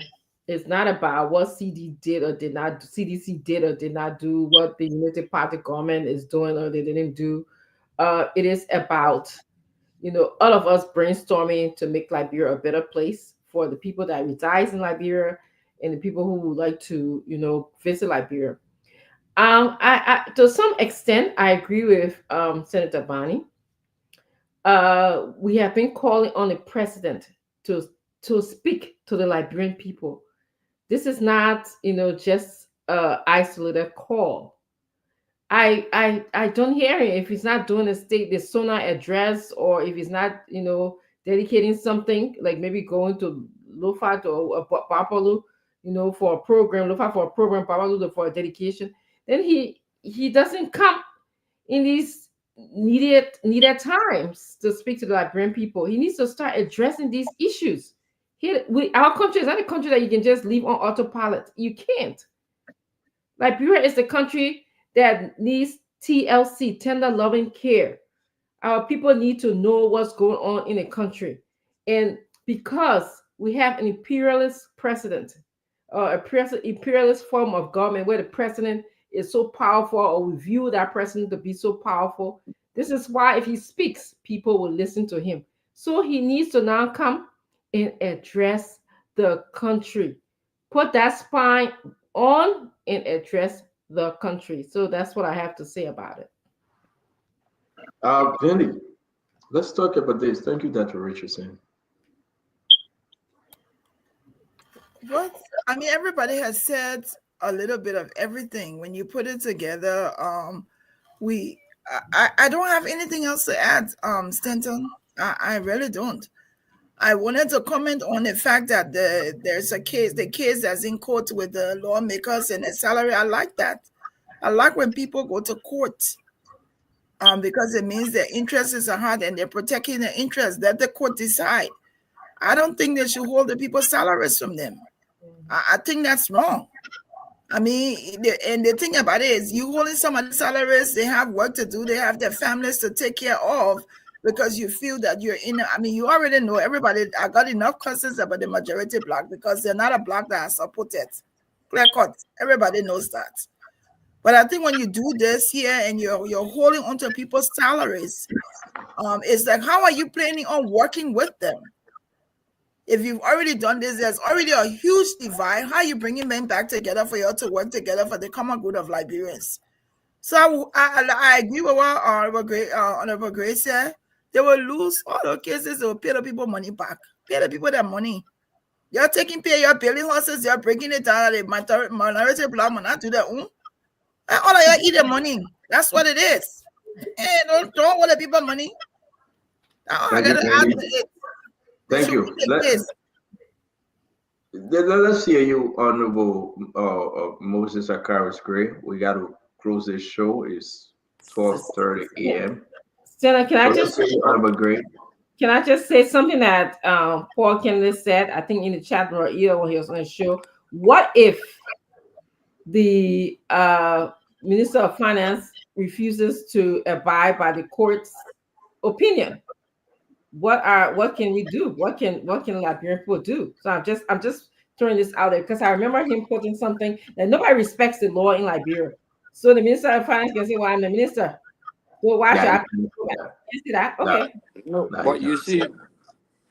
I think I I'm should just bringing start it from out. I there. know Liberians are interested. The minister of finance is going to say, listen, they got their own budget. And indeed, the House Honorable Gray will speak to that. The House of Representatives have their own budget. The payment don't come as direct payment like the CSA from the Ministry of Finance. Mm-hmm. The payment comes from that group, right? Something is happening, but the Ministry of Finance, like Grace said, they said they send the money back. We have Famula on the show, remember? Famula said they put Alex Noah money and the other people in an escrow account. So more to come as to the comptroller will be their copay as to where's the escrow account? Who holding on to the money? Why are you guys not paying them? But let's give it to Honorable Gray. Honorable Gray, you want to speak to this? Yeah. I think she struck a very important point. Then at the end of the day, they included the controller in the McDonald's of the House of Representatives. So when you violate the court order, a contentious, they arrest him and put him behind bars. That's all. That's exactly what I was thinking. Okay, because like he said, the Minister of Finance can easily escape. They say, look, we made a payment, but they send the money back. Yeah. Yeah, because they said to send the money back. The ministry did not refuse to pay. According to the lawmakers, they send the people money back, right? And put it into extra account. Because the money comes, the money is a bulk payment. Okay, when it gets at the bank, then they deposit individually into our accounts. That's what they usually do. So, for example, if they had a bulk payment of $1 million, and they say, okay, if we take off 5% money, it will be 900,000. So they say, okay, issue a check of 100,000 to send it back, and the 900,000 will come to us. So probably that's what they did. Okay, so it means that the ministry issued a check for the 73 of them, but the guys decided that 73 5% will not be paid. It's not the ministry. So it's easier for the minister to say, this is my record. It shows this, and they did this. So the controller is also in the red, the Madamos, according to what I read from one of the writings today. So if the controller is there for the capital bidding, he send the money back because he has that authority to collect the check and send it back. So the court will tell you got to pay the people. I hope they will give him the time frame for payment because the money should be there. The money should not be used. So as a result of that, if he doesn't pay, just arrest him. Tell the sheriff, say, anyone will see the man, you're picking up. Okay, and you can be beyond bound until the court close. That contempt. All right, so let's get to this. Let's get to James Barney issue. made a very powerful statement. If in national leadership, a serious character, Barney is a strategist. So thank God, no matter what the difference may have with him, I worked with him for many years. That guy can think, he can strategize. Yeah. Whether you say him corny or not, he got his strength because I worked with him before. So for a guy like Barney who plotted for Jeremiah Kuhn to become the vice running mate, because what Barney will say, you put Kuhn there, I think we can win Neymar. Yeah, it was Kuhn. It was Barney who suggested Kuhn. It was Barney who took Tabla along. Tabla cannot go or Barney. Barney cannot go or Tabla. I will tell you that for sure. So Barney was the guy who suggested Kuhn with the hope that they would be able to get Neymar Kante.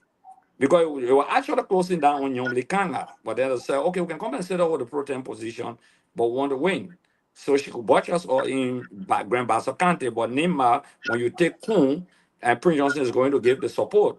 Okay, when they had that meeting, I think in Bomi Kante or somewhere. So Barney is a strategist, he's a thinker. And obviously, I mean, I didn't feel so satisfied when Barney was leaving the coalition. Okay, personally, I would say that because I know his capacity. So for Barney to say that the president, with years of experience, he taught, but the president doesn't have to. When somebody in a serious political setting, when you say the guy doesn't have the spine, that means he doesn't have the capacity. He doesn't have the endurance. He lacks leadership. That the conversation at leadership level, I'm not just talking about a loose conversation. And you saw Barney articulations and gesticulation. He re-emphasized Go to the Okay, entire video. articulation, Yeah, gestation. Okay. yeah. He re-emphasized consistently. So for me, I'm reading beyond. Bani is corny. I'm reading beyond, but I don't want to say. I'm reading beyond. Because the guys, he will get to a point and say, look, couldn't take over because the guy doesn't have the capacity. No, man. The guy, he doesn't Thank have you the very stamp. much, Honorable Moses Doesn't know. Sakari. That man is We political have than you to ever think you are. we have to run to the bring in You don't know the him. thank you. You don't know this boy. We'll come That's to deep. you. That's very deep. Let me say this. Yeah. I don't know whether we can announce. The vice president on his way to America. I believe he's here already. Someone talk about the vice president, man. Once confirmed, we announce it. But you know, Jeremiah Kuhn, he was invited by some folks in Washington D.C. to attend a program. We'll put that letter up, and Jeremiah Kuhn, from Europe, he found his way from Brussels to that of Paris, to that of Turkey here in the United States. I mean, if you know you, I gotta put it all up to man, you're not lying to me, man. I want to ask you this: why you learn on this? This is where the ECOWAS coming in: election, immunity, and parliamentary allowance gonna agree. Hold on, let me read this real quick. We'll still let you finish.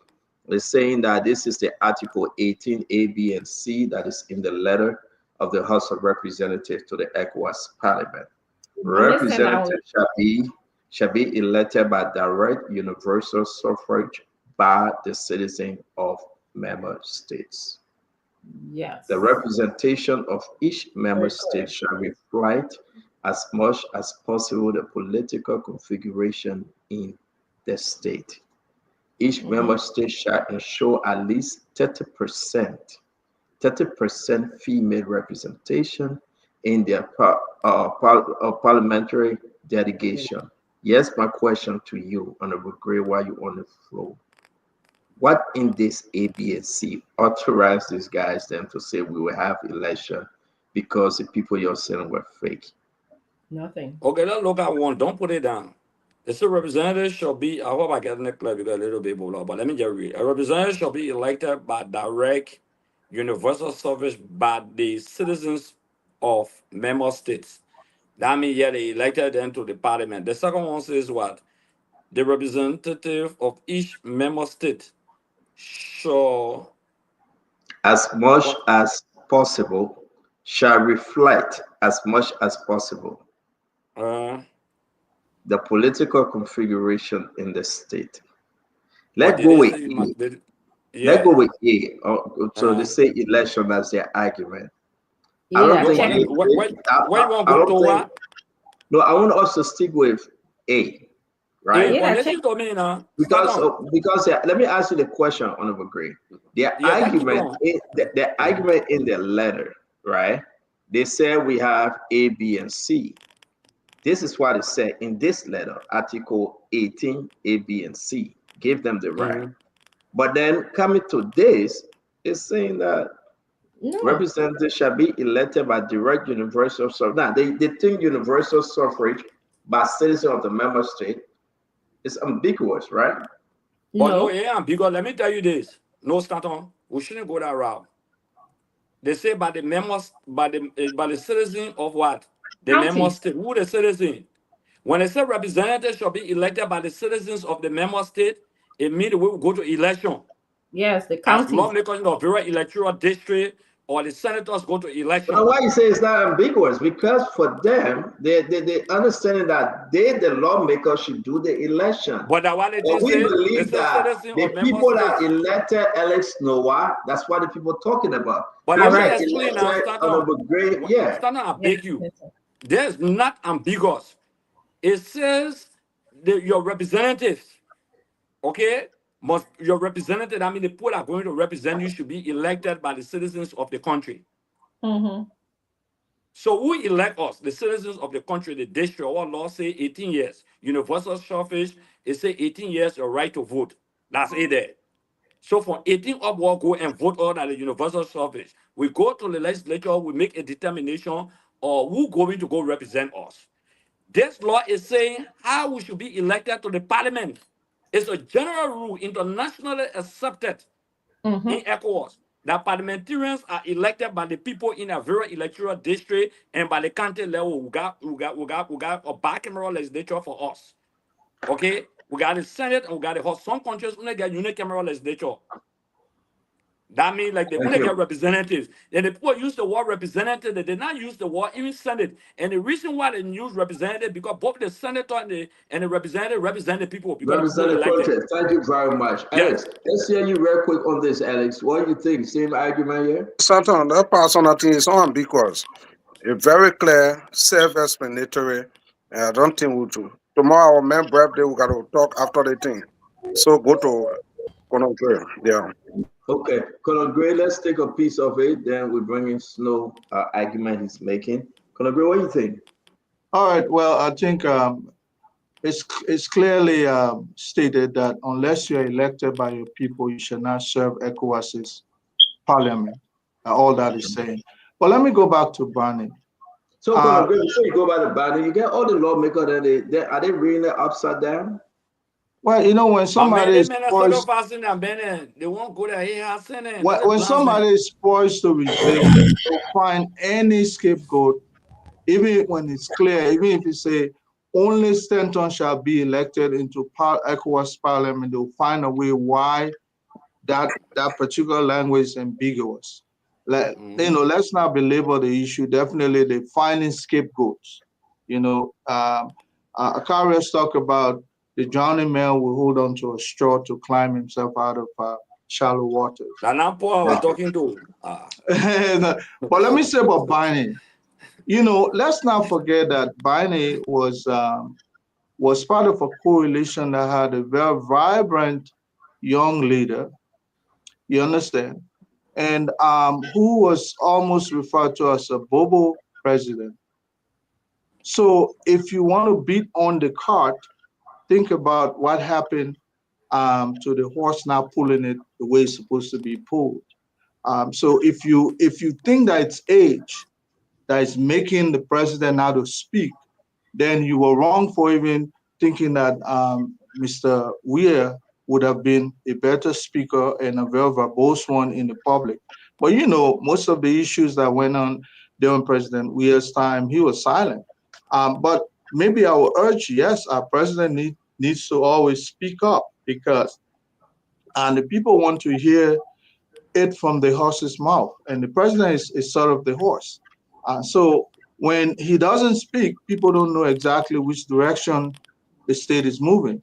So I concur with him on that one, but he's not the right messenger to say this. Look, President Buakai must speak at all times. But let's not forget, every time the president speaks, people take a winch out of it and make it and blow it out of proportion. That has a way of making the president to feel intimidated. You remember the issue about the president feeling intimidated? Yeah, I mean, remember when the president, Mr. Weir had to face that same situation during COVID. You remember when the president spoke about Liberian citizens who were facing a debacle? He threw a jive, a joke at it. People took it out of proportion. Those kinds of attitude towards, a leader sometimes can make them intimidated. You know, rather you can't judge me by what I don't say, because everything I say is wrong. And to be frank, I think you look at the president's body language, he was just throwing a joke. People say don't joke with that issue, but they want him to speak on it. You know, so we should find a way sometimes of giving a pass to sometimes the leader. Look, it's difficult to be president of a country like Liberia. You can never get a leader a pass. We don't put you there to give you a pass. You gotta know how to joke. The leader gotta be slow to speak. No, very wise, but you gotta know how to joke. But my thing is that I can never give any leader a pass. I mean, well, they will destroy our country. Sometimes, we take on the little issue and blow it out of proportion. Now, when the serious one comes on deck, we're exhausted. We're out of option. Thank you very much. Let's listen to Edwin Snow to see what Edwin Snow is saying holds water. This will be our last topic for tonight, and everybody will include a closer in this one.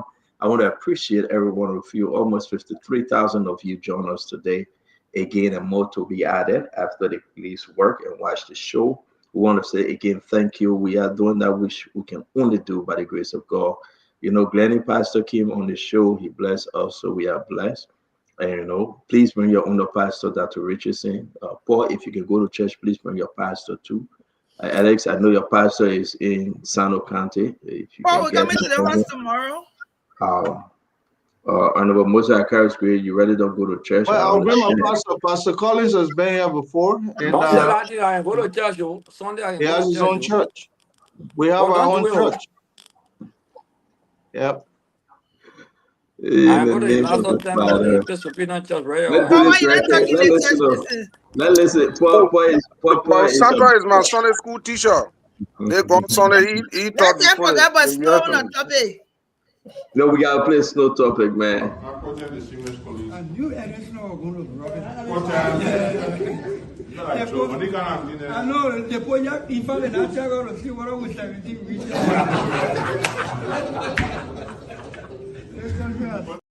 Okay, so let's clear that joke.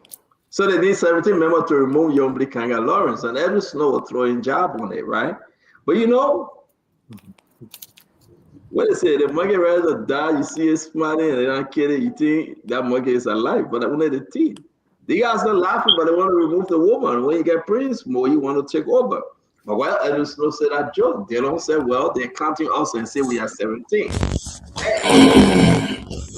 What are you doing, Joe? I Becky, put that thing on. Don't do that thing to us. Your wife for you that thing to you, say, don't come with a stingray on our show, my man. You started that thing again. Well, let's listen to Edwin Snow. I knew Edwin Snow was going to rob it. I know the boy, if I didn't ask her to see what I was 17 weeks. But then in 1986, when they drafted up the Constitution of Liberia, they established or created or reinforced the establishment of 3 branches of government, one of which happens to be the branch that we represent. And the Constitution went further to give this branch of government the sole authority to enact laws. And laws by this branch of government, unless challenged by the Supreme Court, once it's signed into law by the president, it becomes law. The budget is no exception to that. We've passed the national budget. We set threshold for the procurement of vehicles, excluding the president, the vice president, the speaker, the pro tem, and the deputy speaker. I stand corrected. All others have a threshold of $45,000. Agreed. We noticed that agents of the executive are writing most times cars that we can physically see are more than 45,000, but because we did not have maybe further evidence, or we could not search some records, or we did not search some records, even though that matter has come on this floor, but has not been dealt with to its logical conclusion. As though that is not sufficient, the Director General of the General Services Agency, through a public pronouncement, sat and assured prescribed his own law that the new threshold for a government purchase vehicle is $60,000, even though the legislature is limited to 45, that we all know it's in the public.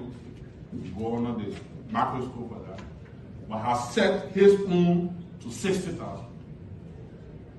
I want to thank the movement that this body invites the actors responsible to give us the reliance of the Director General of the General Services Agency, how he shifted that budget line or that policy or the law from 45 to 60. So maybe it will help us to understand it. I will also just again, just state that in addition to it, closing that. Since there was an earlier issue on the flooding raised by Senator Tony and on the same matter, that we just incorporate it so that we can find a lasting solution to this, so that other agents or branches of government, other than the legislature, will know that the power to enact law starts here and nowhere else. I submit. Thank you. So there you have it.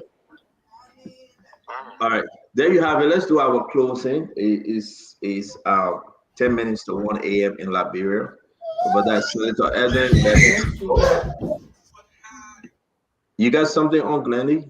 Thank you. Let's do our closing. It's only fair to do so. Honorable Alex Noah, thank you very much. Paul should not come on to fix that issue. Thank you very much for joining us. We really do it. Listen, I really enjoy your visit here in the United States. And I believe that, your addition here, whenever you can, is important. Thank you for joining us. While we close that, I want to say this. Tomorrow we will reveal this information, but look at the newspaper Veritas. You want to get one. You want to buy it. This is big. This is going wide. US 675,000 12 bags fire, lace bus poke. Now,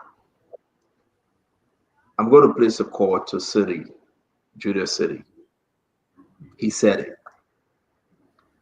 We have the documents, the Variety newspaper running with it. It is important to say what actually going on. You remember every lawmaker supposed to get 150,000, agree. The representative 100,000, and the senators 150,000. 10% of that amount will go to this guy. 10%. So you do the math. If Alex Noah get 100,000, 10% of the 100,000 will go to him. So go through the 103 lawmakers, and he's spending this amount of money.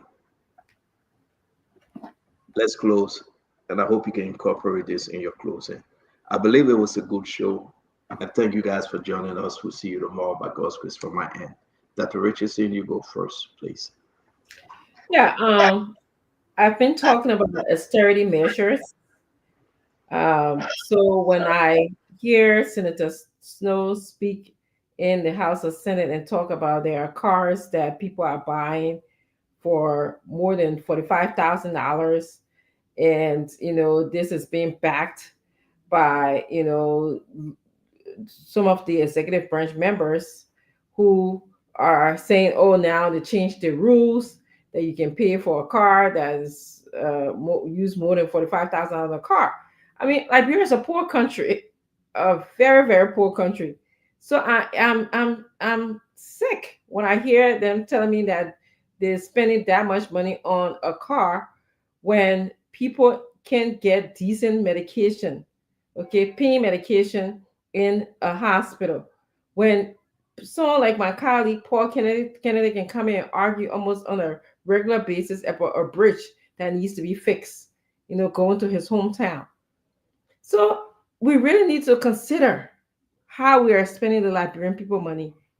When 5 people in our government are making a significant amount of money, millions and millions of dollars, while we can't even give good appropriation to our agriculture or our education sector. Doesn't add up to me. Okay, so when I hear people like Senator Snow ask for investigation in what is happening with someone changing the laws or relating to cars, they should.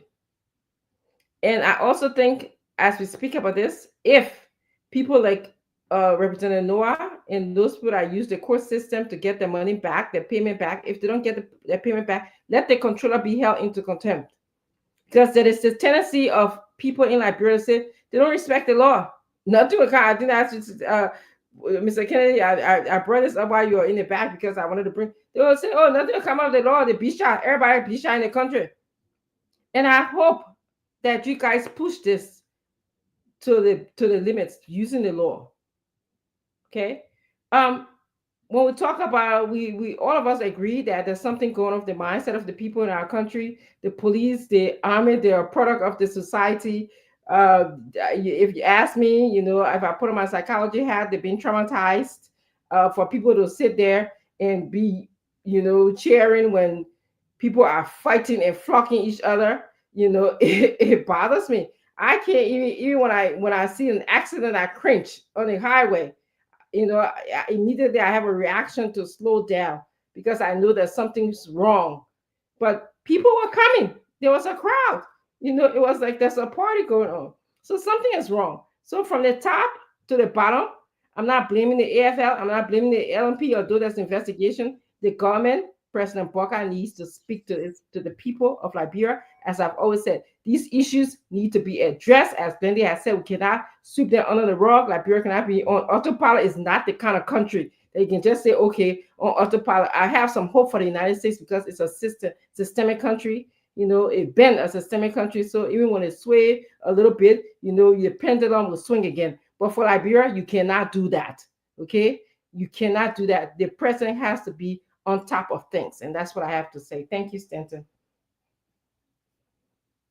Thank you very much, Dr. Richardson. Sis Glennie.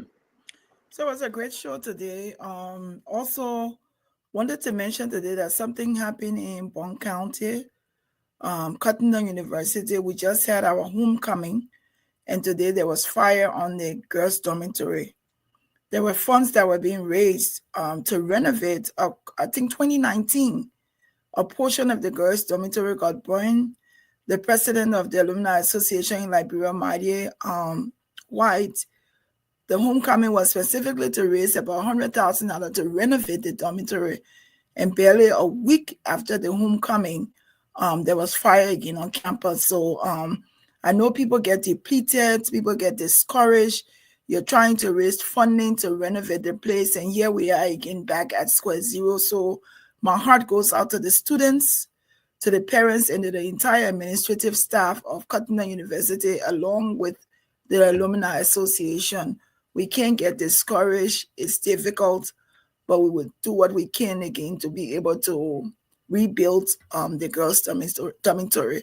I think it was a good show. I want to continue to say that we have a lot of expertise in Liberia. We have a lot of people with different expertise, different qualifications in different things. I would say that the security people in Liberia, police, the army people should be able to reach out in their community, the Liberian community, be it within Monrovia or within Liberia, outside, to see what kind of assistance they can get so they can have some targeted training, specific issues.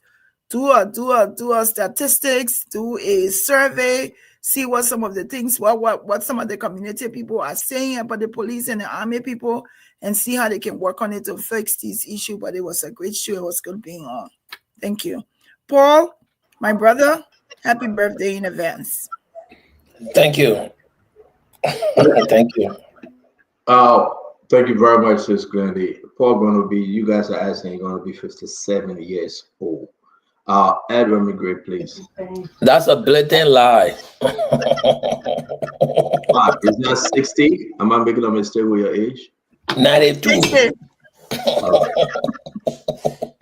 Remember, Paul gave his year of birth on the show before. So if you can remember, go back and look at that. No, I can't remember. That thing was the resettlement age, but let's go ahead. Yeah, but Stanton, you know, one of the reasons I still believe Kamara could not retain his job at the Ministry of Finance was his level of cooperation with the various powers that be. If you ask me, his deputy came up here, the deputy finance minister, gave up all kinds of justification why there were pockets in the budget. And then suddenly, voila, Kamara came on the scene, everything changed. And now the people are having a joyride with Gafuan. I don't think he has the spine. I like that, a joyride, that's right. Yeah, you know, I don't think, you know, Gafuan does not have the spine, as Barney would say, to stand to the to the wrath of these people. These people will continue to have this joyride. Now we're moving, shifting, they're introducing the idea that we're moving quietly and very calculatively from $45,000 for car. Now it's going up. Go back and look at what other stuff have been elevated in our budget for these lawmakers and so on and so forth. Because you know what? Their man is there, and their man is Gafwa. So ain't nothing going to come out of it, because they will just say, look, we're talking about fiscal responsibility. At the same time, that's why when you were introducing that portion, he was smiling. That was not a smiling matter. That was something you're supposed to show that the looks on your face, will determine the action you're going to take. Well, just relax, because we're talking to a friendly force. The individuals who determine, even though it's the president's budget, but imagine everybody trying to stuff it with their own interest. And Gafwa is a man, unless he challenges me otherwise. But I can say we have to be serious about being fiscally responsible as a nation. Otherwise, it's the same business as usual, but you expect different result. As one, political leader would say, ain't nothing going to change. But you have to have a finance minister who has that veracity. And on the issue of law and order, I think the president should take look, it's a bad spectacle to see law enforcement and people who should be protecting our citizens and our country going at loggerheads with each other. It's a very ugly scene to people who are thinking about going to invest in Liberia, or people who are thinking about coming there to have, vacation. If the law enforcement, the law and order gamut going against each other, somebody whipping a grown man on the ground, it was ugly to see.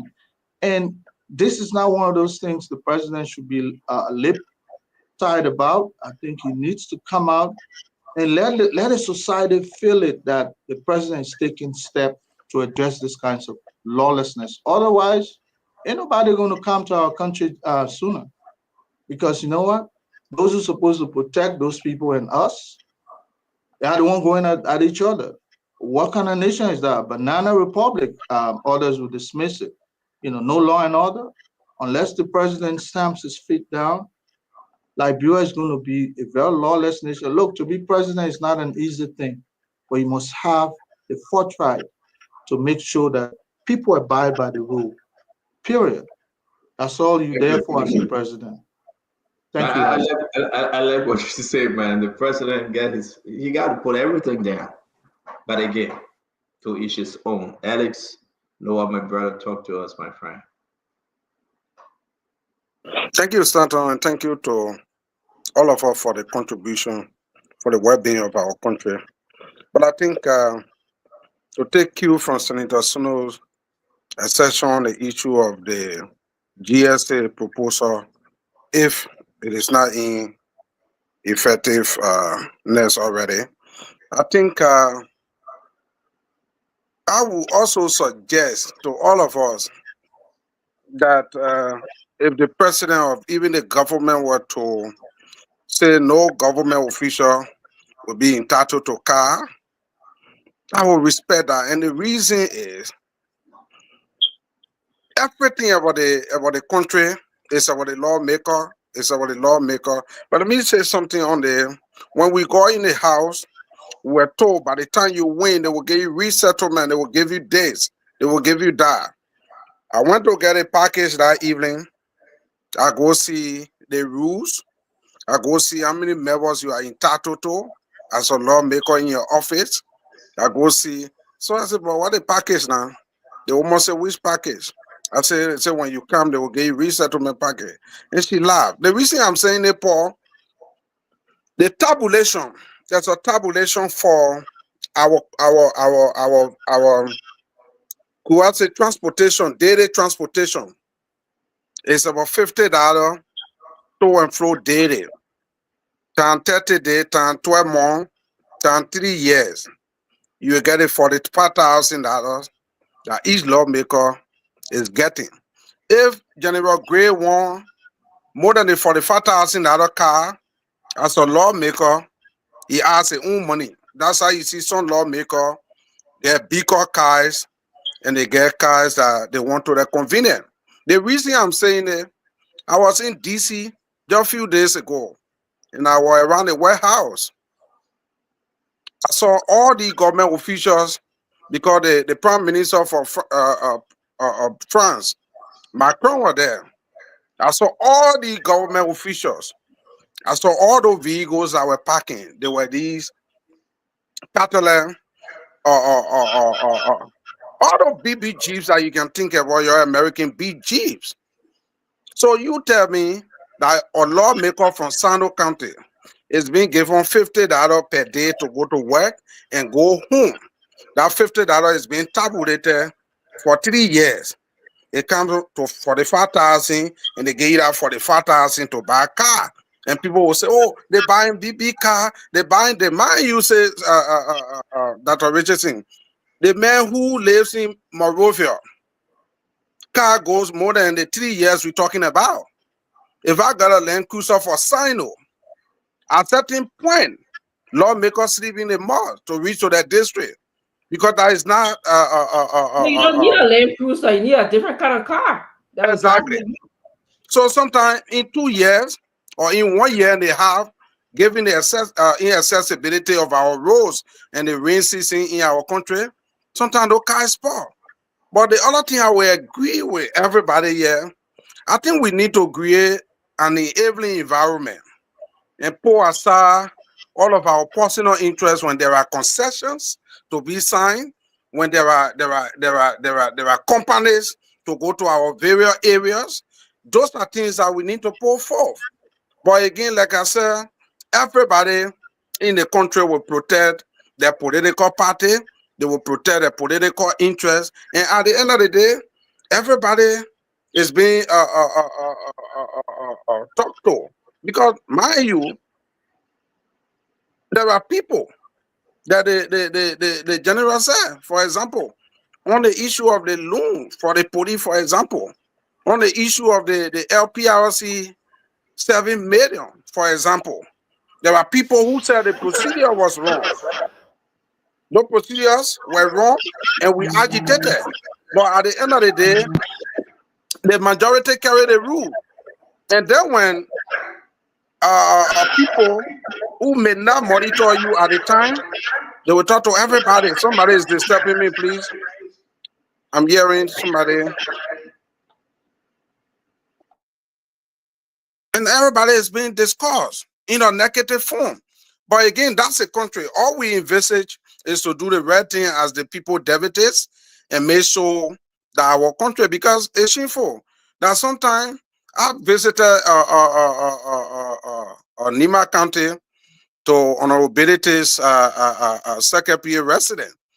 At a certain point, you got to get in your muddy spot that even makes the road impossible after riding on a quota for some time. Because maybe at the time, the constructor, there were some issues and that particular part of the road is not completed. But we need to really think our country is not what we want to see it. And I agree with all of us. Sometimes people will come and insult people who giving a contribution, but I know all of those things, they are meant to strengthen all of us. As a country, there will be shortcomings. But in the midst of all of that, we all need to envisage a good country for ourselves because there is nowhere at home. I'm not seeing my big brother Paul, who turning 60 tomorrow, to be here in his 72 years. And you know, he will want to go home. When he go home, he want to relax. Sometimes I just joking on the man because he won't laugh and talk about it now. So when Paul goes home, he wants to enjoy himself because he at work in America, and now he's spending $100 to get a nurse in Monrovia in Africa, for example. He relaxed in a lake car going to Mama Point, other places. But to do that, there are indicators, there are points that Paul will be looking at to go to Africa. I'm not saying an example of me tomorrow, the man's birthday before I'm not saying, my man enjoying me. I'm not saying, tell a second, my brother. I'm not safe to be able to go in our country. Looking at the images, sometimes we see on a spoon network. That's a type of country we want to see in the next 5 to 6 years. And to do that collectively, that everyone is saying here, we need to put a system into play. Will it be perfect for now? No. Can we make it better in the future? Yes. That's a type of Liberia we want to see. Thank you, Stanton. Again, I'm here, and whenever, tell me on time. Don't be doing I have 15-minute time, and then you say I want you to be on a show. Then I will see myself as somebody who is prostituting for regroup. Let me know on time. Thank you very much, man. It's good having you, my friend. Thanks a lot. Thank you. Honorable Gray, you want to go, please? Yeah, I really want to go. And I'll make some suggestions behind the scene about the time. But let me say happy birthday to you, Paul. It's today already in Liberia. And happy birthday. Wish you a prosperous Paul and wanted to spend his joyous birthday in Liberia, but no way. day and years to come. May Well, God richly Honorable bless you. Gray, why you wanted to spend a birthday in Liberia? Why I see most Liberian men love to leave the family and go to Liberia and spend the birthday. I mean, I got living and beg you. Don't want to bring all that thing to me. Apple. Santon can dance who that means say a boulevard party. Paul, please, you don't put me in your choice and start on your top behind the scene. I born your die man. Yeah, on a snow, let me start on the snow point, historical point. But I have a concern. The 2024 budget year set a ceiling for 45,000, excluding the president, the vice president, the pro tem, the speaker, the deputy speaker, the pro tem, the chief justice. They can web off. But the budget lasts for only a year. And there's a law that must last for only a year. And that law ended December 31st, 2024. So did they include in the 2025 budget law the same provision that was in 2024? It's a question. I don't know. I have to read the budget law 2025 because they just put it or something like that. So I got to read the 2025 budget law, what it says. Because if you want to take action against somebody in 2025 for purchasing a car in 2025, and that budget law through the legislation, because the budget is a legislation, but it does not exceed a year. So it means that the law elapsed last year, December 31st, 2024. That's a technical argument there. Now, maybe they included in the 2024 budget. So I'm just thinking that every time they should just include in the budget law before somebody found a loophole and go beyond, you can't do nothing about it. The other thing I want to know, I want to see the act that created the GSA. I want to read the entire act. I want to read the legislation because it's important. GSA should be the custodian of government properties. Can they set a city? Does the legislation give them some administrative, legislative authority in purchasing cars? Because they should purchase government properties. To some extent, we had an argument before. Okay, they're in public works, they got a lot of functions. And some of those functions are being usurped by even the legislature that were in land ministries and agencies. Like they say, renovate the Capitol building. GSA said that we don't want to renovate the Capitol building. And I hear the lawmaker that say renovate Capitol building. That government property.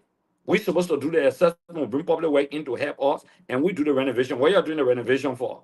I remember Mary Bro raised that issue and I tried to help in the process, but it wasn't easy. I remember that very well. So, usurpation of functions and legislation. So I got to look at legislation for the GSA. It's very important. So we look at what does it say. Can the Director General of the GSA say what kind of car government officials should ride or what top level government officials should ride a car because they get purchasing power? Okay?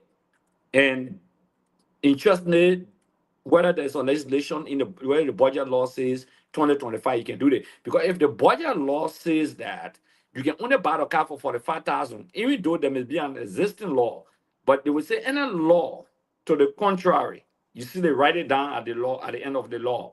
So that means this law will supersede the other law, or the law lapsing, to lapse over the other, something like that. Okay. So these are some of the questions that we ask ourselves because we got a lot of laws on the book.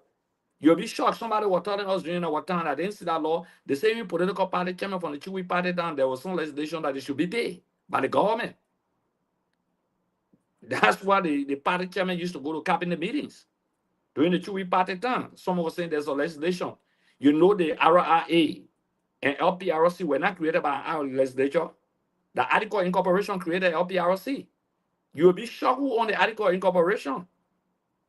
Clayton Watterson, President Setting, all the people on the Article of Incorporation. Yes. The RRA was not created by the Article of Legislature.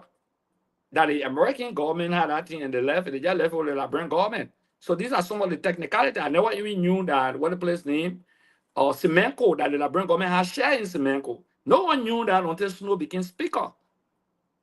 Yeah, the Liberian government has share in Semenko. Okay. But in essence, I'm saying we just have a lot of laws. So we don't know the reliance, like or Snow said, what the reliance of the GSA managing director. We gotta know that.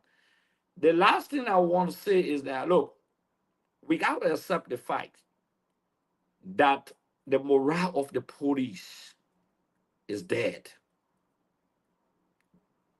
People feel that the police is very hostile. Every day, see the immigration officer trying to stop the police from even punishing someone. That one, and that's a video now. Another immigration man said, no, you can't do this, like, blah, blah, blah, all those kind of things.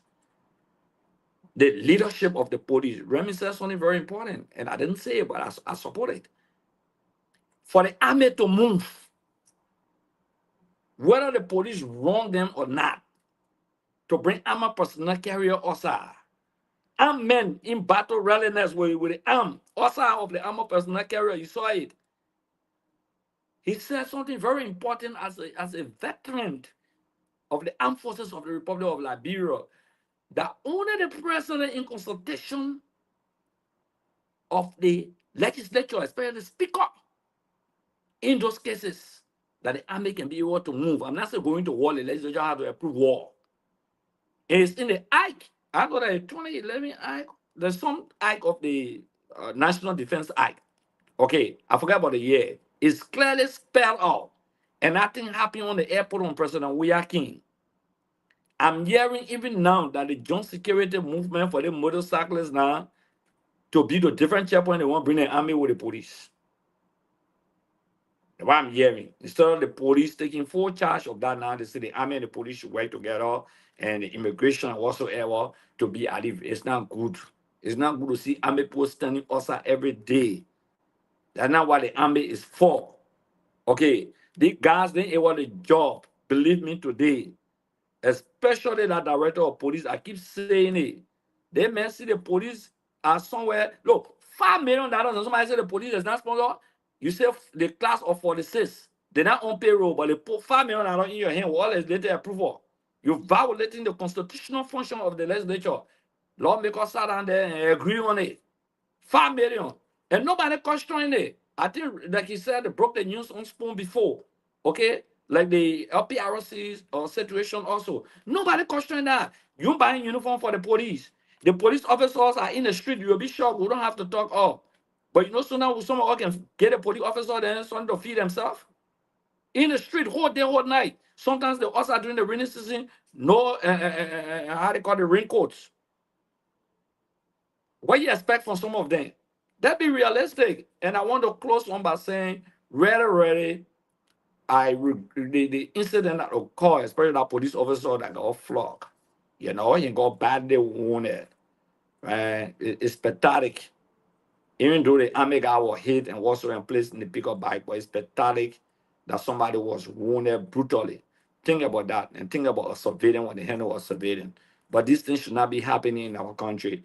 And my issue here is that the reason why I keep pressing on the police people that are our friends, even in my yard, last time police people came that can be making fuss with me, I walk to them, shook their hand, we talk, we joke, and whatsoever. The police should be our friends.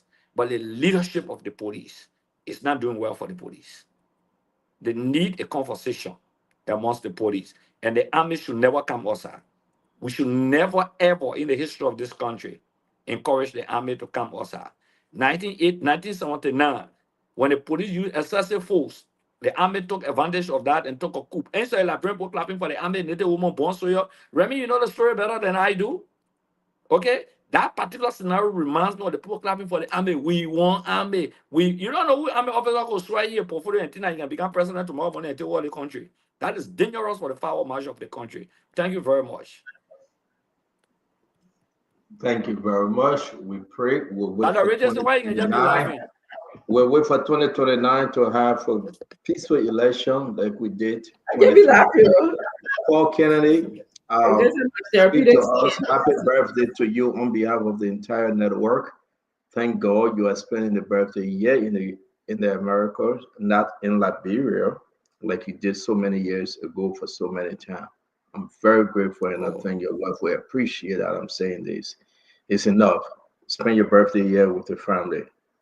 Yeah, but you gotta get to the business too now. I mean, I spent my birthday with my wife by a big. I'm going to Stanton and pretend that he didn't say everything he just said, and start my comment by saying, we appreciate the Spoon Network.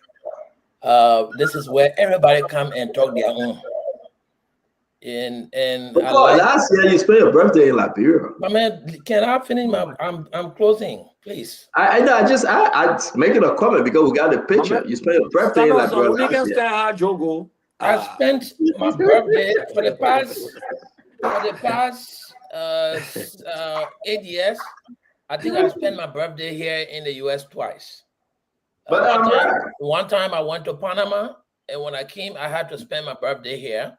And you're working. That's why I know. Exactly. I saw it on Facebook. You spent your birthday in Liberia. Also, since 2017. So 6 times in 8 years, you spent your birthday in Liberia. January of 2017, I've been stationed and based and living in Liberia. If I'm not in Monrovia, I'm in my hometown in Bokolo City. The man spent his birthday in Liberia. The only reason this guy is here today is because you say called the consultancy off. Can I finish do my closing before you bring all your noise? What? Colonel Gray, but you're not saying anything. The man trying to disrupt me, my man. We need an army. We need army. We need army. We need army. We need army. But Spoon gives us the opportunity to say what we want, right? I mean, we are not staged on tape where you got to go read exactly what's coming on the screen. Each his own. Like Stanton always said, if you say something here we want to disagree with, we disagree with it. Nobody is paid to be on script. Spoon is not scripted. We come here, we call things the way it is. I personally believe that there has to be control. President Bwaka still has the opportunity to take a hard check break and revamp the government to put it in a direction that it will work for the people. I believe that. I believe that if the president wants to move the country into a direction that will really be well-meaning for the movement and sustainability of the people, the president still has the time to do that. He can take a hard check break, sit down and review their operations, look at things and compare it to the unfolding development of the universe, of the global economy, and say, listen, I am going to particularly make some adjustment in government because of what's unfolding. The president still has the opportunity to do that. However, this is the second year of Unity Party government we are in. If things continue to derail the way in the trend it is going, it could be too late for the president to catch it and put it back on track. And I like Alex, he did his comparison and talk about, government officials having vehicles. And then he talked about the United States, how he came around Washington, D.C., and he saw all the official cars. But the United States has a $27.7 trillion GDP with a $6.3 trillion budget. That's the United States of America. Their 2024 budget was $6.3 trillion. Liberia is still struggling to even reach $1 billion. But he wants to ride the same car the Secretary of State here is riding. People are riding Cadillac Escalade. That's the car they're riding. In fact, most of them are riding current year because they can afford it, right? The United States government can afford anything. The people are manufacturing. And one thing, Dr. Francine, if you notice about the U.S. government, the officials don't ride foreign cars. That's right. All of the United States government officials will ride a domestic produced car. If it is not Ford, that GM. If not GM, it's Cadillac. But we got some in Liberia too.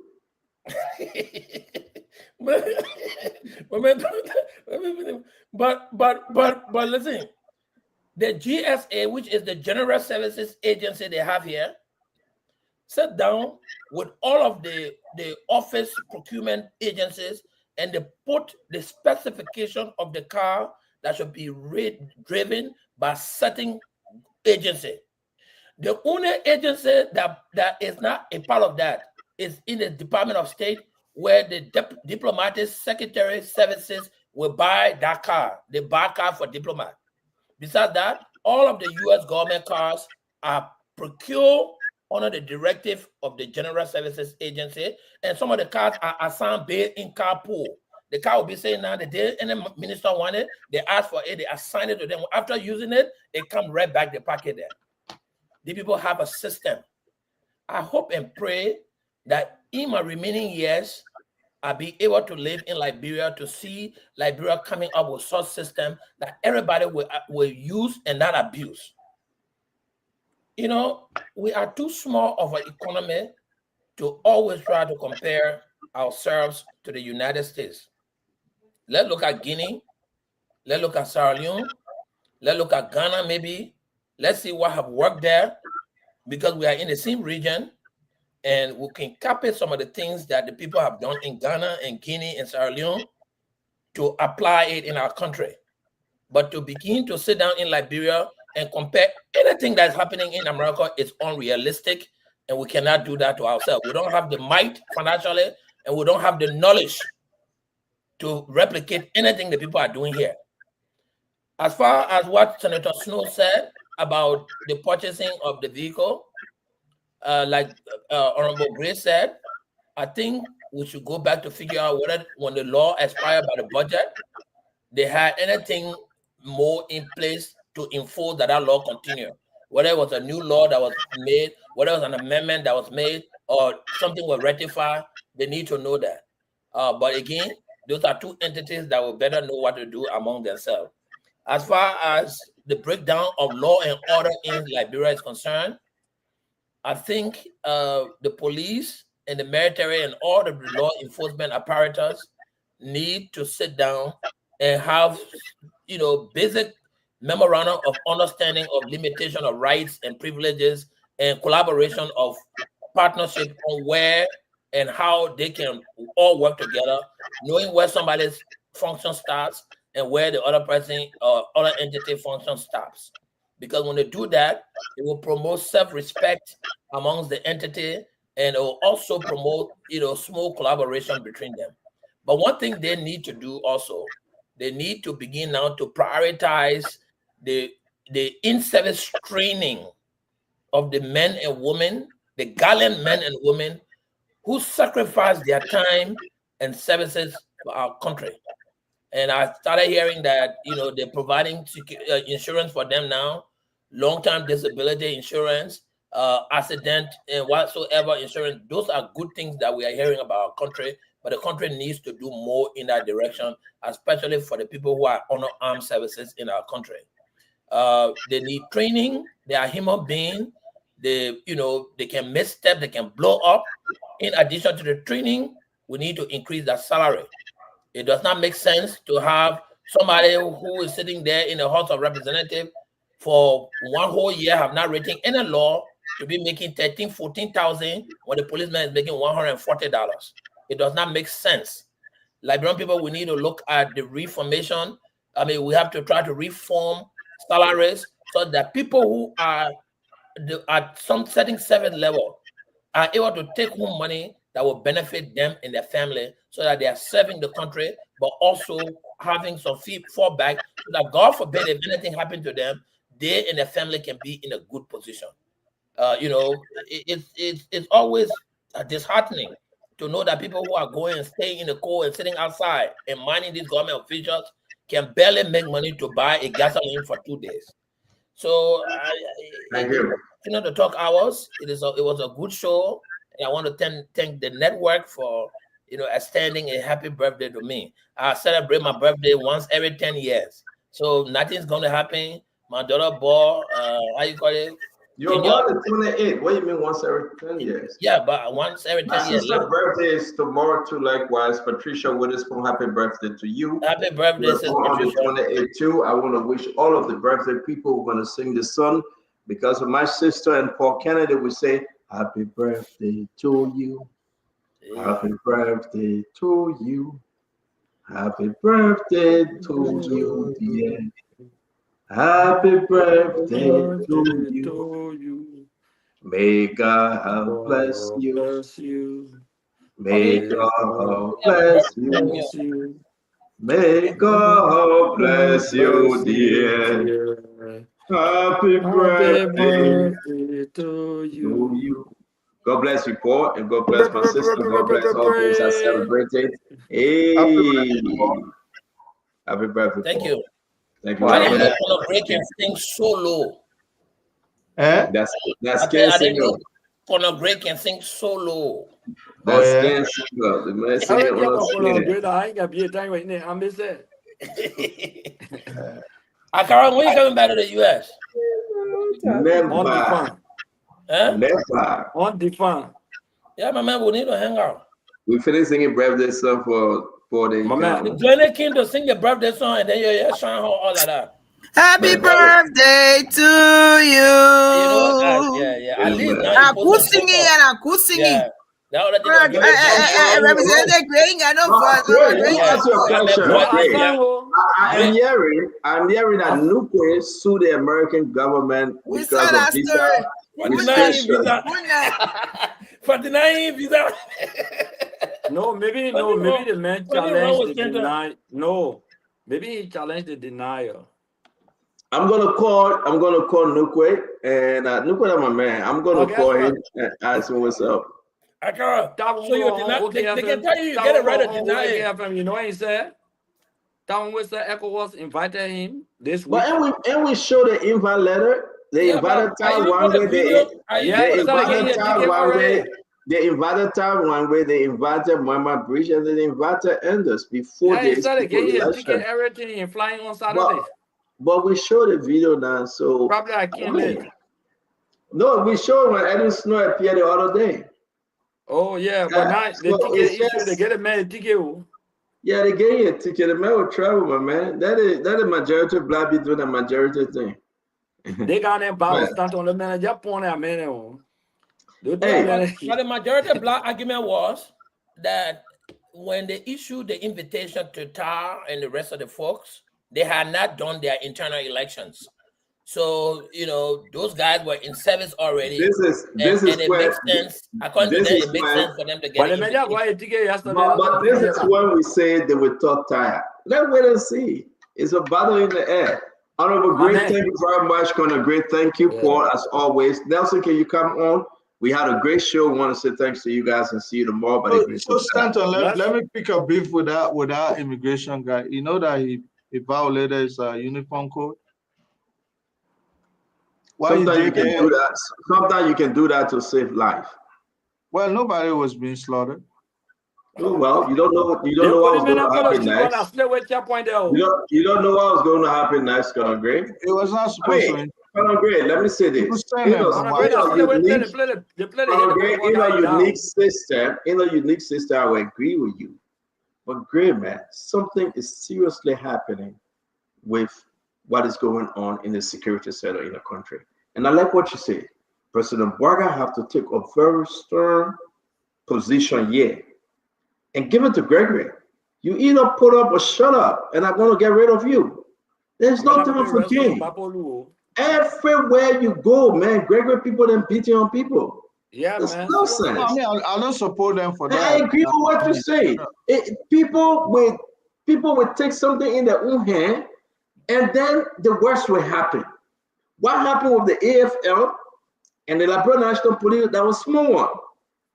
Gregory and Samuel Kofi Wolves, you got to carry them back for training. Oswald 12, this is not him.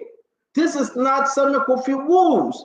The man all his life, he fought about human right. Then go making national security advisor. What he know about the National Security Center in place like Liberia, when you get the junta and the Burkina Bees in the forest, and all the men will do is to negotiate undercover.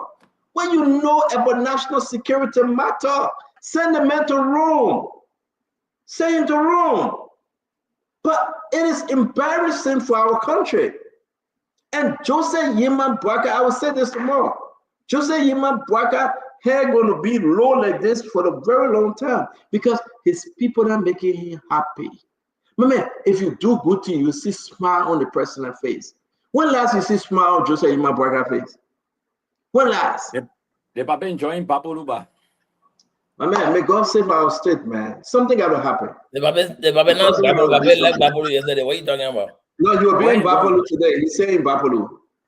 You only find Bama? The president is in Babalu. He will be there till Saturday or so or tomorrow evening. So, guys, thank you very much. Nelson Collette, as always. Man, don't bring politics here, my man. I beg you. Appreciate you very much. The Babe location, you know. I appreciate you very much, Nelson. As always, want to say thank you for doing the impossible and making sure that we have a show. Thanks a lot. Honorable Akaris was a great. Thank you. Colin Gray, as always, my friend. Thank you very much. Paul Kennedy, the birthday boy, enjoy, my man. I will. He said thank you. Yes, sir. I want to say thanks to all of you, Nelson. Man, I'm smelling something, Nelson. They're cooking downstairs. No, seriously. They're cooking downstairs. And listen, I know exactly what they are cooking. The Liberian people say you must go because at the hour of the night, they you know, when you're discussing that kind of soup, then you can just be right? Yeah. But no, seriously, I know that I can place a phone call right now, and I can tell you that yes, indeed, they are cooking. That's it. I don't want to make you hungry tonight. Because when you're hungry, you have a bad dream. And you have to sleep when you're hungry, you know that, right? It's very hard to sleep. Sleep can't. It's very hard to sleep when you're hungry. So let me go in peace, Nelson, because I don't want to make you hungry. But I'll say this to you. They're cooking up very, very nicely downstairs. Yeah. Wow. Yeah. So anyway. Jelly up we go, Nelson. Bye.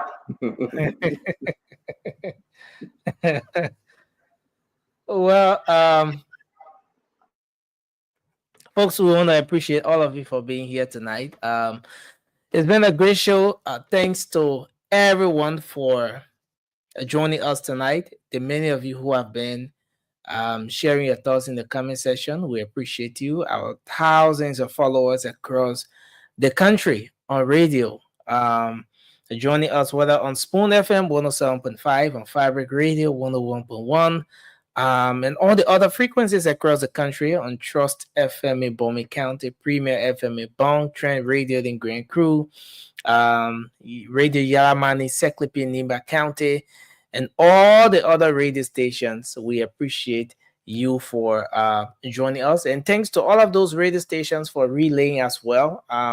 We look forward to another great show tomorrow. Spoon Talk will be back on the radio, and my name is Nelson Collette. It will come your way again. Have a good night, everyone. Telvin Pin, thanks a lot. We appreciate you for always being here, Chief. Mr. Bala, we appreciate you as well. Imperial Kimball, thanks a lot. Sekou Donzo, I see Barbie's in a white. Thank you for being here. Ma Jenison, we appreciate you. Mara Moore, thank you for coming on as well. Josephine Max Moore, thank you as well for being here. Joe Cooper, William Tabor, Tita Herman, we appreciate you for coming on. Ezekiel Kapar, that's Waka, Ezekiel Waka. Robert Cooper, Gabriel Boyman, we appreciate Danny Lincoln, Kabu Doyen, and everyone. We appreciate Genevieve Freeman. Thank you for being on tonight. We appreciate your contributions, your input. Sabatus M. Young Jr., Juto Munkoli, William Holt, Siliki Komala, Emmanuel Saki, thank you for being on. Abuzuki Onyesa Yet Jr., thank you for being on. Hope I got your name right. Mr. Bala, you said what? 5 hours, 10 minutes. Yes, you came close to that. 5 hours, 4 minutes we've been on. It's a good thing that all of you played your respective roles, sharing your thoughts, giving us the feedbacks, and just making sure that you can be a part of the show.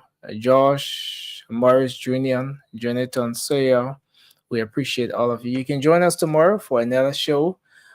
Spoon Talk will be back on the radio. Better still, we have the late night show, Late Night Politics on Spoon, coming up shortly. You can make up time to join us. Eric McGill, thank you as well. Telvin, we'll check. You can send your brother's name to me on the messenger or on my WhatsApp, whichever way. Let's see. But we appreciate you for always being here, Kobo Mailer Jr. and everyone. Okay, so it's Azubike,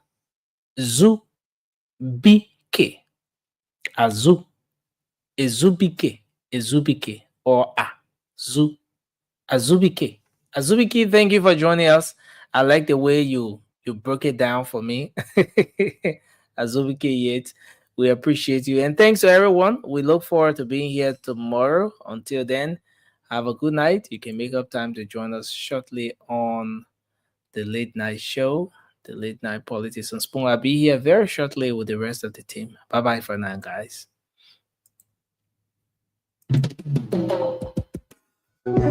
Yes, sir. A special one.